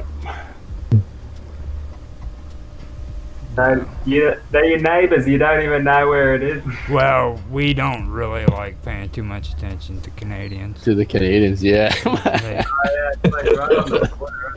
They're just parasites to us. we had to kick them out. Like literally, we had to kick them out. They didn't like our revolution, so we said you have to go up Yeah. north. No, we wouldn't let you invade us, so. Now, I do have some bad news though. Like What in is part 2, we do have to go over your marriage. Why, man? That's a long time. That may be a part That's- 3. Because you have to step over the dead bodies of a couple of my relationships to get to my marriage. Well, I mean, we're still gonna have to cover it. You know what I mean? It's like that was actually that was a pretty good story. You told that to me and Karma, remember? Yeah, I do. So that's It's something. That serendipity. was a really good story. I enjoyed that. Yeah, Yeah, wow. I was like, And hey, it's Yeah, I'm interesting. sure. part I'm to hear it sure I because blurred. it's like- I skipped over a lot of details that could be good. I mean, it's like it's a half an hour to skip over all these journeys that I've had, right? So and yeah, let me say it again. We're gonna cover it at another time, and you can have all the references and stuff set up the way you want it. Yeah. You know what I mean? But Right. like there now you've done your story, okay? Tell me Mhm. while you were saying that story, you didn't feel something while you were saying it. It I don't does think something. I don't think I feel anything special like the other people that you've interviewed have feel. I mean, this is it's reminiscing of the past, so it's always like it doesn't make me choke up Right. at all. I mean, I this is understand. um, um, I mean, But those are. Did it I- did it feel good though to bring it out and actually speak it out loud? No. Very bad shit. I'm starting to think like I'm telling you guys too much. Maybe I want to keep some of these to myself, you know. See, that's Nah, Yeah. it's kind of inspirational, man. Like, Yeah. you know, I've never had anything that atrocious go on in Mm. my life. It really like puts things in perspective, really. Yeah. Yeah, awesome. well, like when Um, you were talking about being in those camps and that old man, you know, giving, Yeah. you know, that right Yeah. there. Yeah. I could see a little bit of choke up in you. I Well, know yeah. I hadn't thought about him all this time until now, I guess. Right. So you may have a point there, but yeah, You know, it's also it's a lot of miracles happen throughout my life. Well, I'm you know pretty sure how- it happens. you know how beautiful your grandma is, don't you? Like Yeah. that's a Yeah. beautiful person. Yeah. That caught me right there. She sat out in front of that place waiting for you. Yeah. You know what I mean? That's Right. beautiful. That's also got me. I was like, Unbelievable, what? right? Yeah. I can't even imagine just being a little kid, fucking getting out of jail, not knowing where you're going. Like, Yeah. fuck, Yeah. that'd be sick. That was some sort of miracle. But I mean, throughout my young childhood, living mostly with my grandma, she's always looked out for me. I'm like her favorite grandchild. Right? I'm the oldest grandchild, but I've had her. I've had the first crack of her all sacrificial love. Right? After me, I have younger cousins, and she's been always taking care of them. But I don't think I've had it as good as I've had with her, and so yeah, so I was close, very close with her, and then she died in 1997, I think, right after I graduated, and I came back. I came back in time after graduation. I came back just in time for like she was feeling fine. She was 78, and she was just doing fine, right? Just moving about, very happy, very healthy. But she slipped and fall one time, just one slip and fall, and it all went downhill from there, like very fast, very quickly.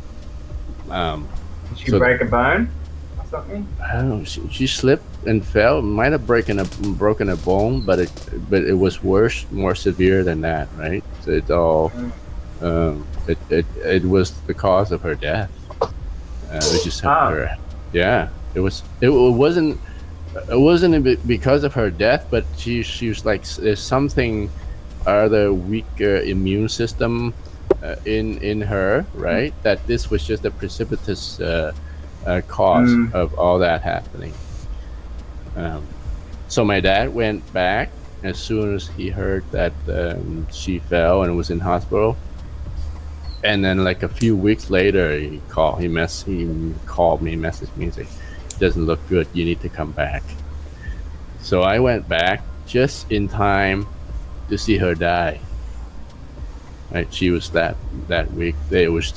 She gotten too weak that the hospital said they couldn't do anything for her, and just to bring her home and let her live the last few days in the comfort of her home and her loved ones. You So got to see it. yeah, yeah. So she was in the hospital in Saigon, and they took it out and took her back to our hometown, our village, and I came back, and that's where I came down to meet her. Like it was it was it was a very emotional moment when I first came in to the house, in that same house that not really same house, it's the same place, but since then my dad's been supporting her and helped her. She's very cute. She's said she's a dream that she would have she would live in a high-rise house, like a two-story house by her old age before she died. And that's what my dad helped make that a reality. He sent back money and she built a house, and was really it's a really nice looking house. And that's the house that I went back to meet her in, and she was just laying on the floor all weak and shriveled.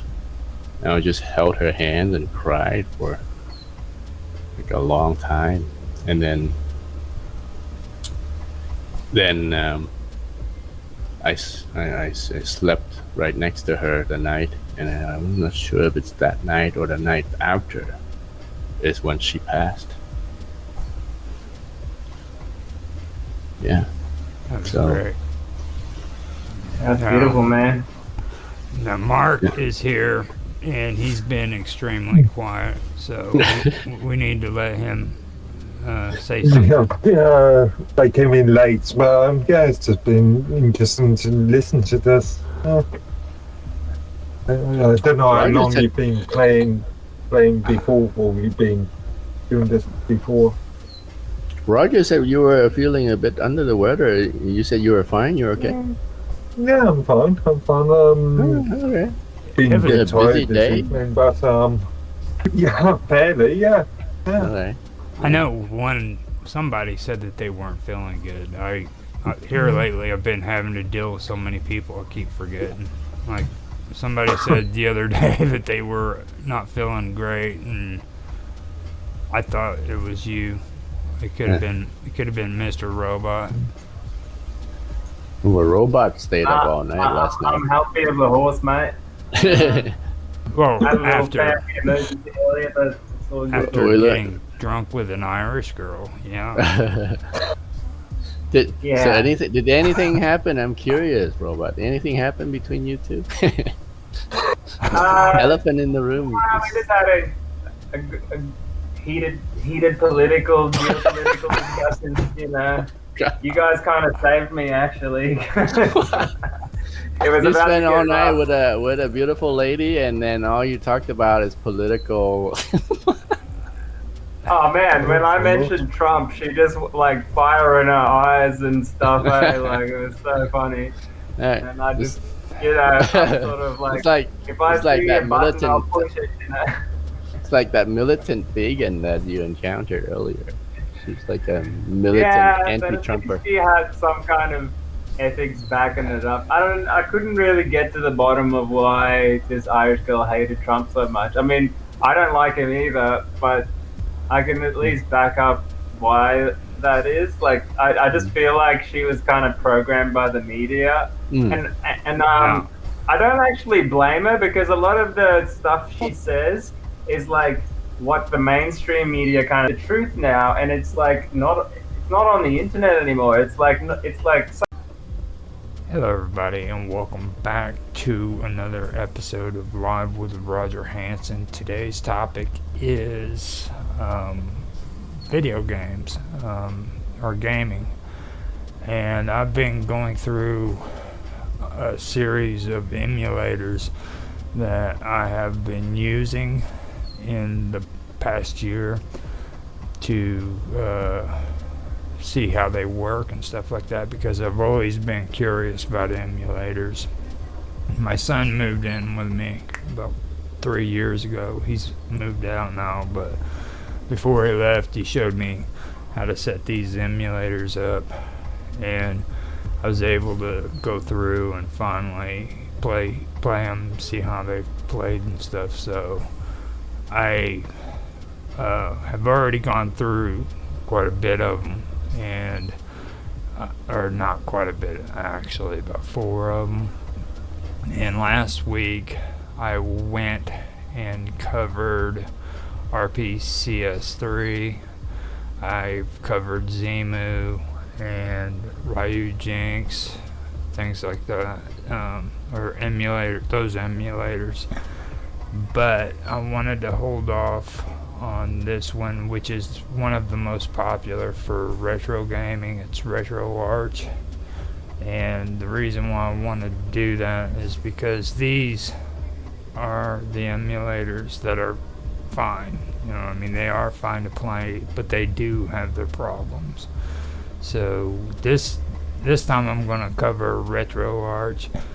And like I said, it is the most popular among the retro games, but I do want to point some things out about it. Before I do that, let me go and open it up. That way we can have it available whenever I get to it. And I also want to show you the website that you have to go to in order to get the download for it. So let me go ahead. That's the UI that you get when you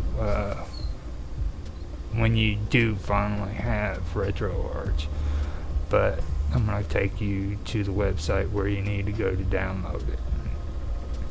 Now this is the RetroArch download site. I'm not going to mention the URL. It's right there up on top. If you guys want to go there, feel free to do so.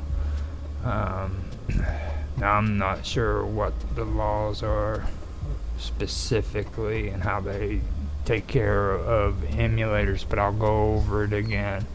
What I found when it comes to emulators is that playing an emulator isn't illegal.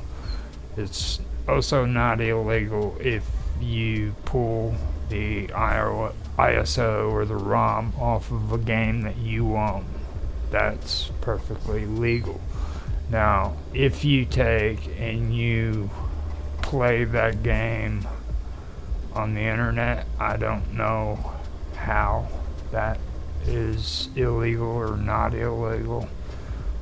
I don't know if it's even a legal issue. What I do know about it being illegal is if you go onto these websites and you download an ISO or a ROM off of a website that doesn't actually belong to you physically, you are breaking the law. That's piracy. Now, I've done research, and so far I haven't even found so much as a court case concerning these emulators whatsoever. But I also have to clarify something, because I've said that in the past. Most of the time when it comes to copyright infringement, what you usually get is threats from your internet provider threatening to shut down your internet. So that could be something that might happen, you know. So don't think I'm saying that like it's written in stone, okay? Just because you don't get criminal charges brought against you, that doesn't mean that there won't be some kind of consequence. So just remember, if you go on the websites and you download them, then that's an act of piracy, copyright infringement, and stuff like that. As long as you are able to pull the game off of your cartridges or your discs or whatever form they're in, and you're using that, then that's fine. I would also suggest keeping the disc and everything that you bought from the store. Keep it, don't throw it away, because if anything does happen, you'll have that to prove that that's where you got your game from. So with that being said, this is the website where you go to. It gives you an option of getting RetroArch or try RetroArch online. Now, The features are shown here. A polished interface, browse your game collection through a beautiful set-top box-oriented menu. After scanning your collection, games will be sorted by system, and the menu supports thumbnails and features various animated backgrounds. Now, these are cores, and you can get the Citra core, which is something that I'm going to be using shortly, but for me, I want to use Citra by itself instead of doing it through RetroArch. A lot of these cores you can actually get the emulator separate from RetroArch, and I suggest that on some of them. There's some games that play better on the emulator that they were made for rather than using RetroArch to do it. So I do suggest using the emulators, learning how to use them, stuff like that, because that's a lot better. So now what we do is we come in here. I'm not going to download it, I'm just going to show you. You come in here and it has cross-platform. RetroArch can run on the usual platforms like Windows, Mac OS, and Linux, but it stands alone in that it can support far more platforms beyond just that. We support operating systems that not even Microsoft and Apple themselves support anymore, such as Mac OS and PowerPC Macs. And RetroArch being available on Windows OSs as far back as Windows 95. On top of all that, RetroArch also runs an iOS and Android for tablets and phones, as well as on game consoles like PS2, PS3, PSP, PS Vita or Vita, Wii, Wii U, 2DS, 3DS, Switch, and more. Now, I wouldn't go as far as to say Switch, because Switch is pretty new and updated. I've tried Ryojinx on here and it does not work, so I wouldn't go that far, just from my personal experience. Now, RetroArch is available on many popular storefronts for free, including Steam, Amazon App Store, Samsung Galaxy Store, Huawei App Gallery, and Google Play. This current stable version is 1.16.0. Not sure what version to get. Click the stable button below for a stable build, or nightly for the latest daily release for your platform. Now I'll click the daily or the download stable, and it'll bring you here. Now understand, these are usually zip files, so make sure too that you put them in download instead of in a program. Now this is what happens when you click download the nightly, and they are showing as applications, so this could be something new that I'm not aware of. They usually come as zip files, so I take and put them into my download file, and then I unzip them from there and move them to where I want to move them, instead of having them in my documents file. Now when we get into that, that is another thing that I'd like to also mention to you. Now I could easily put this into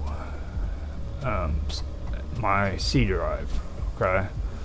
And what I want to show you is there's two options on where you can send your file. Now, it's completely up to you how you want to do this. This is my C drive. So I have the option of bringing it into my local disk C drive and coming down here to users, Hanson, and then down to app data. Okay, I believe it's in local. Right here, you can set up a file in here for your now I'm forgetting what game RetroArch in here, which I don't have. So, and the reason why I don't have it in here is because I don't put my emulator games in here. But you can come in here, you can right click, and you can create a new folder. Come in here, create a new folder, name it RetroArch, and download or unzip your file and send it here into your app data. That's one option. But what I've found with RetroArch is I can come to my documents.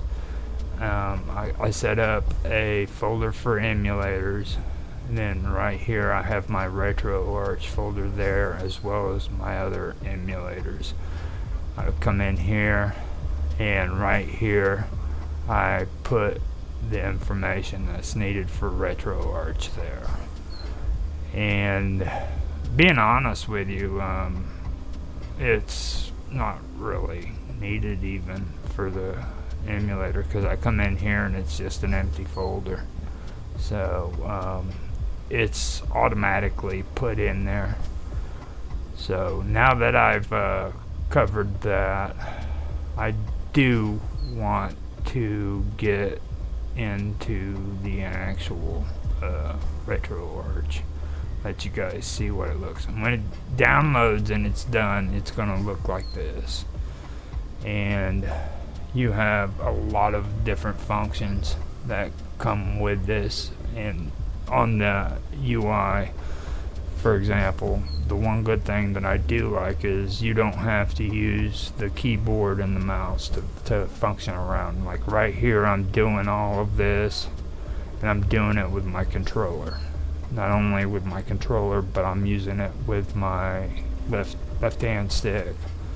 So I'm scrolling up and down like that. If I want to select something, I just hit the X.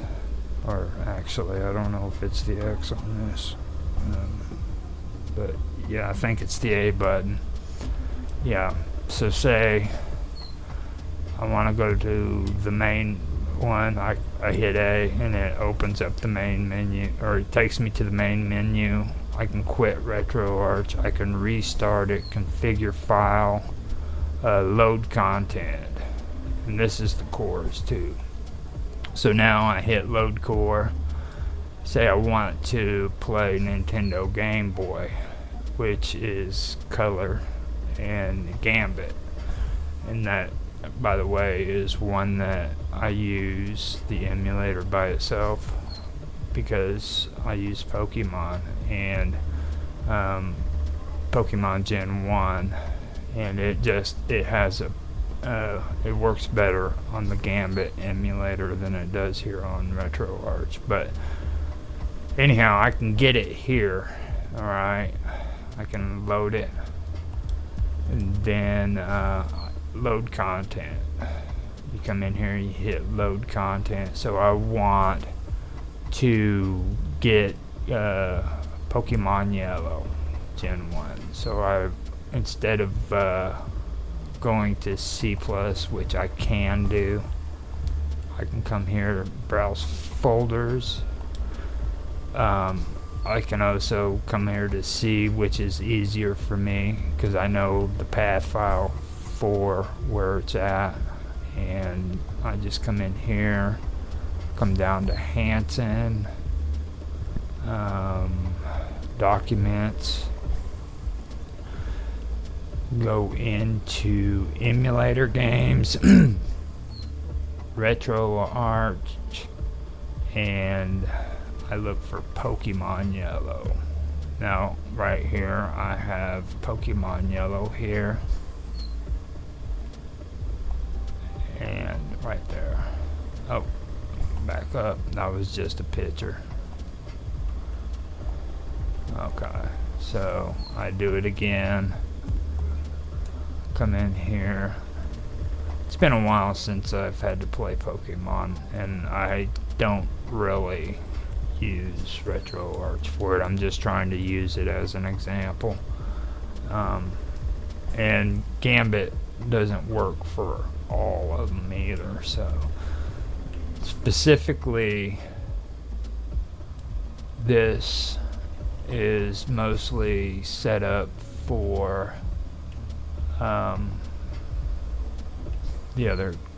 other games like I've had, but I use Gambit specifically for Pokemon Yellow. So let me come in here again. I use the top one, and there it is.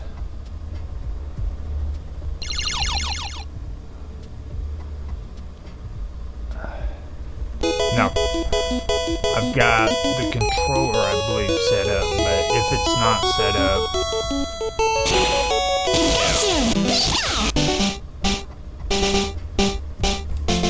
yeah, see, I have no problems with using the controllers, but the reason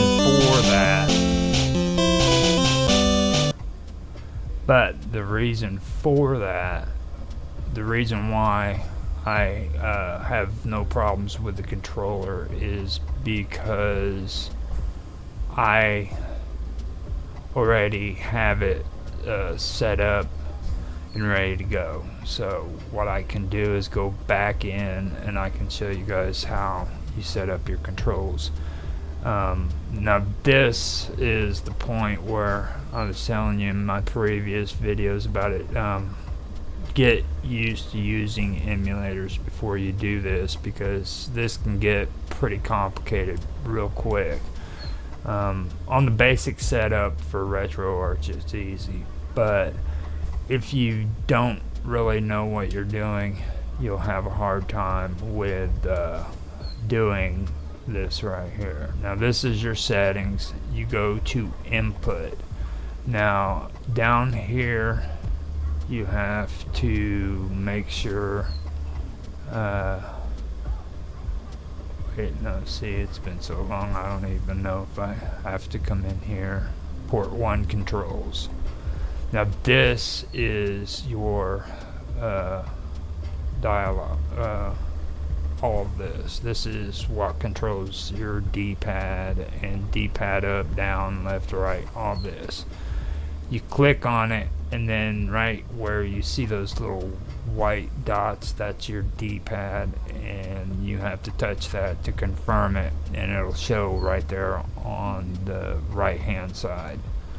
So you do have to do that. And then right here where the select button is, the start button, then you have the left button up on top, I believe, yeah, and then the right button, shoulder, and then they go through the triggers, all of that. So you have to set all of this up. Now I believe that they also, yeah, you can set all controls, but you do have to do all that in order to have control with your controller. So this is what I was saying to, like, just mentioning to you, you do have to wait, I'm not even showing you guys. Let me go through. I forgot to switch it around. I apologize. Okay, so let me go back through. Okay, this is the settings. Input. You come all the way down here. Port 1 controls.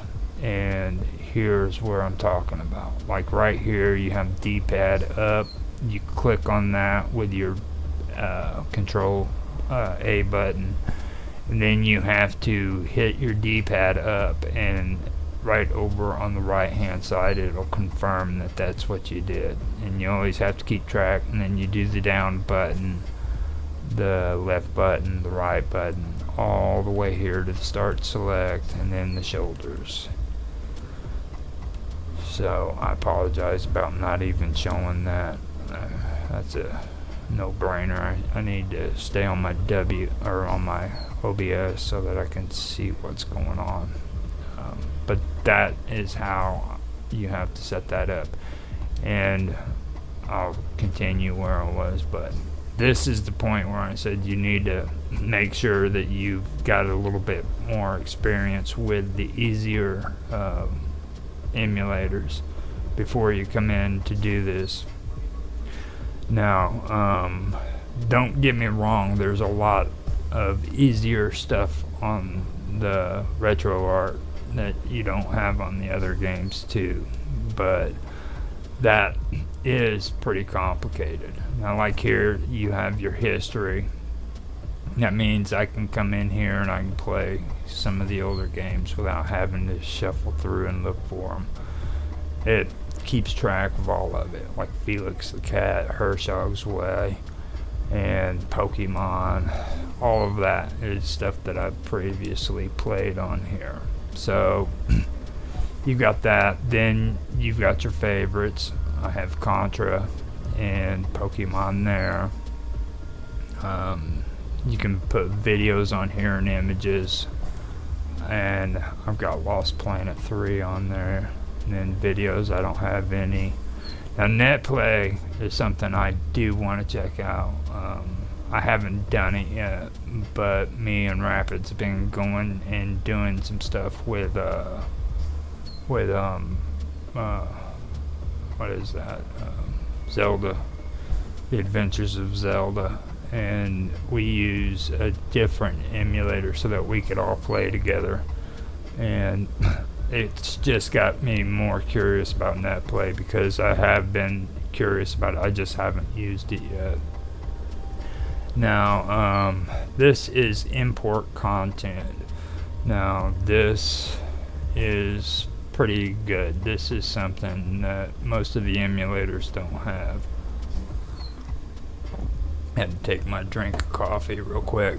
Now, if I want to scan the directory, what I do is I hit there, come here, it says scan documents and settings, directory not found, scan. Okay, so I come here, I go to users, down to Hanson, and then down to documents. Just like with the actual single games, you come in here and say I want to scan Don Bly Presents the Dragon Lair Trilogy. I hit scan, and you see that little blue check mark. It says that it scanned it. Now, if it picked up on it, what happens is it sets up this right here for Game Boy, Nintendo, Mega Drive, and PlayStation 2 and PlayStation. So I've scanned these. I've got Intelligence Cube, I've got Tenchu, EA Sports Supercross there. Then I have the Matrix, Path of Neo there. I've got Mutant League Football and Hershog's Y and Mega Drive. Then Nintendo, got Bomberman, Super Mario 64, and Game Boy. I believe that's Pokemon. I'm not sure, but I'm not going to state that because it's all written in Japanese. Now, that is how you import content. Now you can come in here and just do single files. Okay, and it's the same way. Just come into Hanson, and if you have it in app data, you come in here and look, and it does the same thing.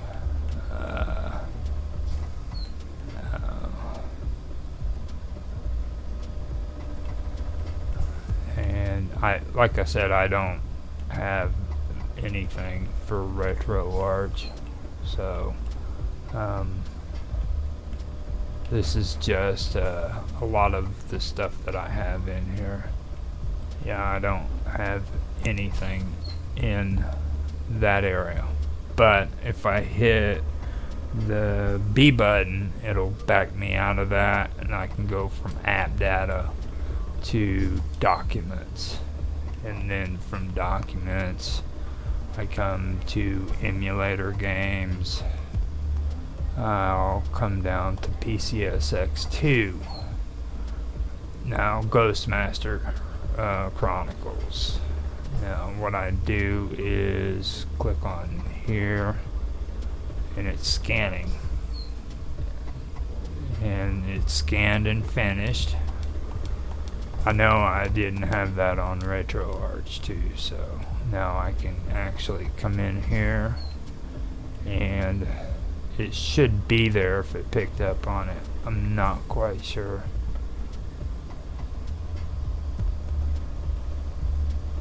Yeah, it's not there.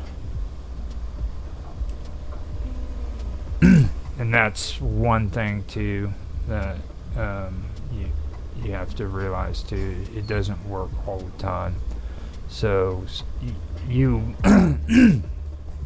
you will have to go through with RetroArch and manually do what I've been doing, searching them out. So you have to become familiar with all this stuff, or be familiar with all this if you do all this.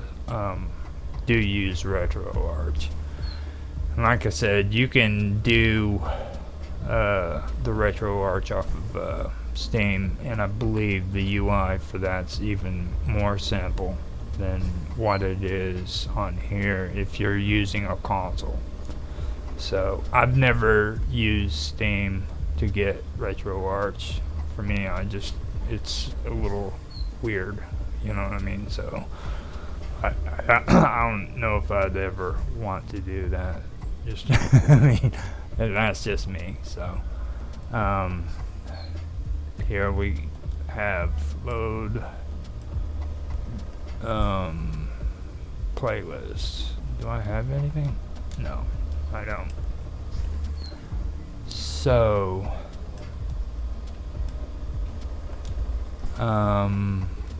the next thing I should probably mention is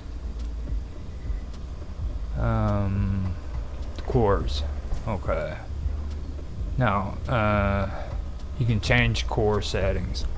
Manage cores. These are like the BIOSes and stuff that you have to have in order to play the games. Now this right here isn't where you go to mess with all that, just so you know. I was just using it as a load, or as an example. Now what you want to do is you want to come in here, you want to load the chord. The game that you're playing, say, is on Nintendo. So you have Nintendo 64, and then you have Game Boy, which is Gambit. You can also play Sega Dreamcast, Mega Drive, MSGG. As you go through, you'll learn what all these are. You got like MSGG, MD, CD, Genesis Plus, GX, Wide. You'll learn that as you go through. So you'll have to become familiar with it. And like there's Genesis Plus, GX. This is all for Genesis. So and then Sega Saturn. Then you come into the PlayStation, Beetle, PSX, and Rearmed. That's another one. Swan Station, LRPS2. Now, I haven't played that one yet, but I've actually known about it and everything. I want to check that out. But this is where you come to load a core. And then after you load the core, you come in here and you load content. So you come in, like I said, you hit the C+, and then you come down to users, Hanson, which is my computer name, and documents is where I put them. And like I said, you can do it in the app data too. I've got a folder set up for emulators and emulator games. So say I want to do Hershog's Way.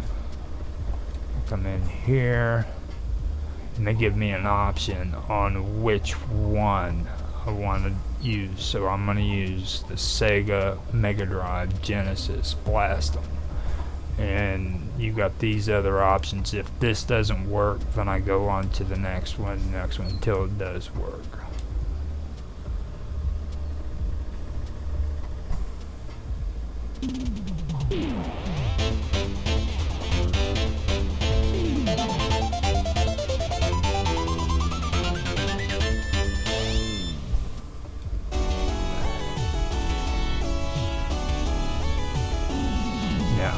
Right here, I'll hit start and see if the controller's set up. I'm pretty sure it is, but I'll double check.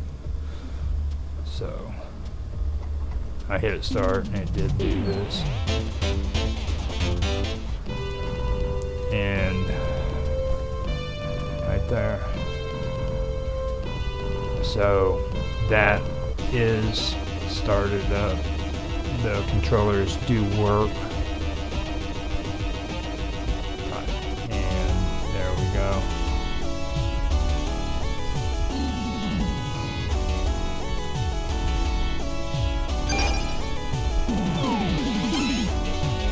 So that is how you, well, that's how you freaking set it up, I guess. And then the one issue that I do have is like when you quit a game, RetroArch just goes off. So that means each time you have to end the game, you've got to go in and start RetroArch up again. Now, if you don't want to do that, you do have another option, which I can show you. And I really shouldn't have said you have to do that, because you don't. Let me show you something. So say, oh crap, I gotta stop doing that. Now say I want to go in here and I want to run this game.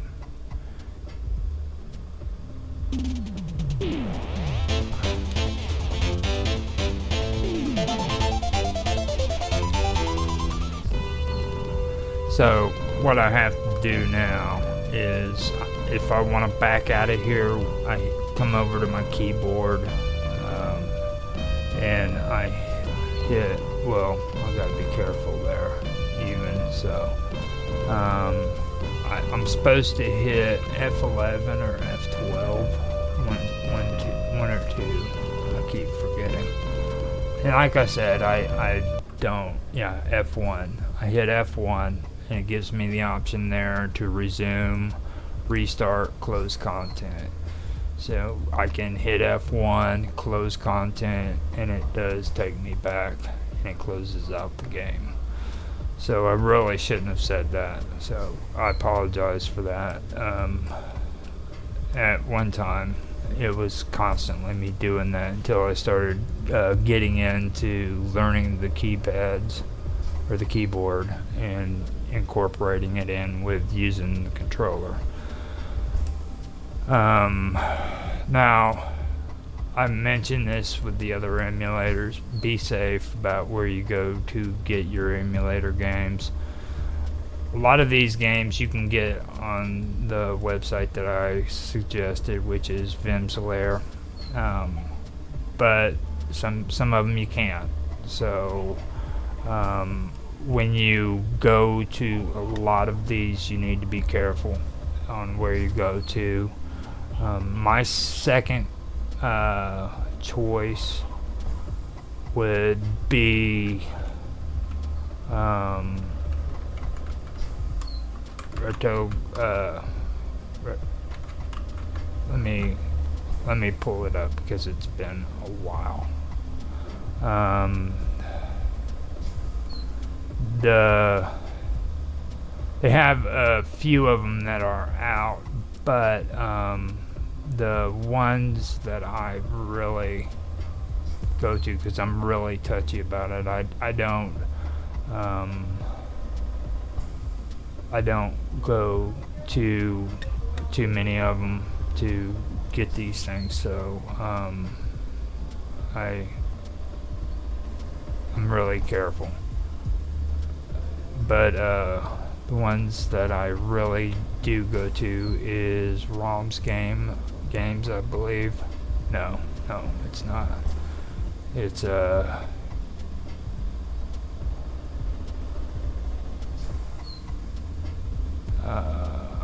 I'm looking for it now. It's been a while since I've done these for Retro Arch. Then I really stay away from a lot of these websites. The only one that I've really found that's real trustworthy is Vim's Lair, to be honest with you. There's sometimes where I do go into other ones for the newer ones, but I don't go into too much. Because these websites aren't really all that trustworthy, so let me see here.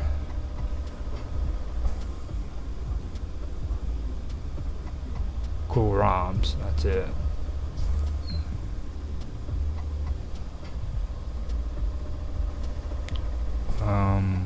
Cancel.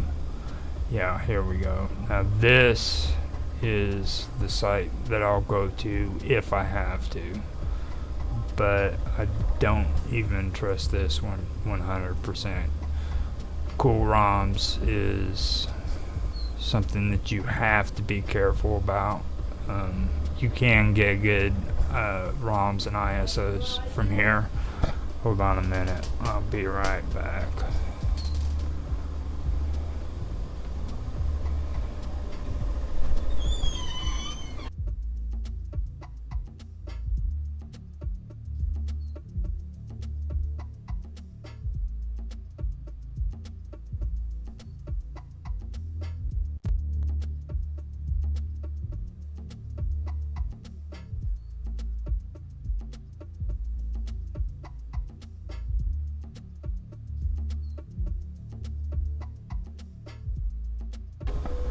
Okay, I'm back.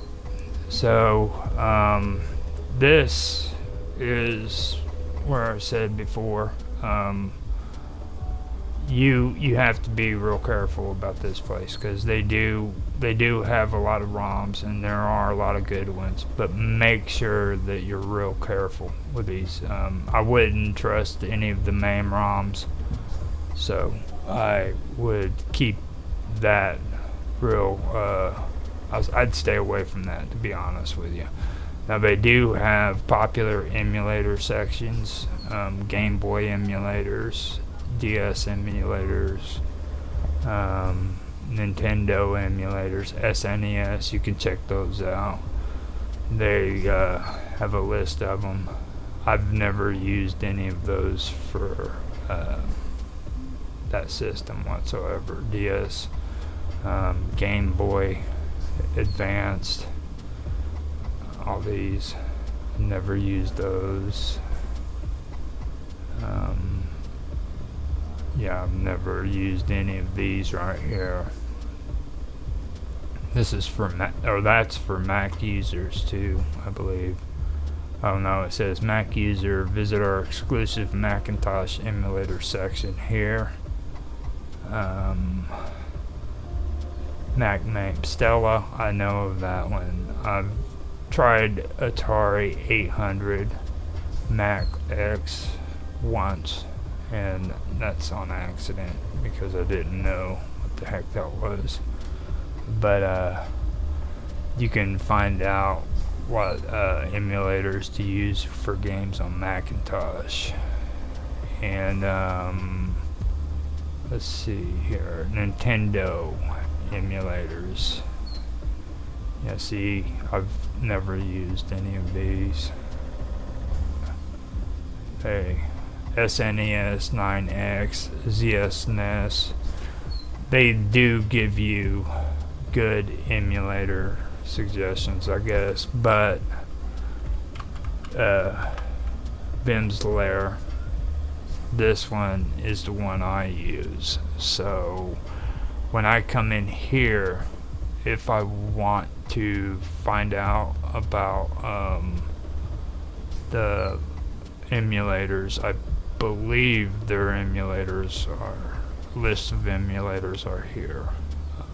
Emulator Lair, yeah, you got emulators. It's Stella, Altira, all of them are listed right here and what they're compatible with right here. So if I can't find anything off Vim's Lair, then I'll go to Cool ROMs, but that's about all I will do. I sometimes go into Nexus.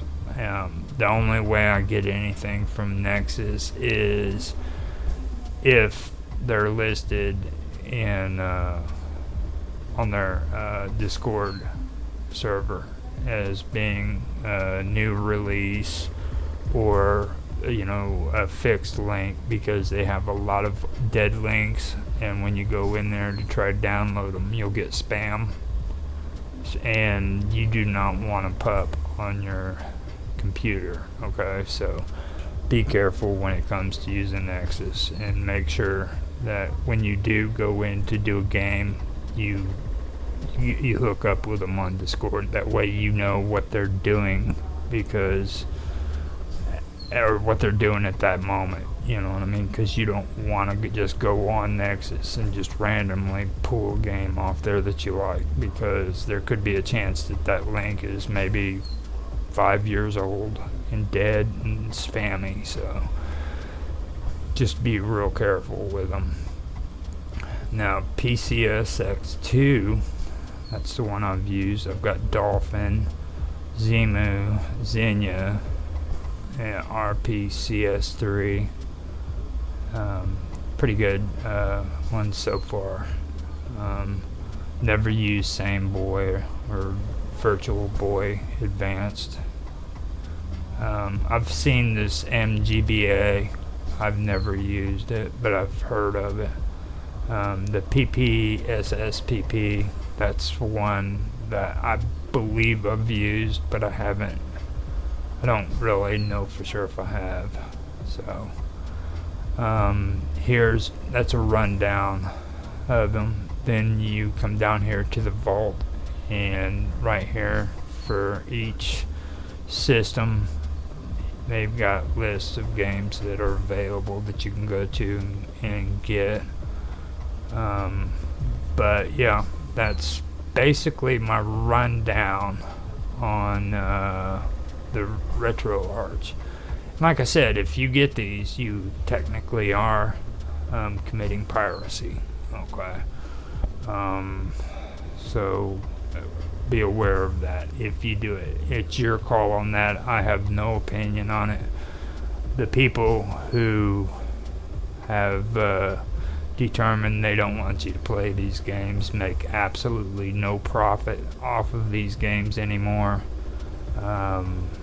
So I don't even have a moral opinion on it. Well, I do, but I don't want to say it out loud. But I do have to say, if you have no problem with it and you're not afraid of getting in trouble, then go for it. I mean, I'm not saying I endorse it or I don't endorse it. I just, I have no problem with it whatsoever. So I'm not going to be sitting here saying frickin', we don't, I don't give a shit. I'm not setting up a website trying to sell you guys emulator games, so I'm just giving you a little feedback on what I've learned. And if you guys, have enjoyed what you've learned, then give it a try. And I hope you guys enjoyed, what you've seen so far. Next week I'll come back with another emulator and my take on it. After that, that's going to be the last gaming video that I make for the year until right around June or July next year.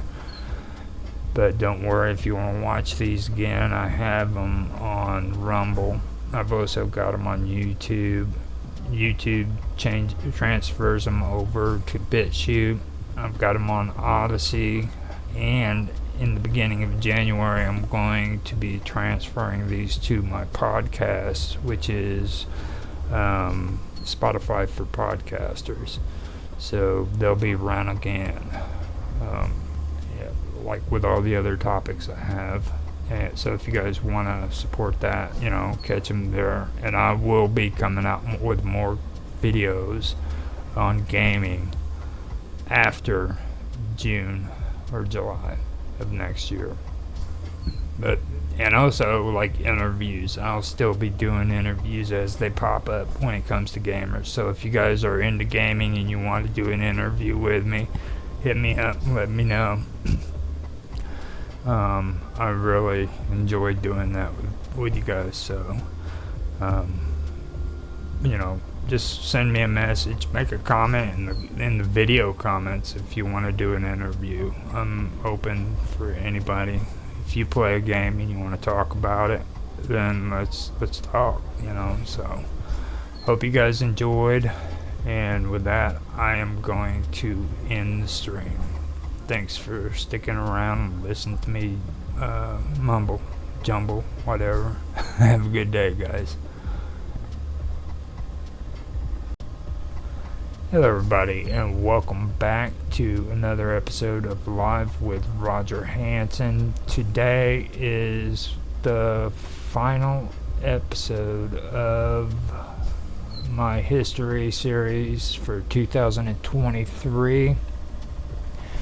And as a guest, I will have here shortly Tanhai Tran, and he's here with me to discuss the Amorites. The time will be spent entirely on what he has to teach us about these people. Okay, I've been curious about them from the time I began to be interested in the Sumerians, which is about 5 or 6 years ago.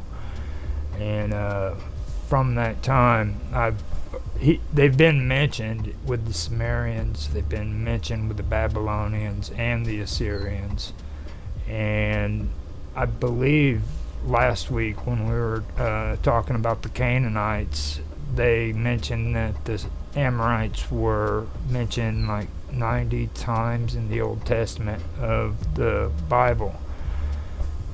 So right there is something that I knew Tan would be good about, because he's been in college learning about religious texts and stuff like that. So I asked him if he would come on to the show for the final episode to kind of give us a history lesson basically on what were the Amorites and what was involved with them, because they really are a mysterious people. Outside of the Old Testament of the Bible, there is material that's written, but it's not very extensive. You do have Hammurabi, and the Assyrians, who eventually, decimated the Amorites. But other than that, you have brief comments from the Sumerians, who mention them in passing, and the Babylonians as well. So there is a history there. But from all the information that I've heard about, the majority of what's written about them does come from the Old Testament of the Bible. So that is kind of what we are here today to talk about. Now, I can give you a brief statement from the Wikipedia about what the Amorites are. The Amorites were an ancient Northwest Semitic-speaking Bronze Age people from the Levant, initially appearing in Sumerian records circa 2500 BC. They expanded and ruled most of the Levant, Mesopotamia, and parts of Egypt. From the 21st century BC to the late 17th century BC, they established several prominent city-states in existing locations such as Isin, Larsa, Mari, and Ebla, and later founded Babylon and the Old Babylonian Empire. They also founded the 14th dynasty of Egypt in the Nile Delta, which was characterized by rulers bearing Amorite names such as Yakbin, and were likely part of the later Hyksos. The term Amuru in Akkadian and Sumerian texts refer to the Amorite, their principal deity, and the Amorite kingdom. The Amorites are mentioned in the Hebrew Bible as inhabitants of Canaan, both before and after the conquest of the land under Joshua. So that right there is a brief explanation from Wikipedia. At one time I wouldn't have used the Wikipedia as a reference, but here lately I've been going over some stuff in the Encyclopedia Britannica, and some of the stuff there is kind of disturbing to me, like the way things have been changed around and presented, just especially on historic references. They just don't sit right with me, so I'm more lenient about using the Wikipedia today than what I was in the past. So I know it's a Wikipedia article, but that's completely fine with me. So before I get started, I mentioned, or I did a live stream for the Jeffy Ryder from WPRPN, and he is starting up a Operation Secret Santa Claus for the holidays, and it'll be starting, I believe, on the 15th. If you guys are interested in getting involved with that, get in contact with him. I believe he's on YouTube. He's also on Minds, and you can find him at WPRPN right here for information leading to that in Minds chat as well. If you need to find out more about it, you can find out with me live with Roger Hanson. Just tag me in general, Minds general chat or general chat. Just tag Roger Hanson and ask me, and I can get in touch with you. He also has his own Minds Legacy group, which I help out with, sharing stuff on there. And he also has Pirate Radio Podcasts, which you can visit, that he can get in touch with you. It might take him a little time because he's not centralized on Just Minds. Like I said, he does do YouTube, and I believe he does D-Live as well. So he's got a lot of things going on, but he's real serious about people getting involved and doing this project with him. He's real serious about it, so just get in contact with him. If you can't find him all that well, get in contact with me and I can help you out with that as well. So hello. Yeah. Hello, how are you doing? I was just spreading the love, man. What are you doing? I was telling everybody about Jaffe's Operation Secret Santa Claus before, Okay. All right, good. before you I'm got here. feeling a little bit under the weather, so. Oh, man. I hope you're alright, man. I was kind of sick for the last couple of days. It's gotten worse a little bit today, but I hope it gets better. Hope it Soon. does too. It will get better. Okay, so I've got everything going on. Oh wait, what happened? Have you started the stream? Have you started the recording? What are we doing? We're not doing live today. Yeah, we are doing live. It's Oh, yeah. just, yeah. I've got to get the Jitsi back up.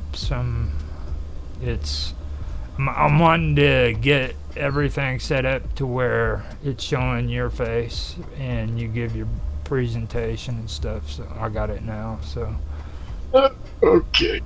and that way, yeah, there you go. Okay, cool. Yeah. Now, just before we get started, let me say this is your time, okay? This is your presentation. I won't interrupt, and I don't want anybody else to come in and interrupt you, okay? I think anybody else coming in, welcome, including Robot. I think he usually has some good opinion. After you get through with it, we can do questions and answers, okay? Just Yeah. I think that because you've actually gone to college and learned this stuff. Ah, You know what I mean? I've had I did. Yeah, but I did have to review a lot of the stuff from. I mean, it was like years ago. Like, But what I've done is just a lot of stuff about the Amorites. okay. And a lot of stuff that people have covered on the internet and over on YouTube and all that stuff. I am just going to go through the what's in the Hebrew Bible and Okay. going through them. Okay. And then basically, going Okay. through different books and giving quotes from the beginning of how they came about, and then to the end of how they to the end of their destruction. Sounds like a plan. Now, Yeah. I've talked my head off already until you got here, so what I'm going to do is I'm going to turn it over to you. Okay, so this is Tan Hai Tran, and it's all yours, Tan. All right, hello everybody. I prepared a little presentation for Roger's history live stream, Roger, Yes. on the Amorite, and based on what's found in the Bible, more specifically the Old Testament, the Hebrew Bible, or in the Old Testament, in the Christian Bible. I prepared a little presentation here that we can go through step by step. So, is everything coming up okay on the live? Let me go check. I can check. I'm pretty sure it is. Yeah, I can go check. I'm pretty sure it is, but I just put it into widescreen. Yeah, it's going good. It's going good. All right, so here we go. Let's start. The Amor. Who are they? Who were the Amorites? Okay. For this slides, I've taken a couple of resources from various encyclopedias online. This one from World History, which says they're an ancient Semitic-speaking group of people. They become dominant in the history of Mesopotamia around the second to the first century BC or millennium BC. They were equated with the people from in the west of Canaan throughout their origin, and they were considered troublesome nomads. So they were nomads who dwelt on the high mountain area, and in Sumerian they were known as the Martu or the Titnum. And you may be also familiar with this since you've talked about the Akkadians before, Roger. They are called the Amuru, or in Egypt, Amar. Yeah. Okay.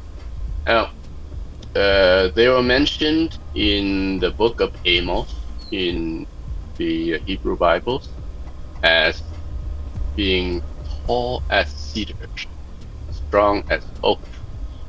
So they were like a race of giants, just like a few others in the old Bibles who were described as a giant race. Like the most famous one was Goliath, who faced David. Deuteronomy chapter 3 described them like this. Verse 11 mentions Og. Og, king of Bashan, was the last remaining survivor of Rephaim. He had a bed of iron and 9 regular cubits long and 4 cubits wide. Okay.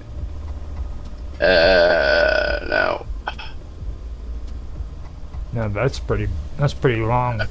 That's pretty high. So I have in the picture on the right is what the picture I got from the web about what an Amorite warrior would look like. So there. Yeah. They are one of the 7 nations in the land of Canaan who became the enemies of the Israelites. Among them were the 7 enemies of the Israelites were the Amorites, the Girgashites, the Hittites, and the Hivites, and the Jebusites, and the Perizzites. Man. So the Amorites were the ones that were directly related to David and Goliath. Goliath was an Amorite. No, I'm not sure if he was. I'm not sure. I don't know. About that. I don't know if Goliath was. But there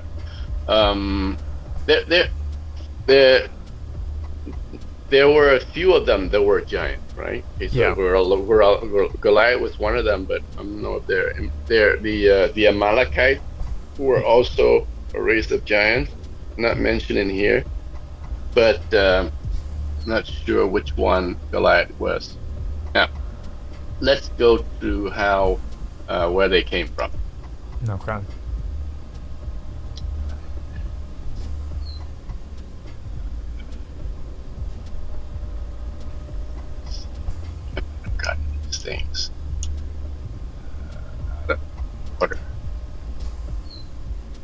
Where do they come from? Here we go. Genesis chapter 10 describes them as descendants of Noah's son Shem, Ham, and Japheth. Okay, to whom the children were born to Noah after the flood. Okay, so starting, I put quotes in here. Verse 1 mentions that they are descendants of Noah. Verse 6 says the descendants of Ham were Cush, Mizraim, Put, and Canaan. All right. Canaan became the father of Sidon, firstborn, and of Het. Canaan also became the father of the Jebusites, the Amorites, and the Girgasites, the Hittites, the Archites, and the Sinites. Right? These. So they were all descendants from Noah. So at one point they were all relatives. It all started from Canaan. Yep, and they all started from. Yep. It's after what do we got? So verse 17 says the Hivites, the Archites, the Shinites, and the Amorites were all descendants of Canaan.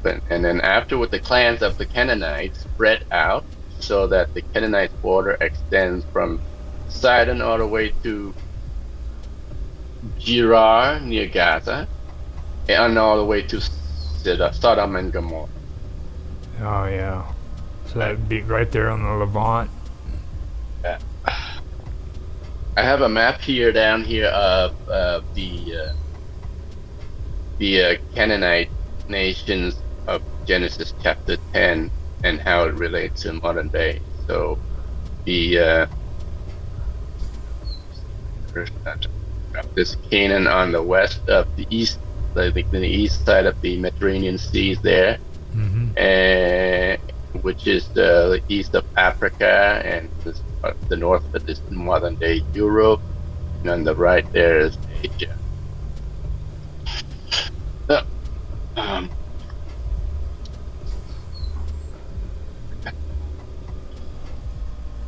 You got slides a little bit out of order. I not a lot of time to prepare this, and I just barely finished it like 10 minutes before this. Okay,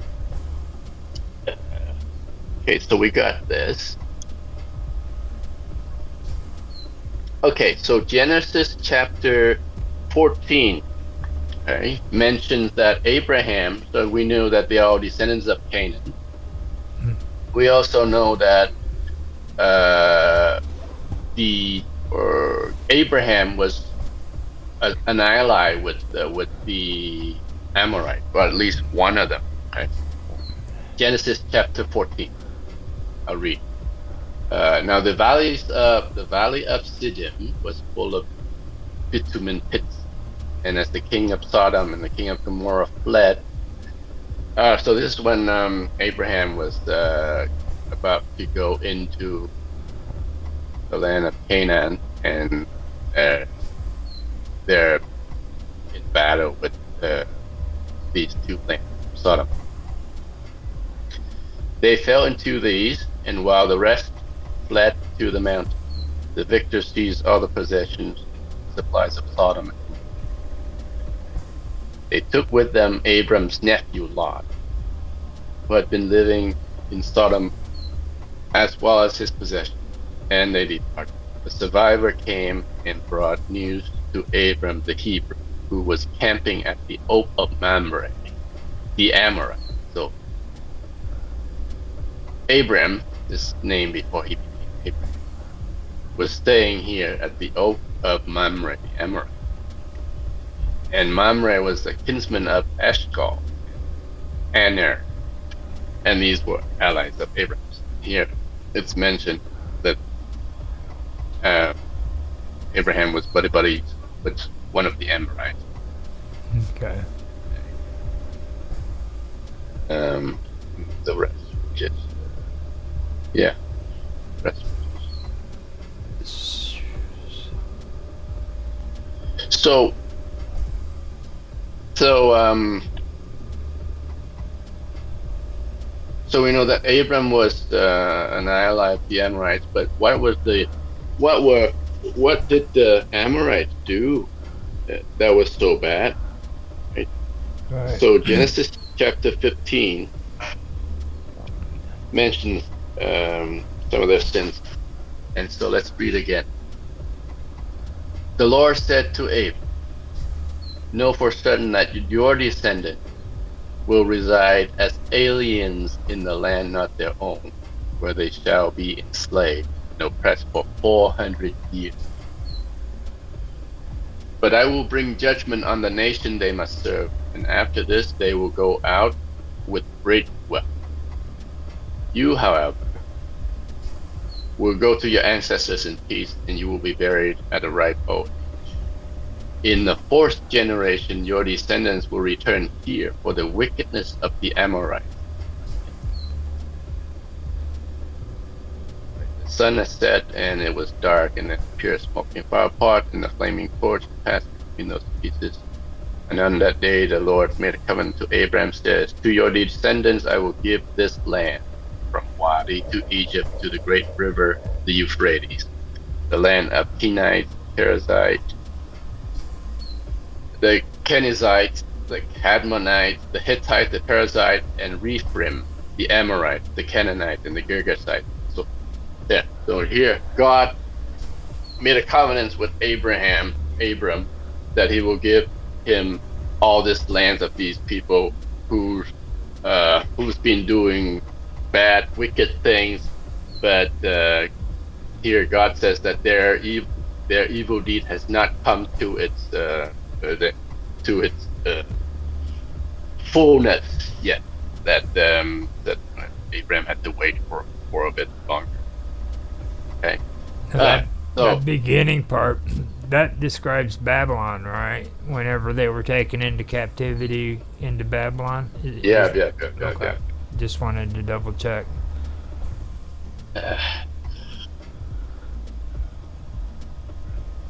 Sins of Babylon. Here we go. Okay, part 2. We're in First Kings chapter 21. Alright, so we read in verse 25. Indeed, no one gave himself up to doing the evil in the sight of the Lord as did Ahab. So this one we're talking about King Ahab and his wife Jezebel, who he became completely abominable by going after idols, just as the Amorites that the Lord drove out of the Israelite ways. So, idolatry was one of the sins of the Amorite. And so, when Ahab heard these words, he tore his garment and put on sackcloth over his bare flesh, fasted and slept. So, the backtrack a little bit. So Ahab just killed a man. Just killed a man because he wanted his land, and with his wife Jezebel's help. And so, through a prophet here, Ahab is being told that what his deed was as evil as the Amorite, and going after idols. And so here we have one mention of what one of his work. So I didn't mention. I don't think I mentioned in here, but the other things that the Amorites practiced were child sacrifice, right? And that was something that's abominable to God as well. And he warned the Israelites before coming into the land of Canaan not to practice their practice. So that kind of practice, that child sacrifice or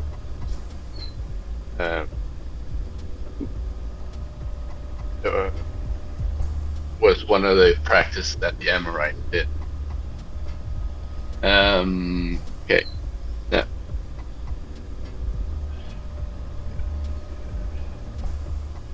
Now,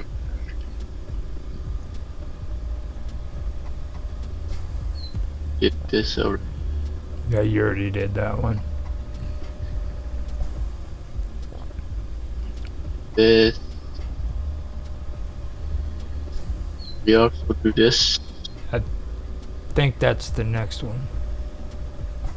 Yeah, I think I missed. I got the sequence out of alignment where this is the second part of who were the Emeralds. Well, let's go back to them a little bit. Go through this here. Book of Numbers, chapter 13.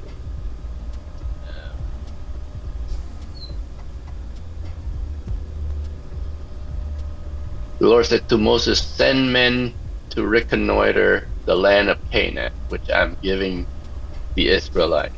You shall send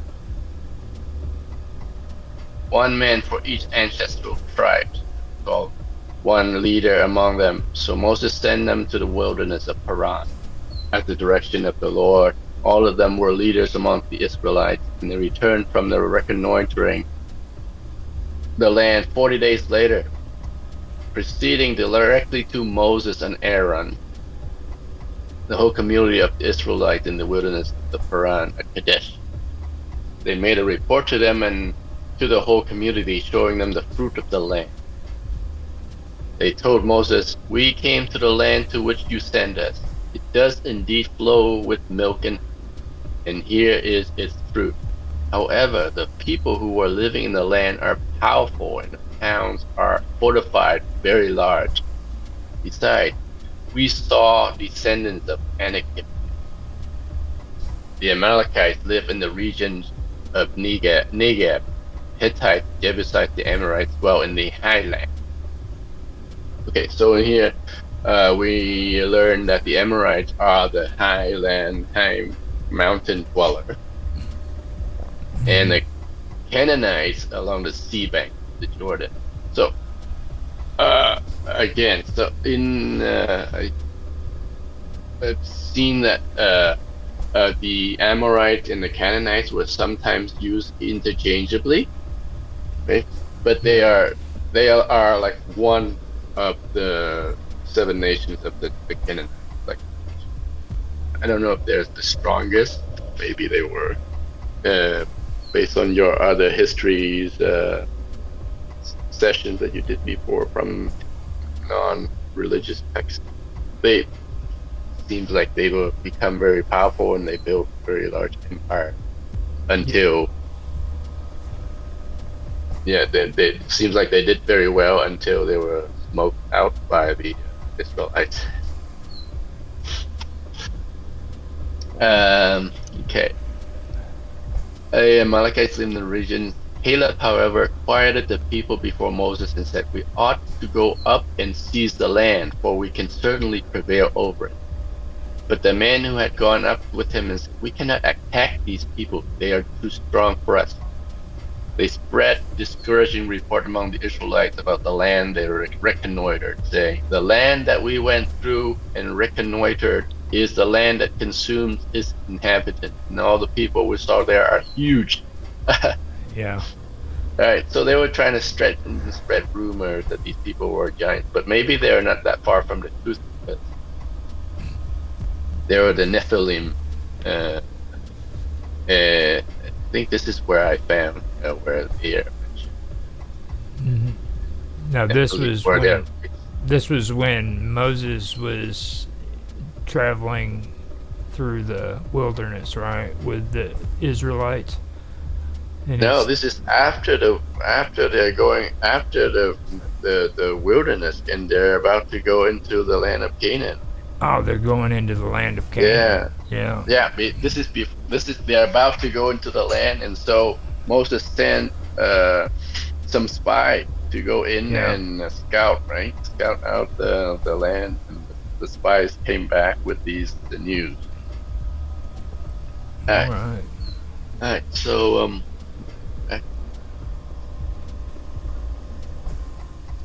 So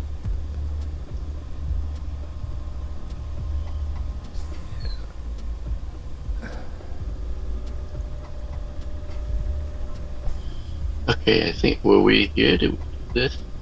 Yeah, we did this. Oh, actually, I don't think you did that one. No, I think I did. We're talking about Ahab here. Talking about Ahab Yeah, and you how did. his sins were similar to the end. Yep, that was it. All right, and now we go to the destruction of Ammon. In the book of Joshua, chapter 10, it mentions pretty, it narrates pretty details how the kings, the 5 kings of the Amorites were slaughtered. I think they were, what's now the Adonizedek, king of Jerusalem, heard that Joshua had captured Ai and put it under the ban, and had done to that city and its king as he had done to Jericho and its king. And that inhabitants of Gibeon had made their peace with Israel and remaining among them. There was great fear abroad, because Gibeon was a great city, like one of the royal cities, greater even than Ai, and all its men were warriors. So Adonizedek, king of Jerusalem, sent to Hoham, king of Hebron, Hiram, king of Jarmuth, Japhia, king of Lachish, and Debir, king of Eglon, with this message: "Come, help me attack Gibeon, for it has made peace with Joshua and the Israelites." The 5 Amorite kings of Jerusalem, Hebron, Jarmuth, Lachish, and Eglon gathered all their forces and marched against Gibeon to make war on it. Okay, so the Amorite kings were on the attack. They're attacking the Israelites. Thereupon, the Gibeonites sent an appeal to Joshua to his camp at Gilgal. "Do not abandon your servant. Come up here quickly and save us. Help us, because all the Amorite kings of the mountain countries have joined together against us." Okay. Now, Gilgal, do you know anything about that? Because that sticks out to me. No, I haven't researched much into that. What? Tell me. I can't, like the name, I know I've heard it before, so I was hoping maybe you knew it. Well, Because this is probably where the 5 Amorite kings got destroyed. yeah, it could have been Gilgal. Yeah. That's a big part in the Old Testament too. It's where they cut their thumbs off. Yeah. So continuing, Joshua 10. Okay. So Joshua marched up to Gilgal, and his army and all his warriors. The Lord said to Joshua, "Do not fear them, for I have delivered them unto your power. Not one of them will be able to withstand." So these 5 Amorites, the Amorite kingdoms were powerful, right? And we have here 5 Amorite kings banding together to go against the Israelites, right? Because this is like in the David and Goliath story all over. And so they should have smoked the Israelites right then. But so this is why the God tried to comfort Joshua and his people. So after an all-night march from Gilgal, Joshua made a surprise attack upon them, and the Lord threw them into disorder before Israel. The Israelites inflicted a great slaughter on them at Gibeon and pursued them down the Hebron, the Beth Horon slope, attacking them as far as Azekah and Makkedah. While they fled before Israel along the descent of Beth Horon, the Lord hurled great stones from the heaven.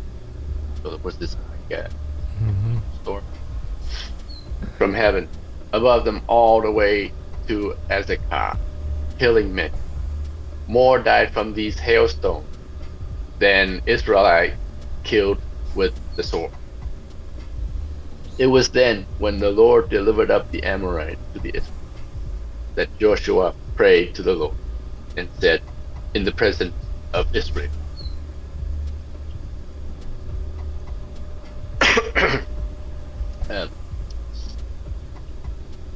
so Joshua said, sun, stand still at Gibeon, moon in the valley of Aijalon. The sun stood still, the moon stayed, while the nation took vengeance on its name. Yeah. Continuing. The 5 kings who had fled hid in the cave of Makkedah. When Joshua was told, 5 king has been found hiding in the cave of Makkedah, he said, roll large stones to the mouth of the cave, post guard over, but do not remain there yourselves. Pursue your enemies and harry them in the rear. Do not allow them to reach their cities, for the Lord your God has delivered them into your power. Once Joshua and the Israelites had finally inflicted the last blows in this very great slaughter, the survivors had escaped from them into the fortified city. All the armies returned to Joshua in the camp at Makkedah in victory. No one uttered a sound against us. Then Joshua said, open the mouth of the cave. Bring me those 5 kings from the cave. And they did so, brought out to him from the cave the 5 kings of Jerusalem, Hebron, Jarmuth, Lachish, and Eglon. When they brought the 5 kings out to Joshua, he summoned all the armies of Israel and said to the commanders of the soldiers who had marched with him, come forward and put your feet on the necks of these kings. And they came forward and put their feet upon their necks. And Joshua said to them, do not be afraid or dismayed, be firm and steadfast. This is what the Lord will do to all enemies against whom you fight.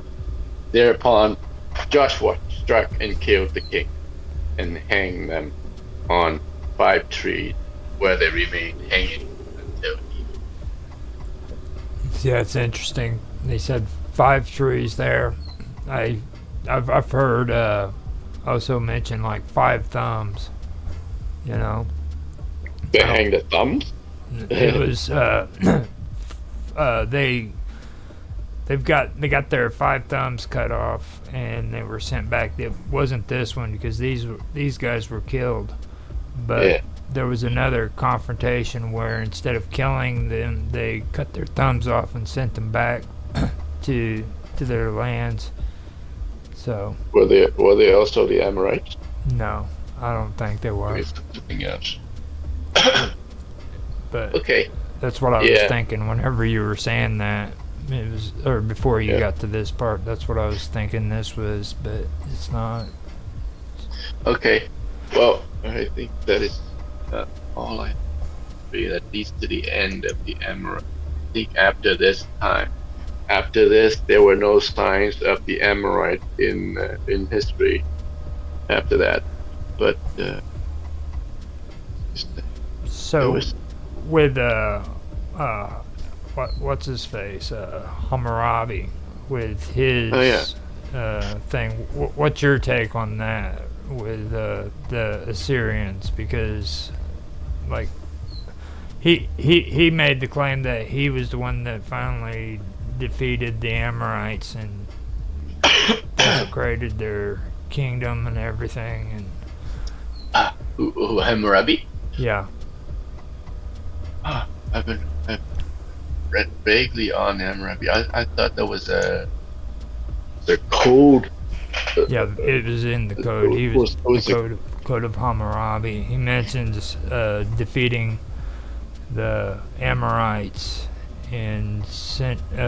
He ended up having them march to their death, according to what he says.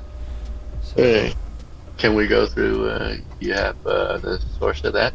oh God, it's in the tablets. Just the code of just write the code of Hammurabi, or the Amorites code of Hammurabi.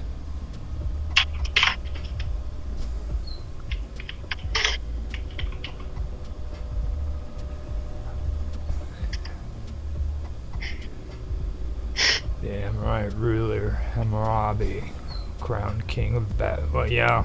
See, But he was an Amorite though. yeah, How did he destroy his own people? that's interesting. The Assyrians, Yeah. I know, was the ones who defeated him. Yeah. Yeah, it was both So, an he's a avid king. warrior and shrewd administrator who honored the tradition of Sumer, Akkad Akkad. and the other. So, but events. this is from National Geographic. I'm not sure I've read that, but it did say he's a Babylonian king. I hate when they do that. Yeah. Yeah. Now, I wouldn't say it was Assurbanipal who did it. Maybe I don't know for sure who it was, but they're the ones that I know. The Amorites were the ones who actually were the ones who founded Babylon, Mm-hmm. and they also.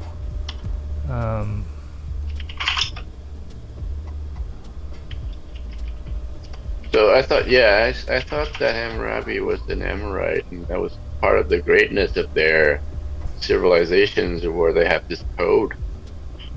Well, his code was one of the first actual laws that were set down. Yeah. Is the legal Babylonian text. legal text. Yeah. How did he die though? That would be the interesting part. Like his the ending of his life. Hammurabi. Okay. Oh. See. Early scholarship prologue. All These are all the laws he had. theories.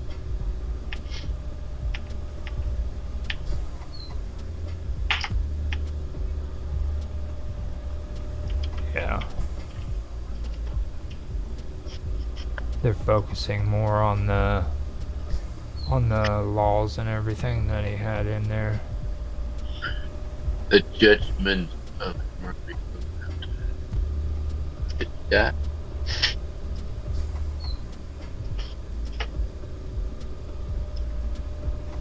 You talked about the Code of Hammurabi in one of your episodes, didn't you?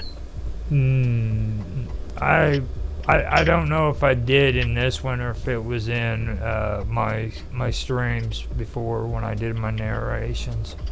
It was in one or the other, but I know that we covered the Canaanites, and then before that the Phoenicians, and like a lot of the stuff from the Phoenicians and the Canaanites, because they're both intermingled, kind of dove into most of the Sumerians and the Akkadians. But like right here, what you're talking about, that kind of opens up a lot of stuff, because now I didn't realize until just now that it was the freaking the Amorites who were the ones that founded Babylon. Yep. I Until thought they were. So Hammurabi was reigned from 1792 to 1750 BC. When did the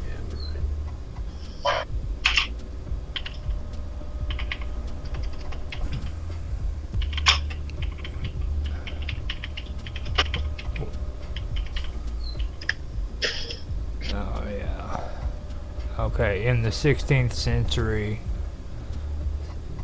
BC, the Amorite era ended in Mesopotamia with the decline and the fall of Babylon and other Amorite-ruled cities. The Kassites occupied. Okay, so This is See- after him, probably. yeah, I knew the Kassites. I knew all about them, but I didn't know the Amorites were the ones who ruled Babylon. Yep, they were, and it looks like Hammurabi is one of the. He was one of the great emperors that started the Babylon. Right down there where it says, who were the Amorites destroyed by? That right there will answer our question. Right, it's 1, 2, 3, 4, fourth one right there. Okay. The biblical Amorites are known to be the enemies of Israel. Of the Israelite. The 5 kings of the Amorites are mentioned as having been destroyed in the battle of Joshua. And this is what I just went through at the last flight. Yeah, they were 5 kings that were destroyed. I thought that was the last side of them. That's pretty interesting. When were they destroyed? I mean,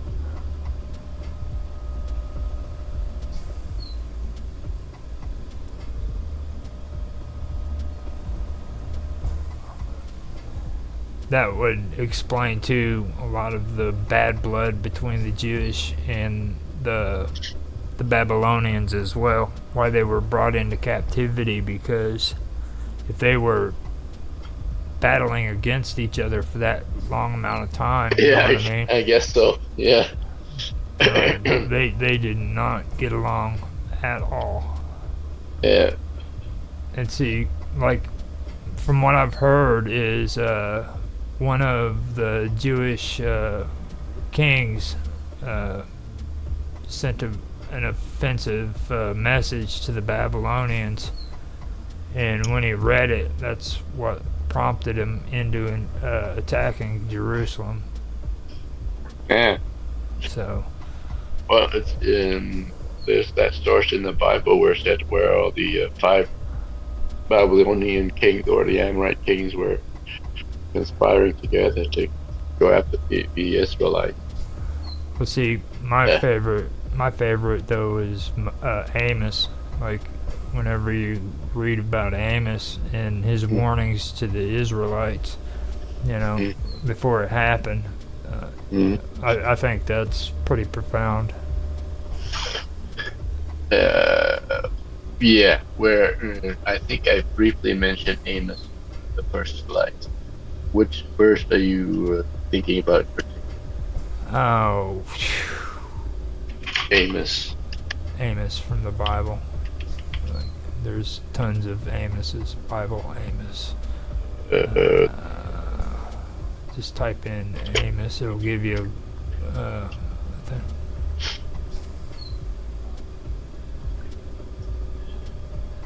No, it says Amos 29:11. Go up right there. Let me read that first one up above.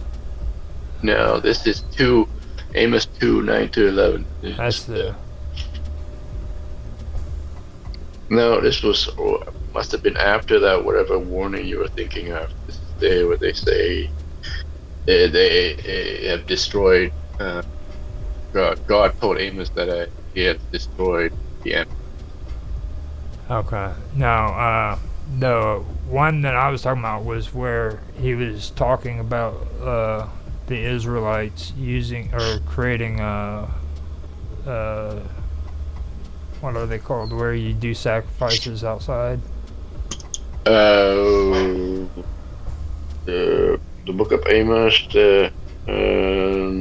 Yeah, just sacrifice. Sacrificing to. For Passover, right? They were using altars to sacrifice to Canaanite gods. Oh, the child sacrifice. Yeah. I don't know for sure if it was mentioning that. It was the altars they were using. He called them false idols and stuff like that. Oh yeah, Moloch. So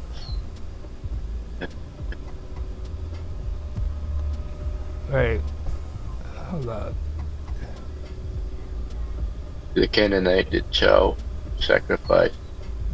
They No, abort their babies as well. very. Hold up, right here where it says 525. That's It's the no.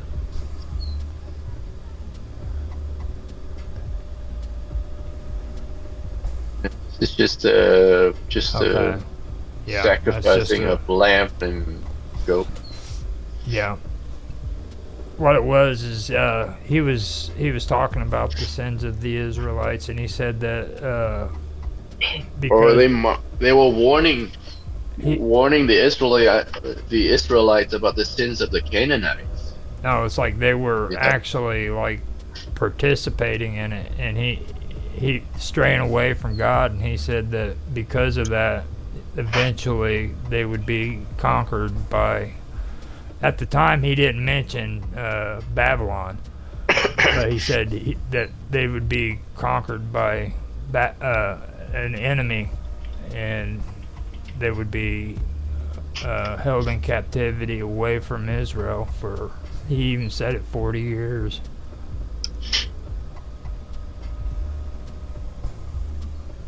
Yeah, there you go.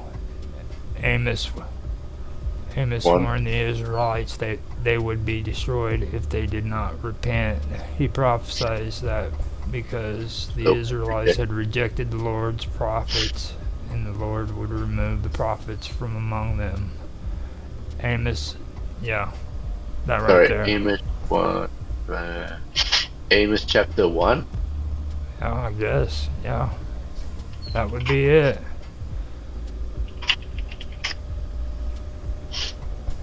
Huh? Oh, you lost your internet. Didn't even catch that. I said, oops, you lost your internet. No, it came back up as quickly as you said it. Usually it's like does it to me too, where it does a little hiccup. The words of Amos, one of the shepherds of Tekoa, vision saw concerning Israel 2 years before the earthquake when Uzziah, the king of Judah, son of Jehoash, was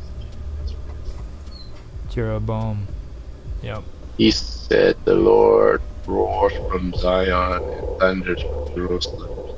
Pastures of the shepherds dry up, and top wither." Yeah, that's pretty good. That's pretty good. That's one of my favorite readings out of there. Everybody thinks I'm pretty harsh when I Just mention judgment on Israel's neighbors. This is what the Lord said. it. For 3 sins of Damascus, even for 4 I will not relent, because she threshed Gilead with slashes of having iron teeth. I will send fire on the house of Hazael that will consume the fortresses of Ben-Hadad, will break down the gates of Damascus, destroy the king who is in the valley of Aven, and the one who holds the scepter in Ben-Eden. People of Aram go in exiles to Kir. For 3 sins of Gaza, even 4 I will not relent. She took captives whole communities and sold them to Edom. Send fires on the walls of Gaza that consumed her fortresses, destroy the king of Ashdod, and the one who holds the scepter of Ashkelon. I would turn my hand against Ekron till the last of the Philistines are dead. For 3 sins of Tyre. So through Amos, God is pronouncing judgment on all these sinful nations. Yeah. For the sins of Ammon. I wonder if these Ammonites, right? Yeah. The inhabitants of Ammon, they are different from the Amorites, right? They're the Ammonites are not the same as the Amorites. Well, it says the walls of Rabba, and that was what you were just reading right there. The walls of Rabba. Right there, I will set fire to the walls of Rabba. Right. That would consume her for you go to exile. Okay. know. Where are the Amorites mentioned in That's probably what they are. The Ammon? the Ammon? Ammon. Yeah. Because that's what I was saying. Like what with your presentation, you were just talking about the wall or Rabba. It was one of the words that popped up. Mm. So The walls of Rob. fires to the walls. I will set fire to the walls of Rabba that will consume her fortresses. All right. Yes. Yeah. The sins of Moab, sins of Judah, sins of Israel. Yeah. Amos wasn't a very In a bad mood. yeah, he wasn't a very positive speaking person. A lot of people didn't want to hear him because he was preaching the stone Yeah. fiery stones and brimstone or Mm. Well, this is the similar kind of narration that you would find in the New Testament in the book of Revelation. After Christ established his church, and after a while, they were doing okay for a while, but then there are 7 churches that they had, but some of them start to stray from the path. And so in the book of Revelation, they send like it goes like, this is the Alpha, I'm the Alpha, I'm the Omega. Gave my warning to these 7 churches. I'm happy that you did this and this, but I hold it against you that you did not do this and that. yeah. So the book of Amos. Yeah. That's the stuff that I really got into though whenever I was getting into that area. I was just about to finish up on the walls of Jericho. Okay. And I already done the New Testament. I started doing I finished that. Then I started from the beginning. And by the time I got to freaking the walls of Jericho, I was already burned out because Leviticus, you've got to be a madman to freaking say that you enjoy Leviticus. I don't care who you are. If you know, that is some hardcore reading right there, man. So let's talk about the Amorites' destruction for a second, right? Mm-hmm. Why you can, like, from a non Jewish / non-Christian's point of view, you can ask, why would a loving God destroy a whole race, right? Right? Like why would a loving God be bent on committing Jewish genocide? Yeah? And the answer is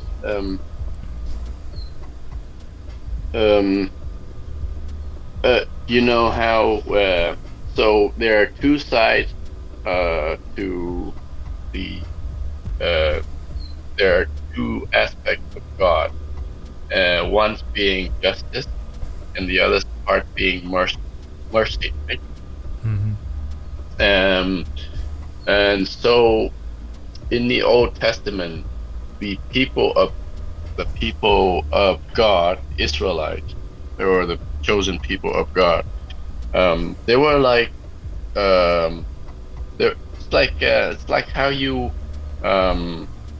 treat an infant child. First start to feed it with milk, and then you learn to, over time, you start giving it solid food to get him used to it before you put him full time on solid food.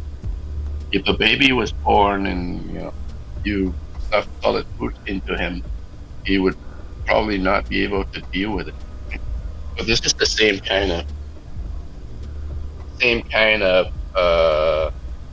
dealing that God deals with His people.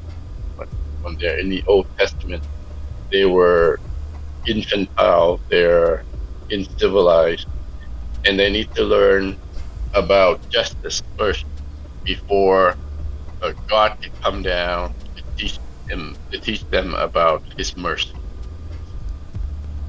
So the justice of God is that the message of justice is that the wage of sin is death, right? I mean, if God is the God of life, anything that's opposing life is death. Right? So if you go against the source of life itself, then it's the end for you, and that's the and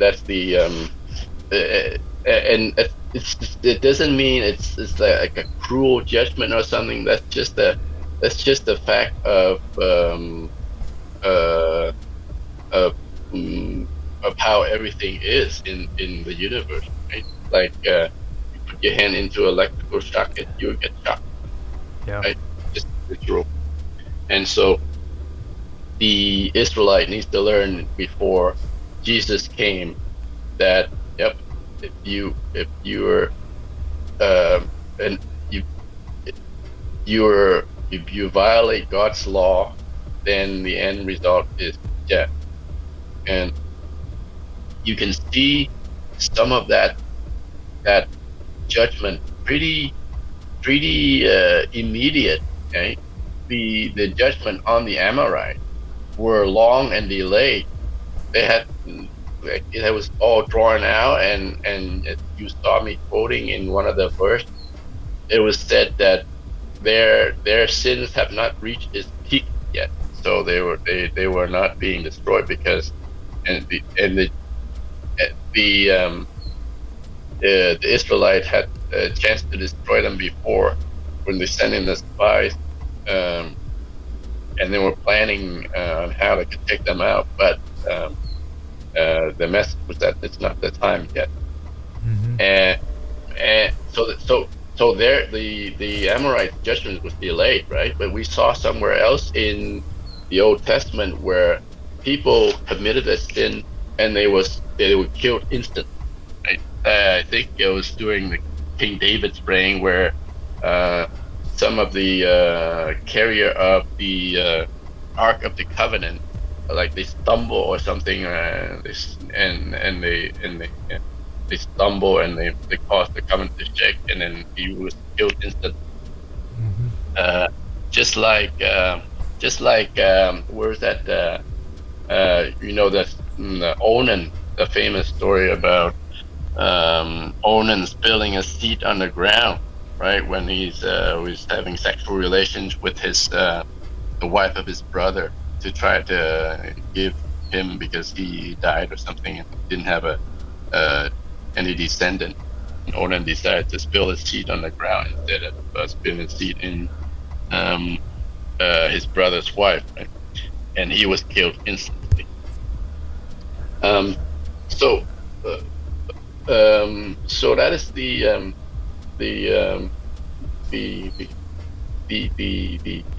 essence of God's justice that the Israelite had to learn, that you go against nature, you get hurt, and sometimes kill you. And I think we still that consequence is still going on until today.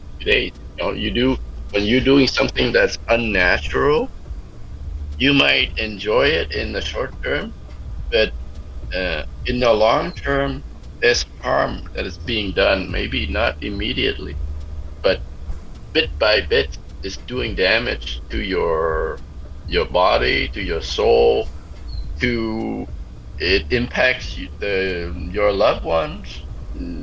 You may not notice it, but over time the effects accumulate and you will see it. So that's why there a lot of unhappiness in the families today because people are they're doing stuff they're not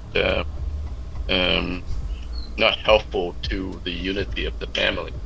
What all I can say. But then, so that's the Old Testament. In the New Testament, Jesus then came to teach the Israelite about His mercy, right? And even though they have sinned and gone astray, they have offended their Creator so many times that even their own they don't. It's not their own doing is not enough to repay for the offenses that they have done. Right? So even their death is not enough to pay for the sin that they have committed over the ages, and that's why God Himself has to come down and atone for their sins by offering Himself up as payment for their debt. And that's the mercy that God teaches in the final days. That's perfect. So, how much time have we spent, by the way? Have we done at least an hour? Yep, I think we're 7:09, 7:10 here my time, so I think we're just about an hour. How much time do you have on your live stream going through? I've got you on full screen. You got full attention, like I said, man. I mean, I haven't even been. Oh wow, an hour and 25 minutes. We did good. Okay. An hour and 9 minutes. Like I said, I started to research to review these Amorites, and I became overwhelmed on how much material there are. Yeah. So I think we're just briefly scratching through the surface. Yeah, right. We haven't talked about how they have. I mean, I've only relied on biblical sources, right? We haven't talked about how they, as a civilization, have developed and become so powerful that they were actually feared by the Israel. It's unheard of that they end up getting destroyed by the Israelites, but they are the stronger one. They should have been the one that smoked out. It is pretty interesting, and from what I've heard, though, don't quote me on it, but from what I've heard, the Bible has the most extensive amount of information when it comes to the Amorites. It was like I was telling you about with the Sumerians and everything. Like they have very little information concerning these Amorites. I wasn't even aware that the Amorites were the ones who founded Babylon. You know what I mean? That just kind of threw me off right there. Yeah. So maybe we need to do a part 3 to deep dive into their civilization a little. Well, in the new year. I'll tell you what, man. We'll try to get some stuff going on it and get things set up. I wanted to end this one with the Amorites because, like with my history, everything leads back to the Amorites. And I know that sounds weird, and I know how the Bible portrays them. Yeah. But I mean, well, they are not Israel's greatest enemy. Right. But they're one of the big ones. Yeah. But it's like the Sumerians talked about them. Not the Akkadians talked about them, then the Assyrians talked about them, but they don't even come close to the amount of information that the Jews had in their Old Testament or the Torah. Like I think they said that they were mentioned 90 times in the Old Testament. That's a big deal because they don't mention stuff that many times in the Old Testament. It's usually maybe like 5 or 10 times, but that's about the best you can get. Yeah, I have an electronic Bible. I could search for a few times they mentioned, but yeah, I think you're about. The other day we were talking about them, and they said they were mentioned. I think it was 90. If it wasn't, it was about 60. Yeah, probably. Okay. So should we end the stream? Yeah, we can do that. So thank you very much for being here, Tan, and I appreciate the research you did, and we'll set something up to do a part 2 to this. This is actually part 1, so. Okay. And All right. we'll get things going and talk about it later. And thank you for being here, bud. No problem, man. Bye-bye. Yeah. Now, hello everybody, and welcome back to Old Men Talking. I guess since John did the introduction last week with his topic, it should be my turn, huh, John? Hi, mate. Here, welcome back, John. And today we are going to do a topic that I wanted to do, and I discussed it with John, and I wanted to discuss what our views about women are today and how they've changed throughout the years.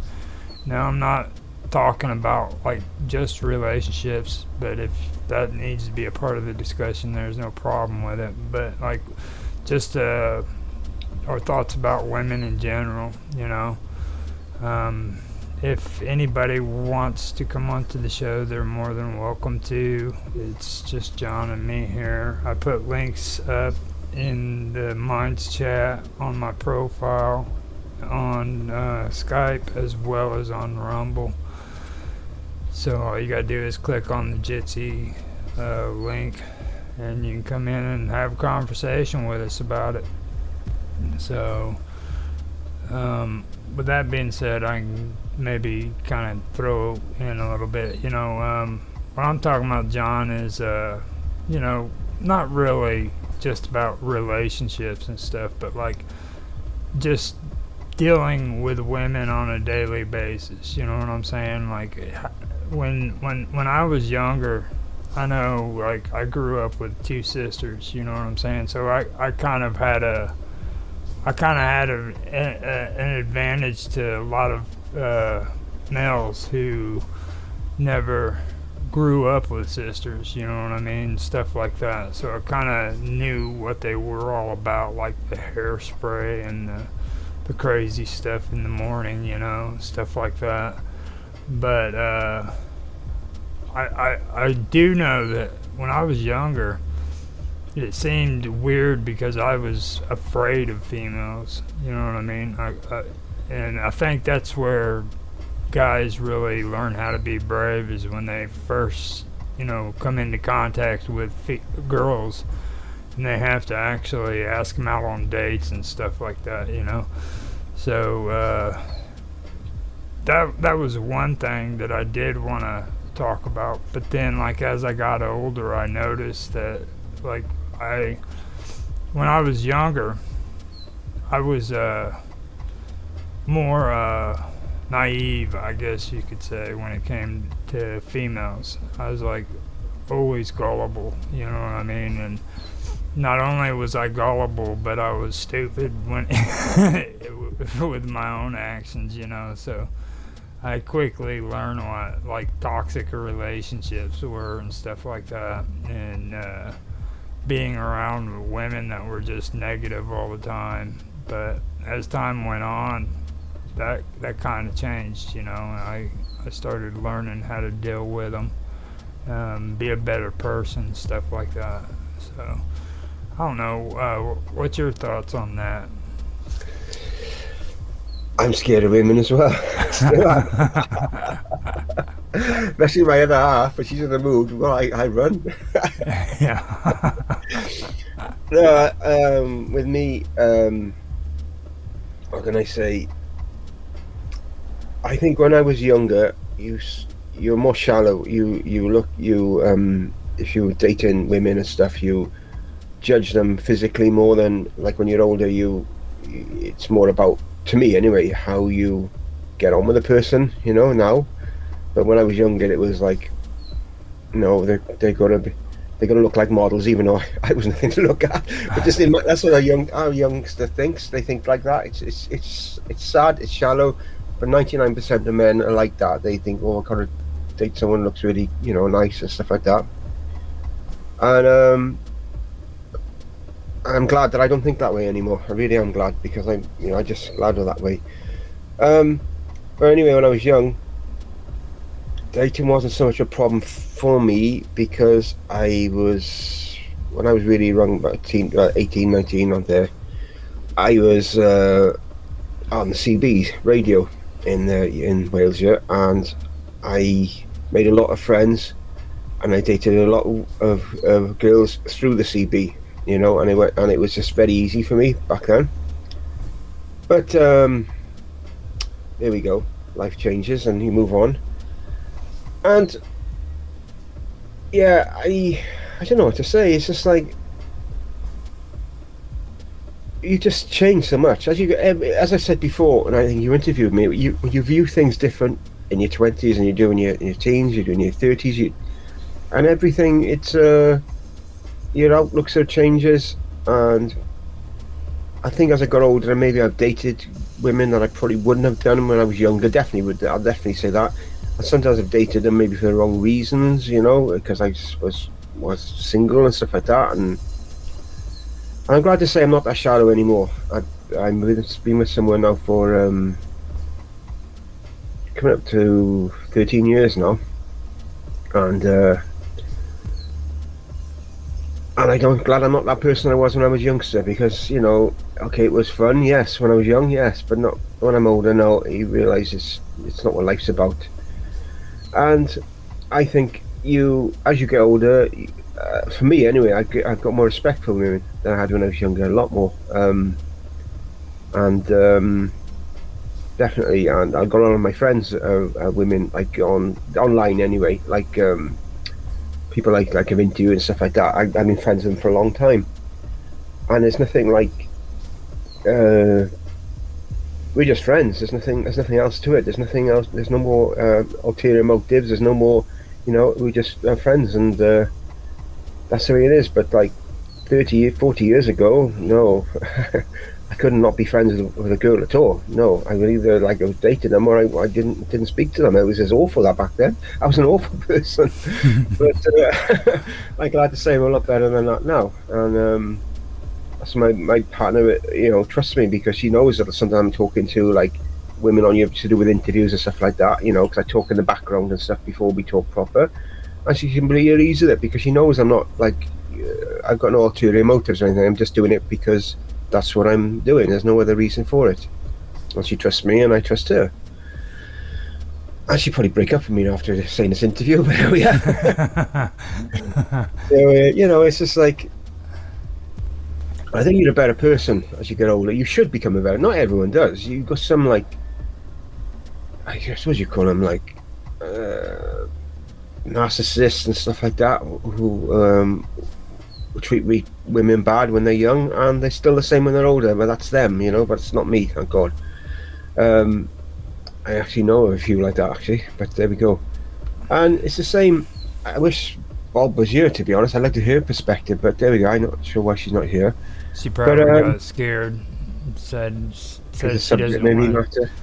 Yeah. Said she didn't want to talk to two old men about their perspectives on women.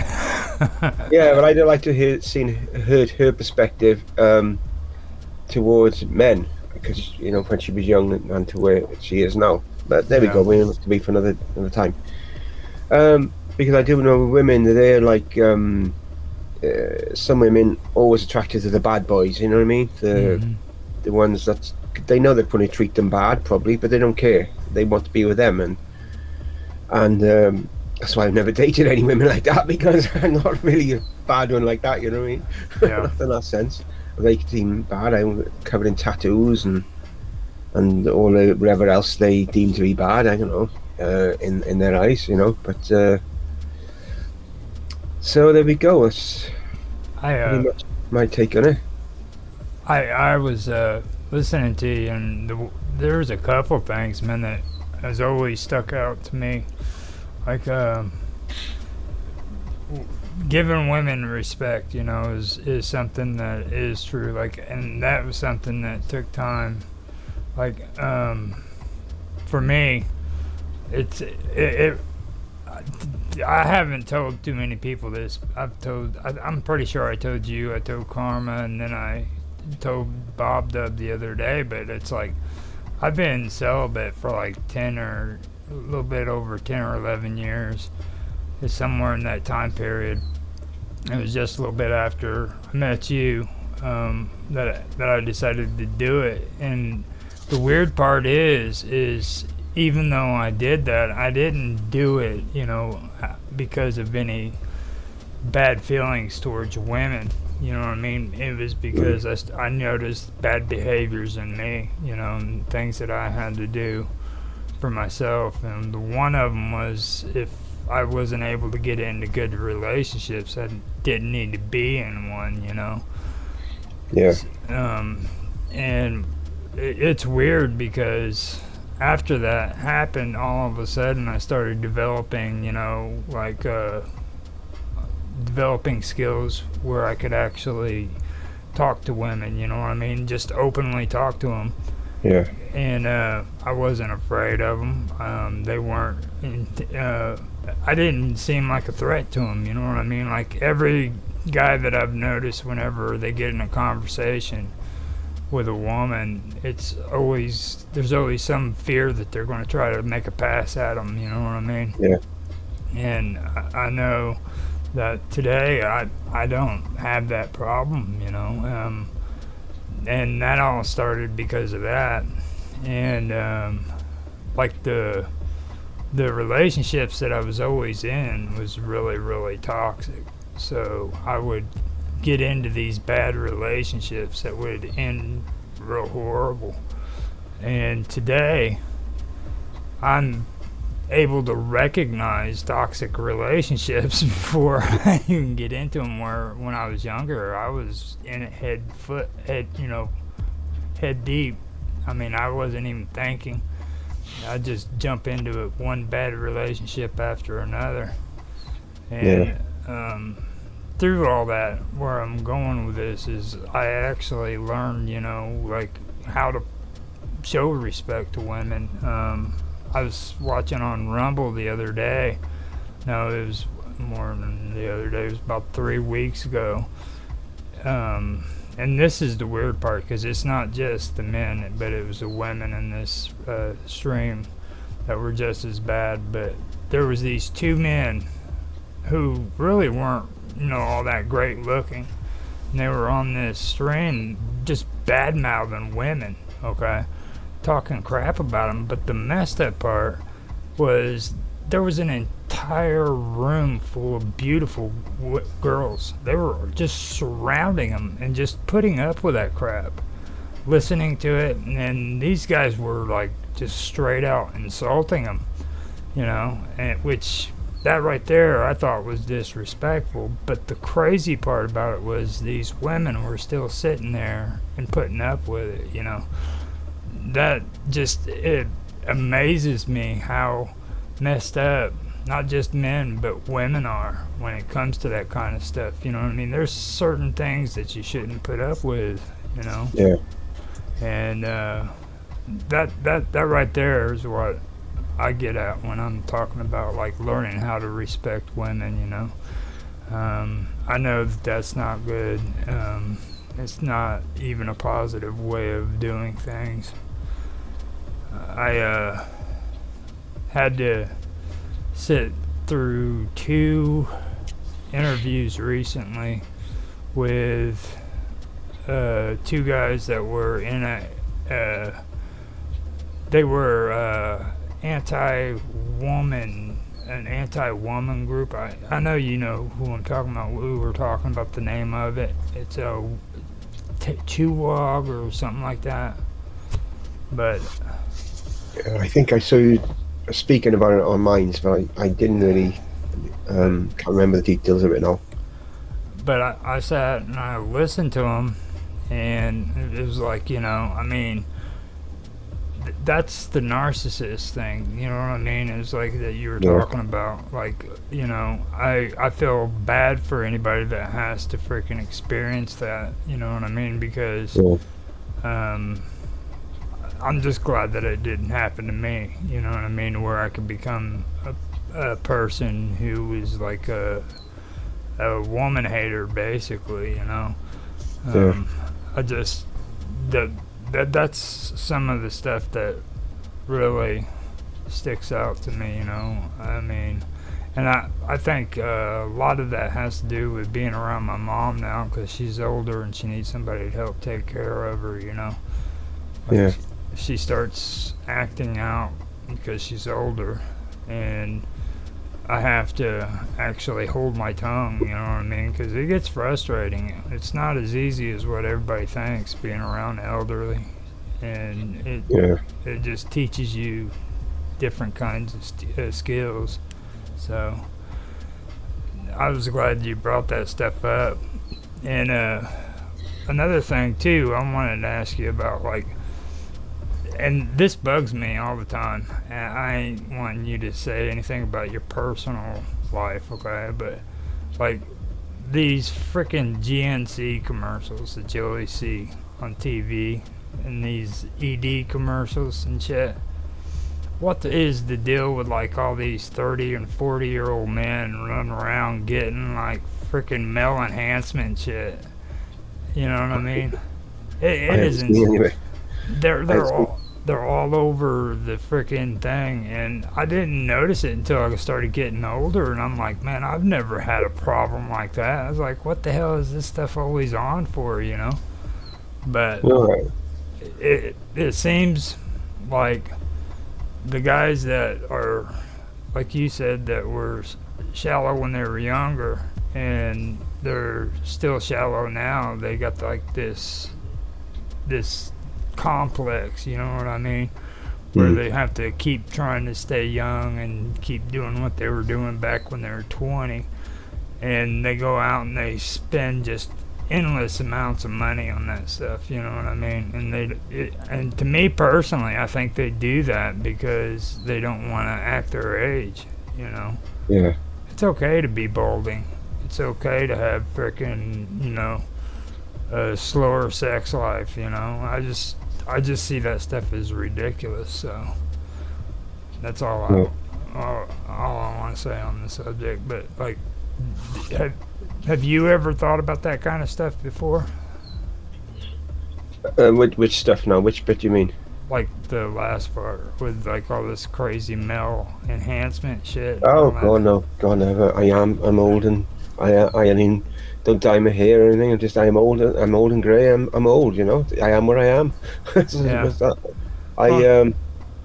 No, I've not thought about anything like that. No, myself. But I think where a lot of it is with men in their 40s, 50 sometimes, and then you see they're suddenly dating they've finished with their wives and they're dating a 20-year-old young woman or something like that. It's like midlife crisis they go through. So a lot of people do.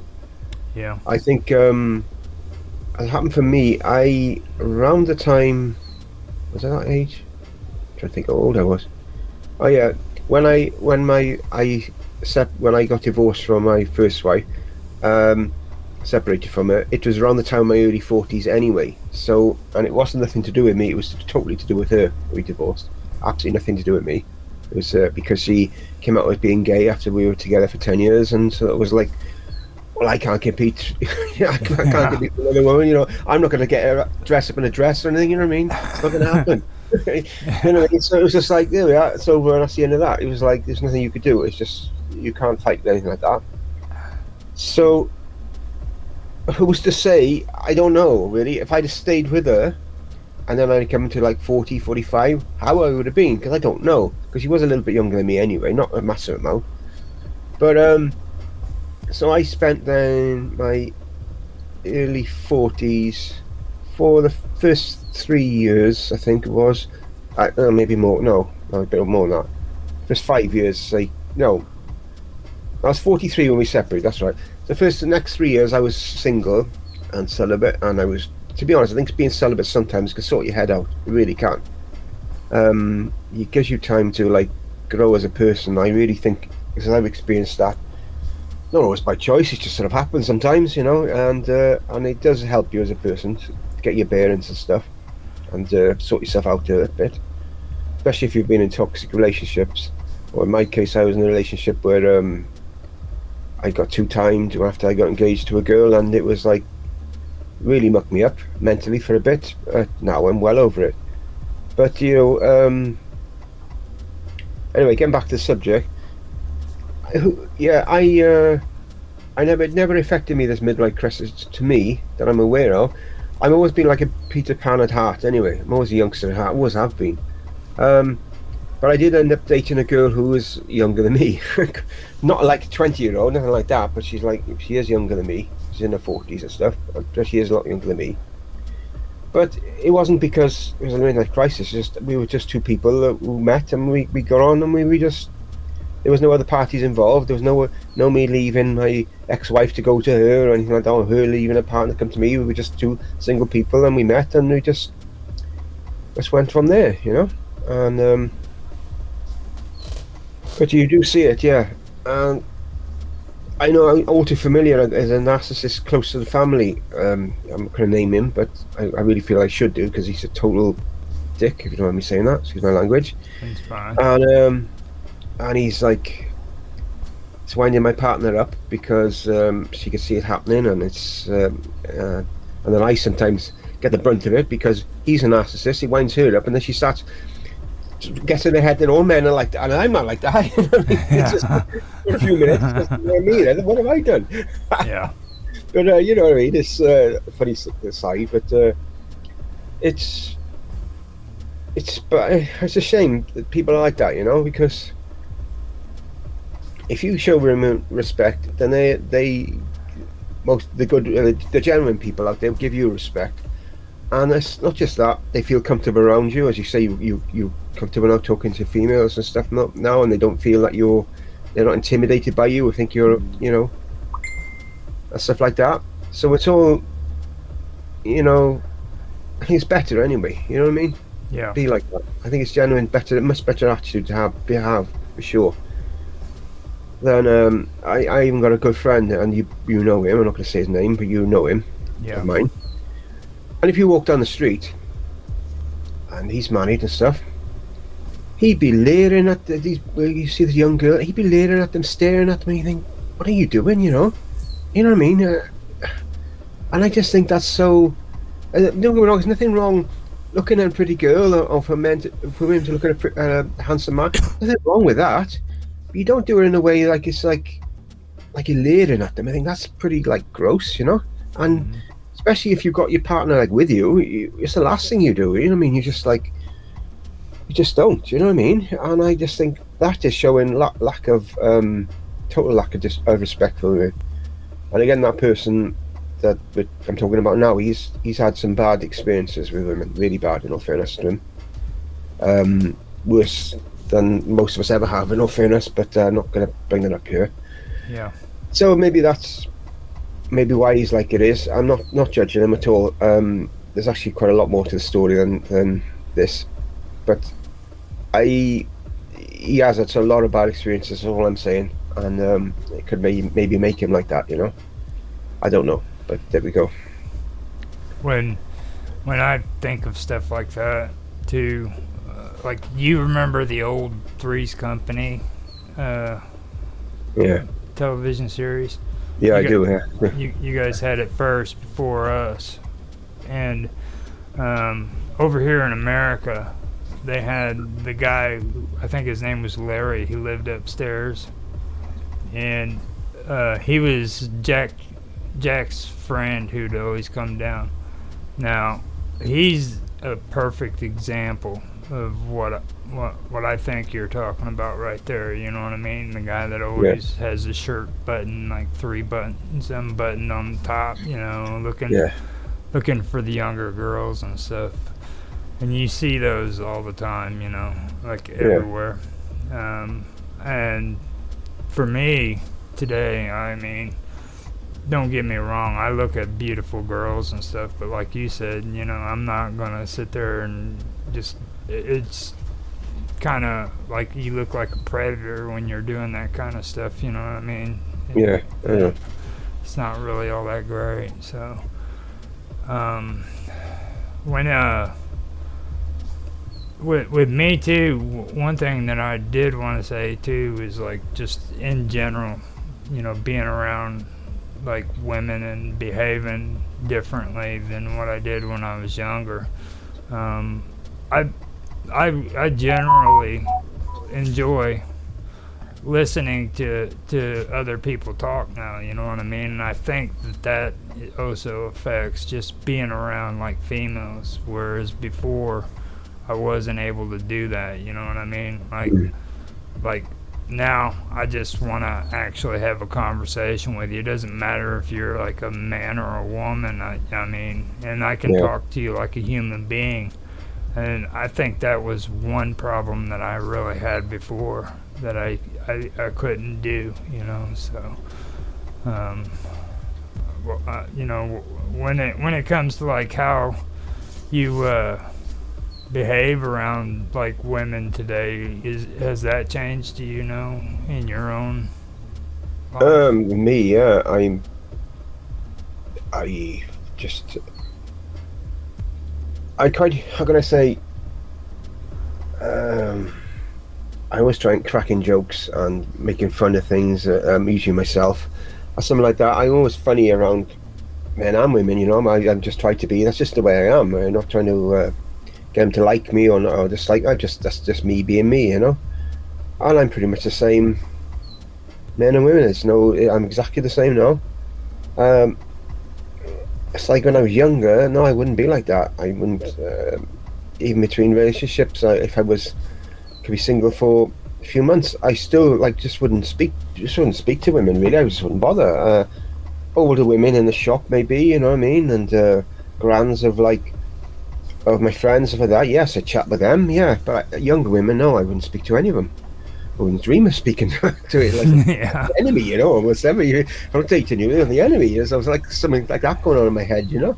yeah, But now I speak to people. Now when I pick up my son from school, I speak to anyone. I don't really, I just don't think about it now at all. In fact, some of my best friends are women, and I mean it not just like there's one of my son's friends who sometimes watches his videos. As it happens, his mum and me, we've known each other since I don't know what they call it in America. Mathrin, they call it in Wales. It's like infant school. It's really well like elementary. they go from 2.5, 3 years of age. Pretty much known her and her mum since them days, and we're still like sometimes after school, the her son and my son played together just outside the school for a few minutes, and they go home. And we've been friends for a long time. We talk about stuff and what have you. We're just friends, and it's nice. But say 20 years ago, I couldn't have done that. I really couldn't have done that at all. I wouldn't be comfortable in my own skin to do that. Yeah. It's like, I mean, we just couldn't do it. That's part of the beauty, I think, of getting old. You get more comfortable in your own way. Most of the time, you get more comfortable in your own skin. Yeah. You because of what you've learned and what have you. And yeah, that's pretty much my take on it, I think. That's kind of what I was thinking when you're saying there too.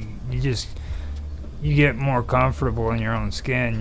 It's like for me. I mean, there's no like nobody to impress. You know what I mean? Yeah. Like, and I know that it might sound bad, it might sound negative or whatever, but you know what I mean? When we get older, freaking shit starts falling apart. You know what I mean? And Yeah, like too right. you're not that young freaking, muscular dude anymore trying to freaking impress nobody, I mean, you've kind of made it over that age where you're like, man, that stuff's a little bit crazy. I don't want to do that no more, you know what I mean? And if I had to make a choice between being my age right now and being under the age of say 40, I would never want to be under the age of 40 ever again. I don't even think being 30 in your 30s is a good idea. After going through my 40s and seeing how 30-year-olds act, I'm like, I'd never want to be that again, because it makes me remember my bullshit, you know what I mean? Because like when I was in my 30s, man, I thought I had all my shit together, you know, things were starting to make sense, but I was still screwing up. And I didn't see that until I was in my 40s and then finally hitting 50. You know, it's really insane how you start seeing it. Like, I really don't think people really get straight in the head until they hit 40 years old, to be honest with you. Well, some never do. I don't think I ever do, yeah. really. Yeah. You know what I mean? Yeah. Yeah, I wouldn't go back to them days either. The knowledge and person I am now is, I think, a much better person than I was 5 years ago, 10 years ago, 20 years ago. You know, I wouldn't go back as well. Physically, fingers crossed, touch wood, I'm not too bad physically. Obviously, some stuff I can't do anymore, and I could do like when I was younger, you know, and I wouldn't want to now. Mm-hmm. But I'm just about hanging in there at the moment. You never know what's coming around the corner at our age, right? You know. But like I'm 18 months from being 60, pretty much now. So I got that to come to now. So yeah, you got the big 6. What I feel like when I get there, I don't know. If I get there. You're actually looking good for 60 years old, though, John. And I'm saying that. 58 and a half I am at the moment. I'm saying that in a non-homosexual kind of way. Yeah. I'm glad you added that bit in. No, but you know, before I got married, I didn't have any grey in my 30s. I was in my 30s when I got married. And sort of like it happened, the woman I got married, my ex-wife, she fell pregnant pretty much quite soon after we were together. And I could have just carried on and been a bad dad, or I could have been one of these absent dads. I could have done all that. I could have done that, but no, I stepped up to the mark and I thought, no, I want my child to you know, have me around, so to speak, and we got married and we went from there. Whether or not we would have got married if we didn't have children, I don't know. I'm never going to know now. But the fact is, we did. We had 3 children, and that's the way life went. But like now, I'm older, and I've got a son who's like 8 now. It's quite old having a son of 8 at my age, to be honest. But we're engaged, but we've never got married or anything, and we don't feel the need to get married. We don't like. Maybe one day we will, maybe we won't. It doesn't really matter. It's not important to us anymore. The most important thing is the fact that we're together. Mm-hmm. But yeah, when I was in my 30s and I had a child coming along, oh, really, I should get married. It's a thing to do. You can't really, you know, there was people who didn't get married, and when I was that age, yes, of course there were. But most people, it was the to-do thing. Your child on the way, you got married and stuff, you know. But nowadays, it's not so much the case. And I've seen people as well living together for like 10 years, getting married, and a year later, boom, they're divorced. You know, it's just like, it's almost like it's a mental barrier. I don't know what to say about it. I don't know when you're married. I just don't know. It didn't bother me when I was married, so to speak, because I noticed, but maybe now it would bother me if I would marry. I don't know, no, because we just don't know. We're different people, aren't we, now? Yep. But so for me, that's the one blessing I had, is I never got married. You know, I have got 2 sons, but I think the best thing out of the whole deal, though, was the fact that I never got married. And a lot of people think that that's like a bad thing, you know, like it seems like there's a lot of people out there that believe like when you get married, you graduate to something better. You know what I mean? You know what I mean? And I'm like, that's something that I had an issue with for quite a long time. You know, because like every time they found out that I never got married, there was something wrong with me. And I was like, and I'd always say, look, man, there's nothing wrong with me just because I didn't get married. I was like, to me, it's actually a blessing because Yeah. I knew something. I almost got married once, and that would have been a nightmare, And that's my youngest boy's mom.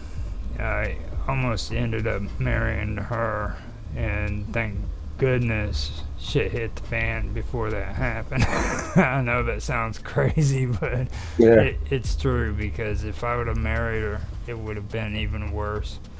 I got engaged 4 times, Oh man, but I married once. yeah. So, But didn't actually get to give a ring to one of them. We said we were going to get engaged, but we never actually got to the ring stage. It just started to drift apart before we even got to that stage, and so obviously it wasn't meant to be. It was there's a lovely girl, but she had severe mental health problems and stuff, and so she went from there. It wasn't meant to be, yeah, So I did, crazy when you look back now. I know. Crazy. I look back at it, and the one thing that I've always been big on is always taking responsibility for my own actions, and where I played a part in it. Like, I'd always pick these crazy women. So if I'm picking these crazy women, what does that say about me? I knew I was crazy, but it took a long time for me to figure out, hey man, if you're crazy, you're picking crazy women, so you need to stop. Yeah. And the thing of it is like, now I can see it, and that's kind of where things have changed for me, you know what I mean? And I'm not saying that I'm going to be celibate for the rest of my life. It's just right here and now. I don't wish to, get into relationships and stuff like that. I seem to enjoy being around females, hanging out, talking without any kind of, fear of any type of commitment, you know what I mean? So, I'm pretty good with all that. I have no problems with it whatsoever. So, how long are we into this? 37 minutes of that, I think. 37. Wow. Yeah. That Jitsi, man, it's telling me it was like an hour and 9 minutes. Oh no, you had it on before. You had it on for half an hour before I started. Oh wow. Yeah, I noticed that. I thought, oh, he's had this on for ages. I was like, Yeah, wow. no, we started at 11 and it's 11:38 on my time zone. So Well, I know I ended up almost getting married, like I said, with my youngest one, and I think that was towards the end of it when I finally realized, that I needed to change some stuff around about that, because I knew her all the way back when I was like 18 or 19 years old. And the crazy part about it was that she was the only one I actually ever asked to marry me, and I knew she was crazier than me. oh god. And there ain't too many females that I can actually say that about, you know what I mean? There ain't at all. So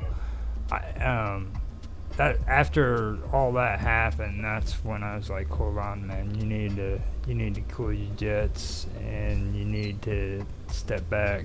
And just for some reason I was like, you know what, I'm just gonna take a break. Yeah. So I took a break, and it's been like 11, 12 years. And that stuff they keep telling you about, you're going to lose interest and stuff like that, and your motivation's going to drop, and none of that ever happened at all. No. I get a kick out of how I hear people talk like that, Yeah. It's up to the individual at the end of the day. If they want, like, how can I say, I lived on my own properly twice in my life. First time was for about like 13 years. I mean, I had girlfriends that stayed with me for a little while and stuff like that, but not like I was lived on my own. I was actually, you know, and I used to find the solitude of it. It was just so. I loved it in a way. I look back and I look back at it. It wasn't that bad at all. People say, "Oh, I can't be on my own. Can't be on." I didn't find it that bad at all. But what I did is keep myself. 'Cause I lived on my own. I just kept myself motivated. I would in my early teens. I would do weight training. I'd be running, and later on, then I got a band together, and always was busy. Oh, busy. Always kept myself busy, and I was working, of course, and stuff like that. So that's what I did back then. And then when my marriage broke up, and I lived on my own again for about 3 years, I think it was, before I met my partner with now. So the same thing again. I got a treadmill, started training, running, got my weight down, and I just kept myself focused, kept myself busy. You got to, and I had to finish work in that time for about 18 months due to I was paying maintenance for my children, paying costs and stuff for them, but my ex-partner decided she tried to get more out of me, so she went to the child support agency. So actually I ended up paying more, but I couldn't afford to live because I had to pay for a house. I was still paying for the children, and I had this to pay as well, and I couldn't do it. I ended up having to finish work, and it was literally driving me insane, you know. And so again, that's what I did again. Get a head down, kept myself busy, and she actually agreed. When I finished work, I got 50-50 custody of the children. I had more access to them after that anyway, so it worked out right in the end.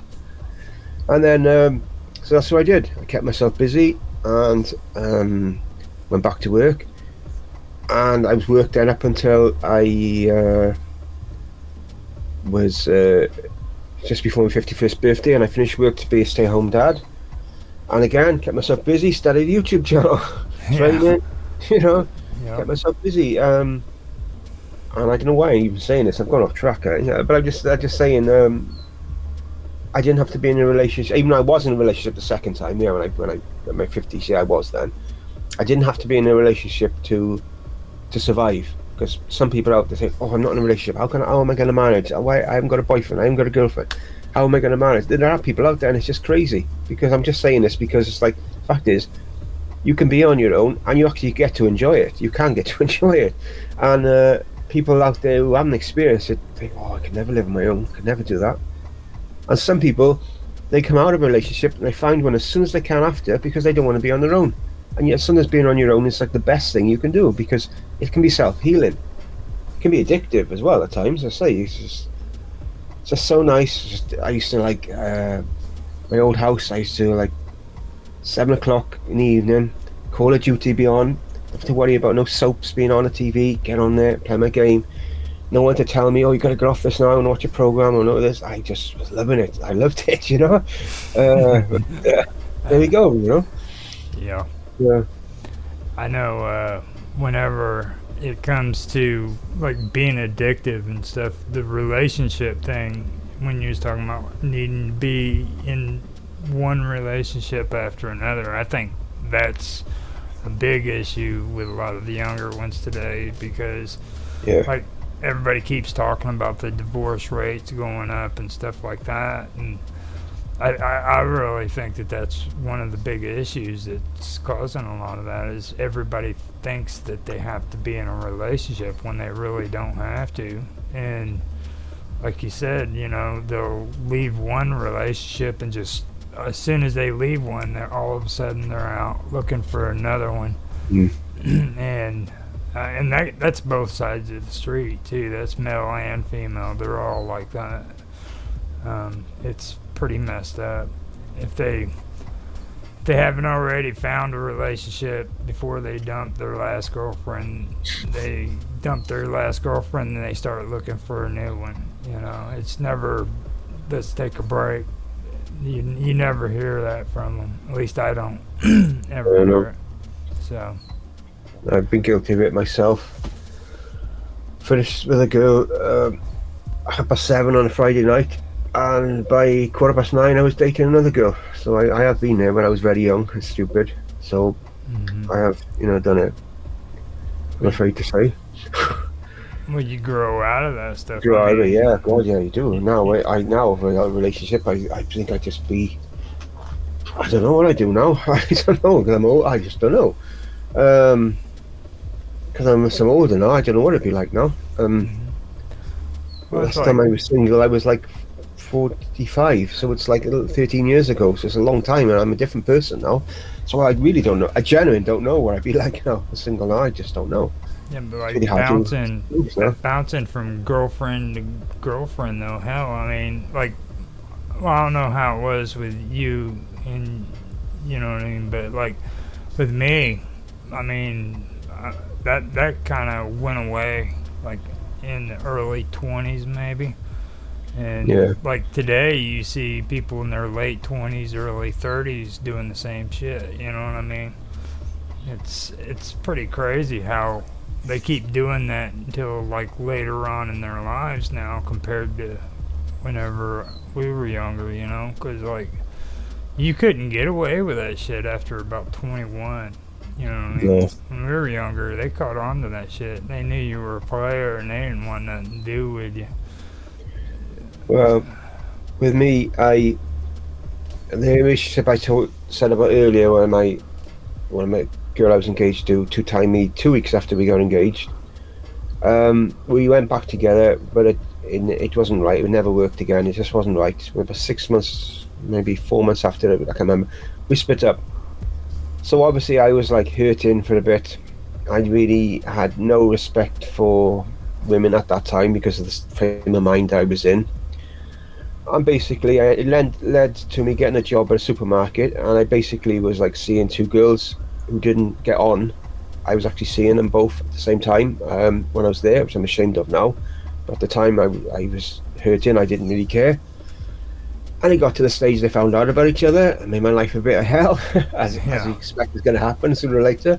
Mm-hmm. So that's when I went to the bakery, started baking, because I went there. I was away from all that, get my head together, and it did sort me out. It did big time. And I had a few relationships when I was in the bakery, but they were steady relationships. There was nothing. I wasn't a player or anything. I was just steady, and it did sort me right out, and it was the best thing I could have done. I said I got a trade behind me as well, and it did get my head sorted, and I've never been like that since. I'm glad to say. So that's 33 years now since I started in bakery. So I'm glad that I'm away from that. I'm not like that anymore. But it just shows one bad relationship can just turn you. You could be the most respectable person in the world, people and women and what have you. You have a bad relationship and you just think all your anger then goes the wrong way, if you know what I mean. Or you go that way then. Just saying that's what's happened to me then. That baking bread might have helped too, because I've heard people say baking bread is like a wonder for you when it comes to becoming a baker. I don't know. I've heard that. I don't know. I've not heard that. I don't know. I've heard like baking bread just turns you into the greatest person in the world. I wouldn't say that because I've known some real a-holes, so to speak, who break bread. So I wouldn't really say that, but I've met some nice people as well. But it's transformed me anyway. I was like the youngest head baker there that they ever had been in that place, and I was turning out 1,000 loaves of bread a night with very little equipment, and there's two of us doing it, and they were good days. I did sort myself out. I sort of still miss them a little bit. I was on permanent nights. I hardly ever saw anyone. Retreated a bit away from society, and I've done that throughout my life. Every so often I tend to just withdraw from people, and it actually helps self-heal me, I mends me, so to speak. And now here I am with a big YouTube channel. Loads of people just like, oh wow, But I was so far away from this. I was so far away from this. I would say boo to a ghost. But I don't mind it. It's and even to these days, as you know, with my paranormal channel, I took 18 months off it to get my head sorted. I never thought I was going to go back to it even. I genuinely didn't think I was going to go back because I did not want to go back to the videos I was doing, and I genuinely didn't think I was going to go back. And then through you an interview with me, it all kicked off again. Yeah. So you just never know, you know. Never know. Yep. They have a saying for that. Freaking, I just had it on top of my head, but it's what was it? Yeah, you never know until you know is one thing. But you were sitting there talking, and I was thinking about it. It was like it kept sticking out in my head, and then when you were done talking, I forgot what I was going to say. But you know, you never know what today's going to bring. You know what I mean? Yeah. It's things happen for a reason, kind of thing. You know, it's like whenever you go through that kind of relationship, like I had the same situation. I think the best times that I actually had to get over all that was to be on my own and be by myself and just not be caught up in a lot of the things that were happening. Because sometimes, sometimes it's always good to freaking back away. You know, you don't have to be right there inside of all the craziness and stuff. You can back out and take some time for yourself. So I agree with that 100%. So we probably better think of some cool stuff to talk about for a little while and then come to the end of it. I think it's like 51 minutes. Yeah, it is now. Yeah. Yeah, it's not a subject. I think I thought we could talk about 50 minutes with just two of us. I think obviously with her input as well. Yes, then it would just spread out more. But that's amazing actually. We've been able to talk about this. It's just a subject. I thought, what can we talk about? Let's do this. You know, I was like, I know you brought it up, and it's interesting because there are probably people out there who will identify with it. Yeah. But it's funny as we've talked this long about it. You know, it's really interesting. Really, this happened.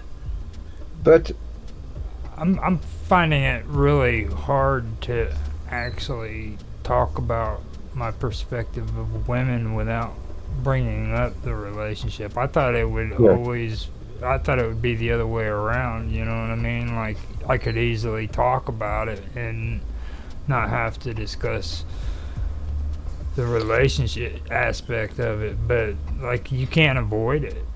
Yeah, I know. I didn't really want to speak about mine as well, but sort of sometimes you sort of have to. It's just you can't like cycle around them. You have to, like, because they're part of the story you're trying to tell. Part of so it's awkward really to do that, you know. Yeah. Well, you said it. I mean, you're never going to be able to go around a woman. Period. You know, and like to me it seems like it's built inside of us to where freaking men are obsessed with women and women are obsessed with men. It just seems natural, you know. That's that way, or to me at least it seems that way. No way to avoid it, because that's really what threw me off. There's no way of getting around it. I even wrote it in the description, you know, just our way of acting with women just in general. We didn't even come close to talking about how we acted with the women in general. It's like did you notice that? Suppose not. No. Well, we have sort of said we treat them with respect. We have sort of that's in general, isn't it? That's sort of I suppose. I tend to be with women I'm involved with, especially as I've grown as a person. I try to build their confidence up, you know. Because it may be like they've had a relationship before which has dented their confidence, what have you. I tend to always try to build their confidence up. I always try to do that. But yeah, I've been with women who just like try and belittle you. They're out with your friends and they're just trying to like make you look small in front of everyone. And think, why are you like that? Why does the need to make me feel small to make yourself feel big? Why are you like that? You know what I mean? I've experienced that as well. Yeah. But I don't like that. I'm just compliment them and just to build their confidence up. And I think to me, there's nothing more beautiful in the world than a confident woman. I think to me, you've got beautiful looking women. You've got these yes, they're beautiful, yes, but they could be. Don't respect, no disrespect, but a lot of them can be very superficial, very shallow. You know, not all, but some can be, and yet I think to myself, there's nothing more. Yeah, a confident woman, I think, is nothing more beautiful to me. I think myself, to my perspective now, as a 50-year-old, 8-year-old man, that's what I look. You know, to me, that's more beautiful to me than some someone you see on a cover of Vogue or something like that. You know what I mean? It's just. Well, here's a good example. Like, remember how everybody used to say how beautiful Madonna is? Oh yeah. Look at her now. Have you seen no pictures of her? Yeah, I know. Yeah. She's not looking pretty anymore, is she? No. And it's like she's not in the spotlight and everything like that. And it's like I would really love to hear what she has to say about her life now that she's older. To be honest with you, because she doesn't do all that stuff anymore. You know. Yeah. True. Yeah, I bet you her whole outlook on a lot of things have changed. Oh yeah, totally different. Yeah. Let's say we've done this show with our perspective from when we were young to where we are now. But it would have been interesting to start from a woman's point of view, how their perspective changed towards men and stuff. But maybe that'll come in another show or something another time. But yeah, you're right. I bet she's all the things she used to do when she was young and crazy. You know, I bet it must be totally different now. Surely she must have a much different outlook now. Yeah, better outlook, I would think. But yeah, she was like an original female rebel, wasn't she? She was. Yeah. She You know what I mean? she was probably her and Cyndi Lauper, and not really Cyndi Lauper. She wasn't like as bad as what Madonna was. No, Madonna was crazy. Not crazy. I mean, she was really wild. Yeah.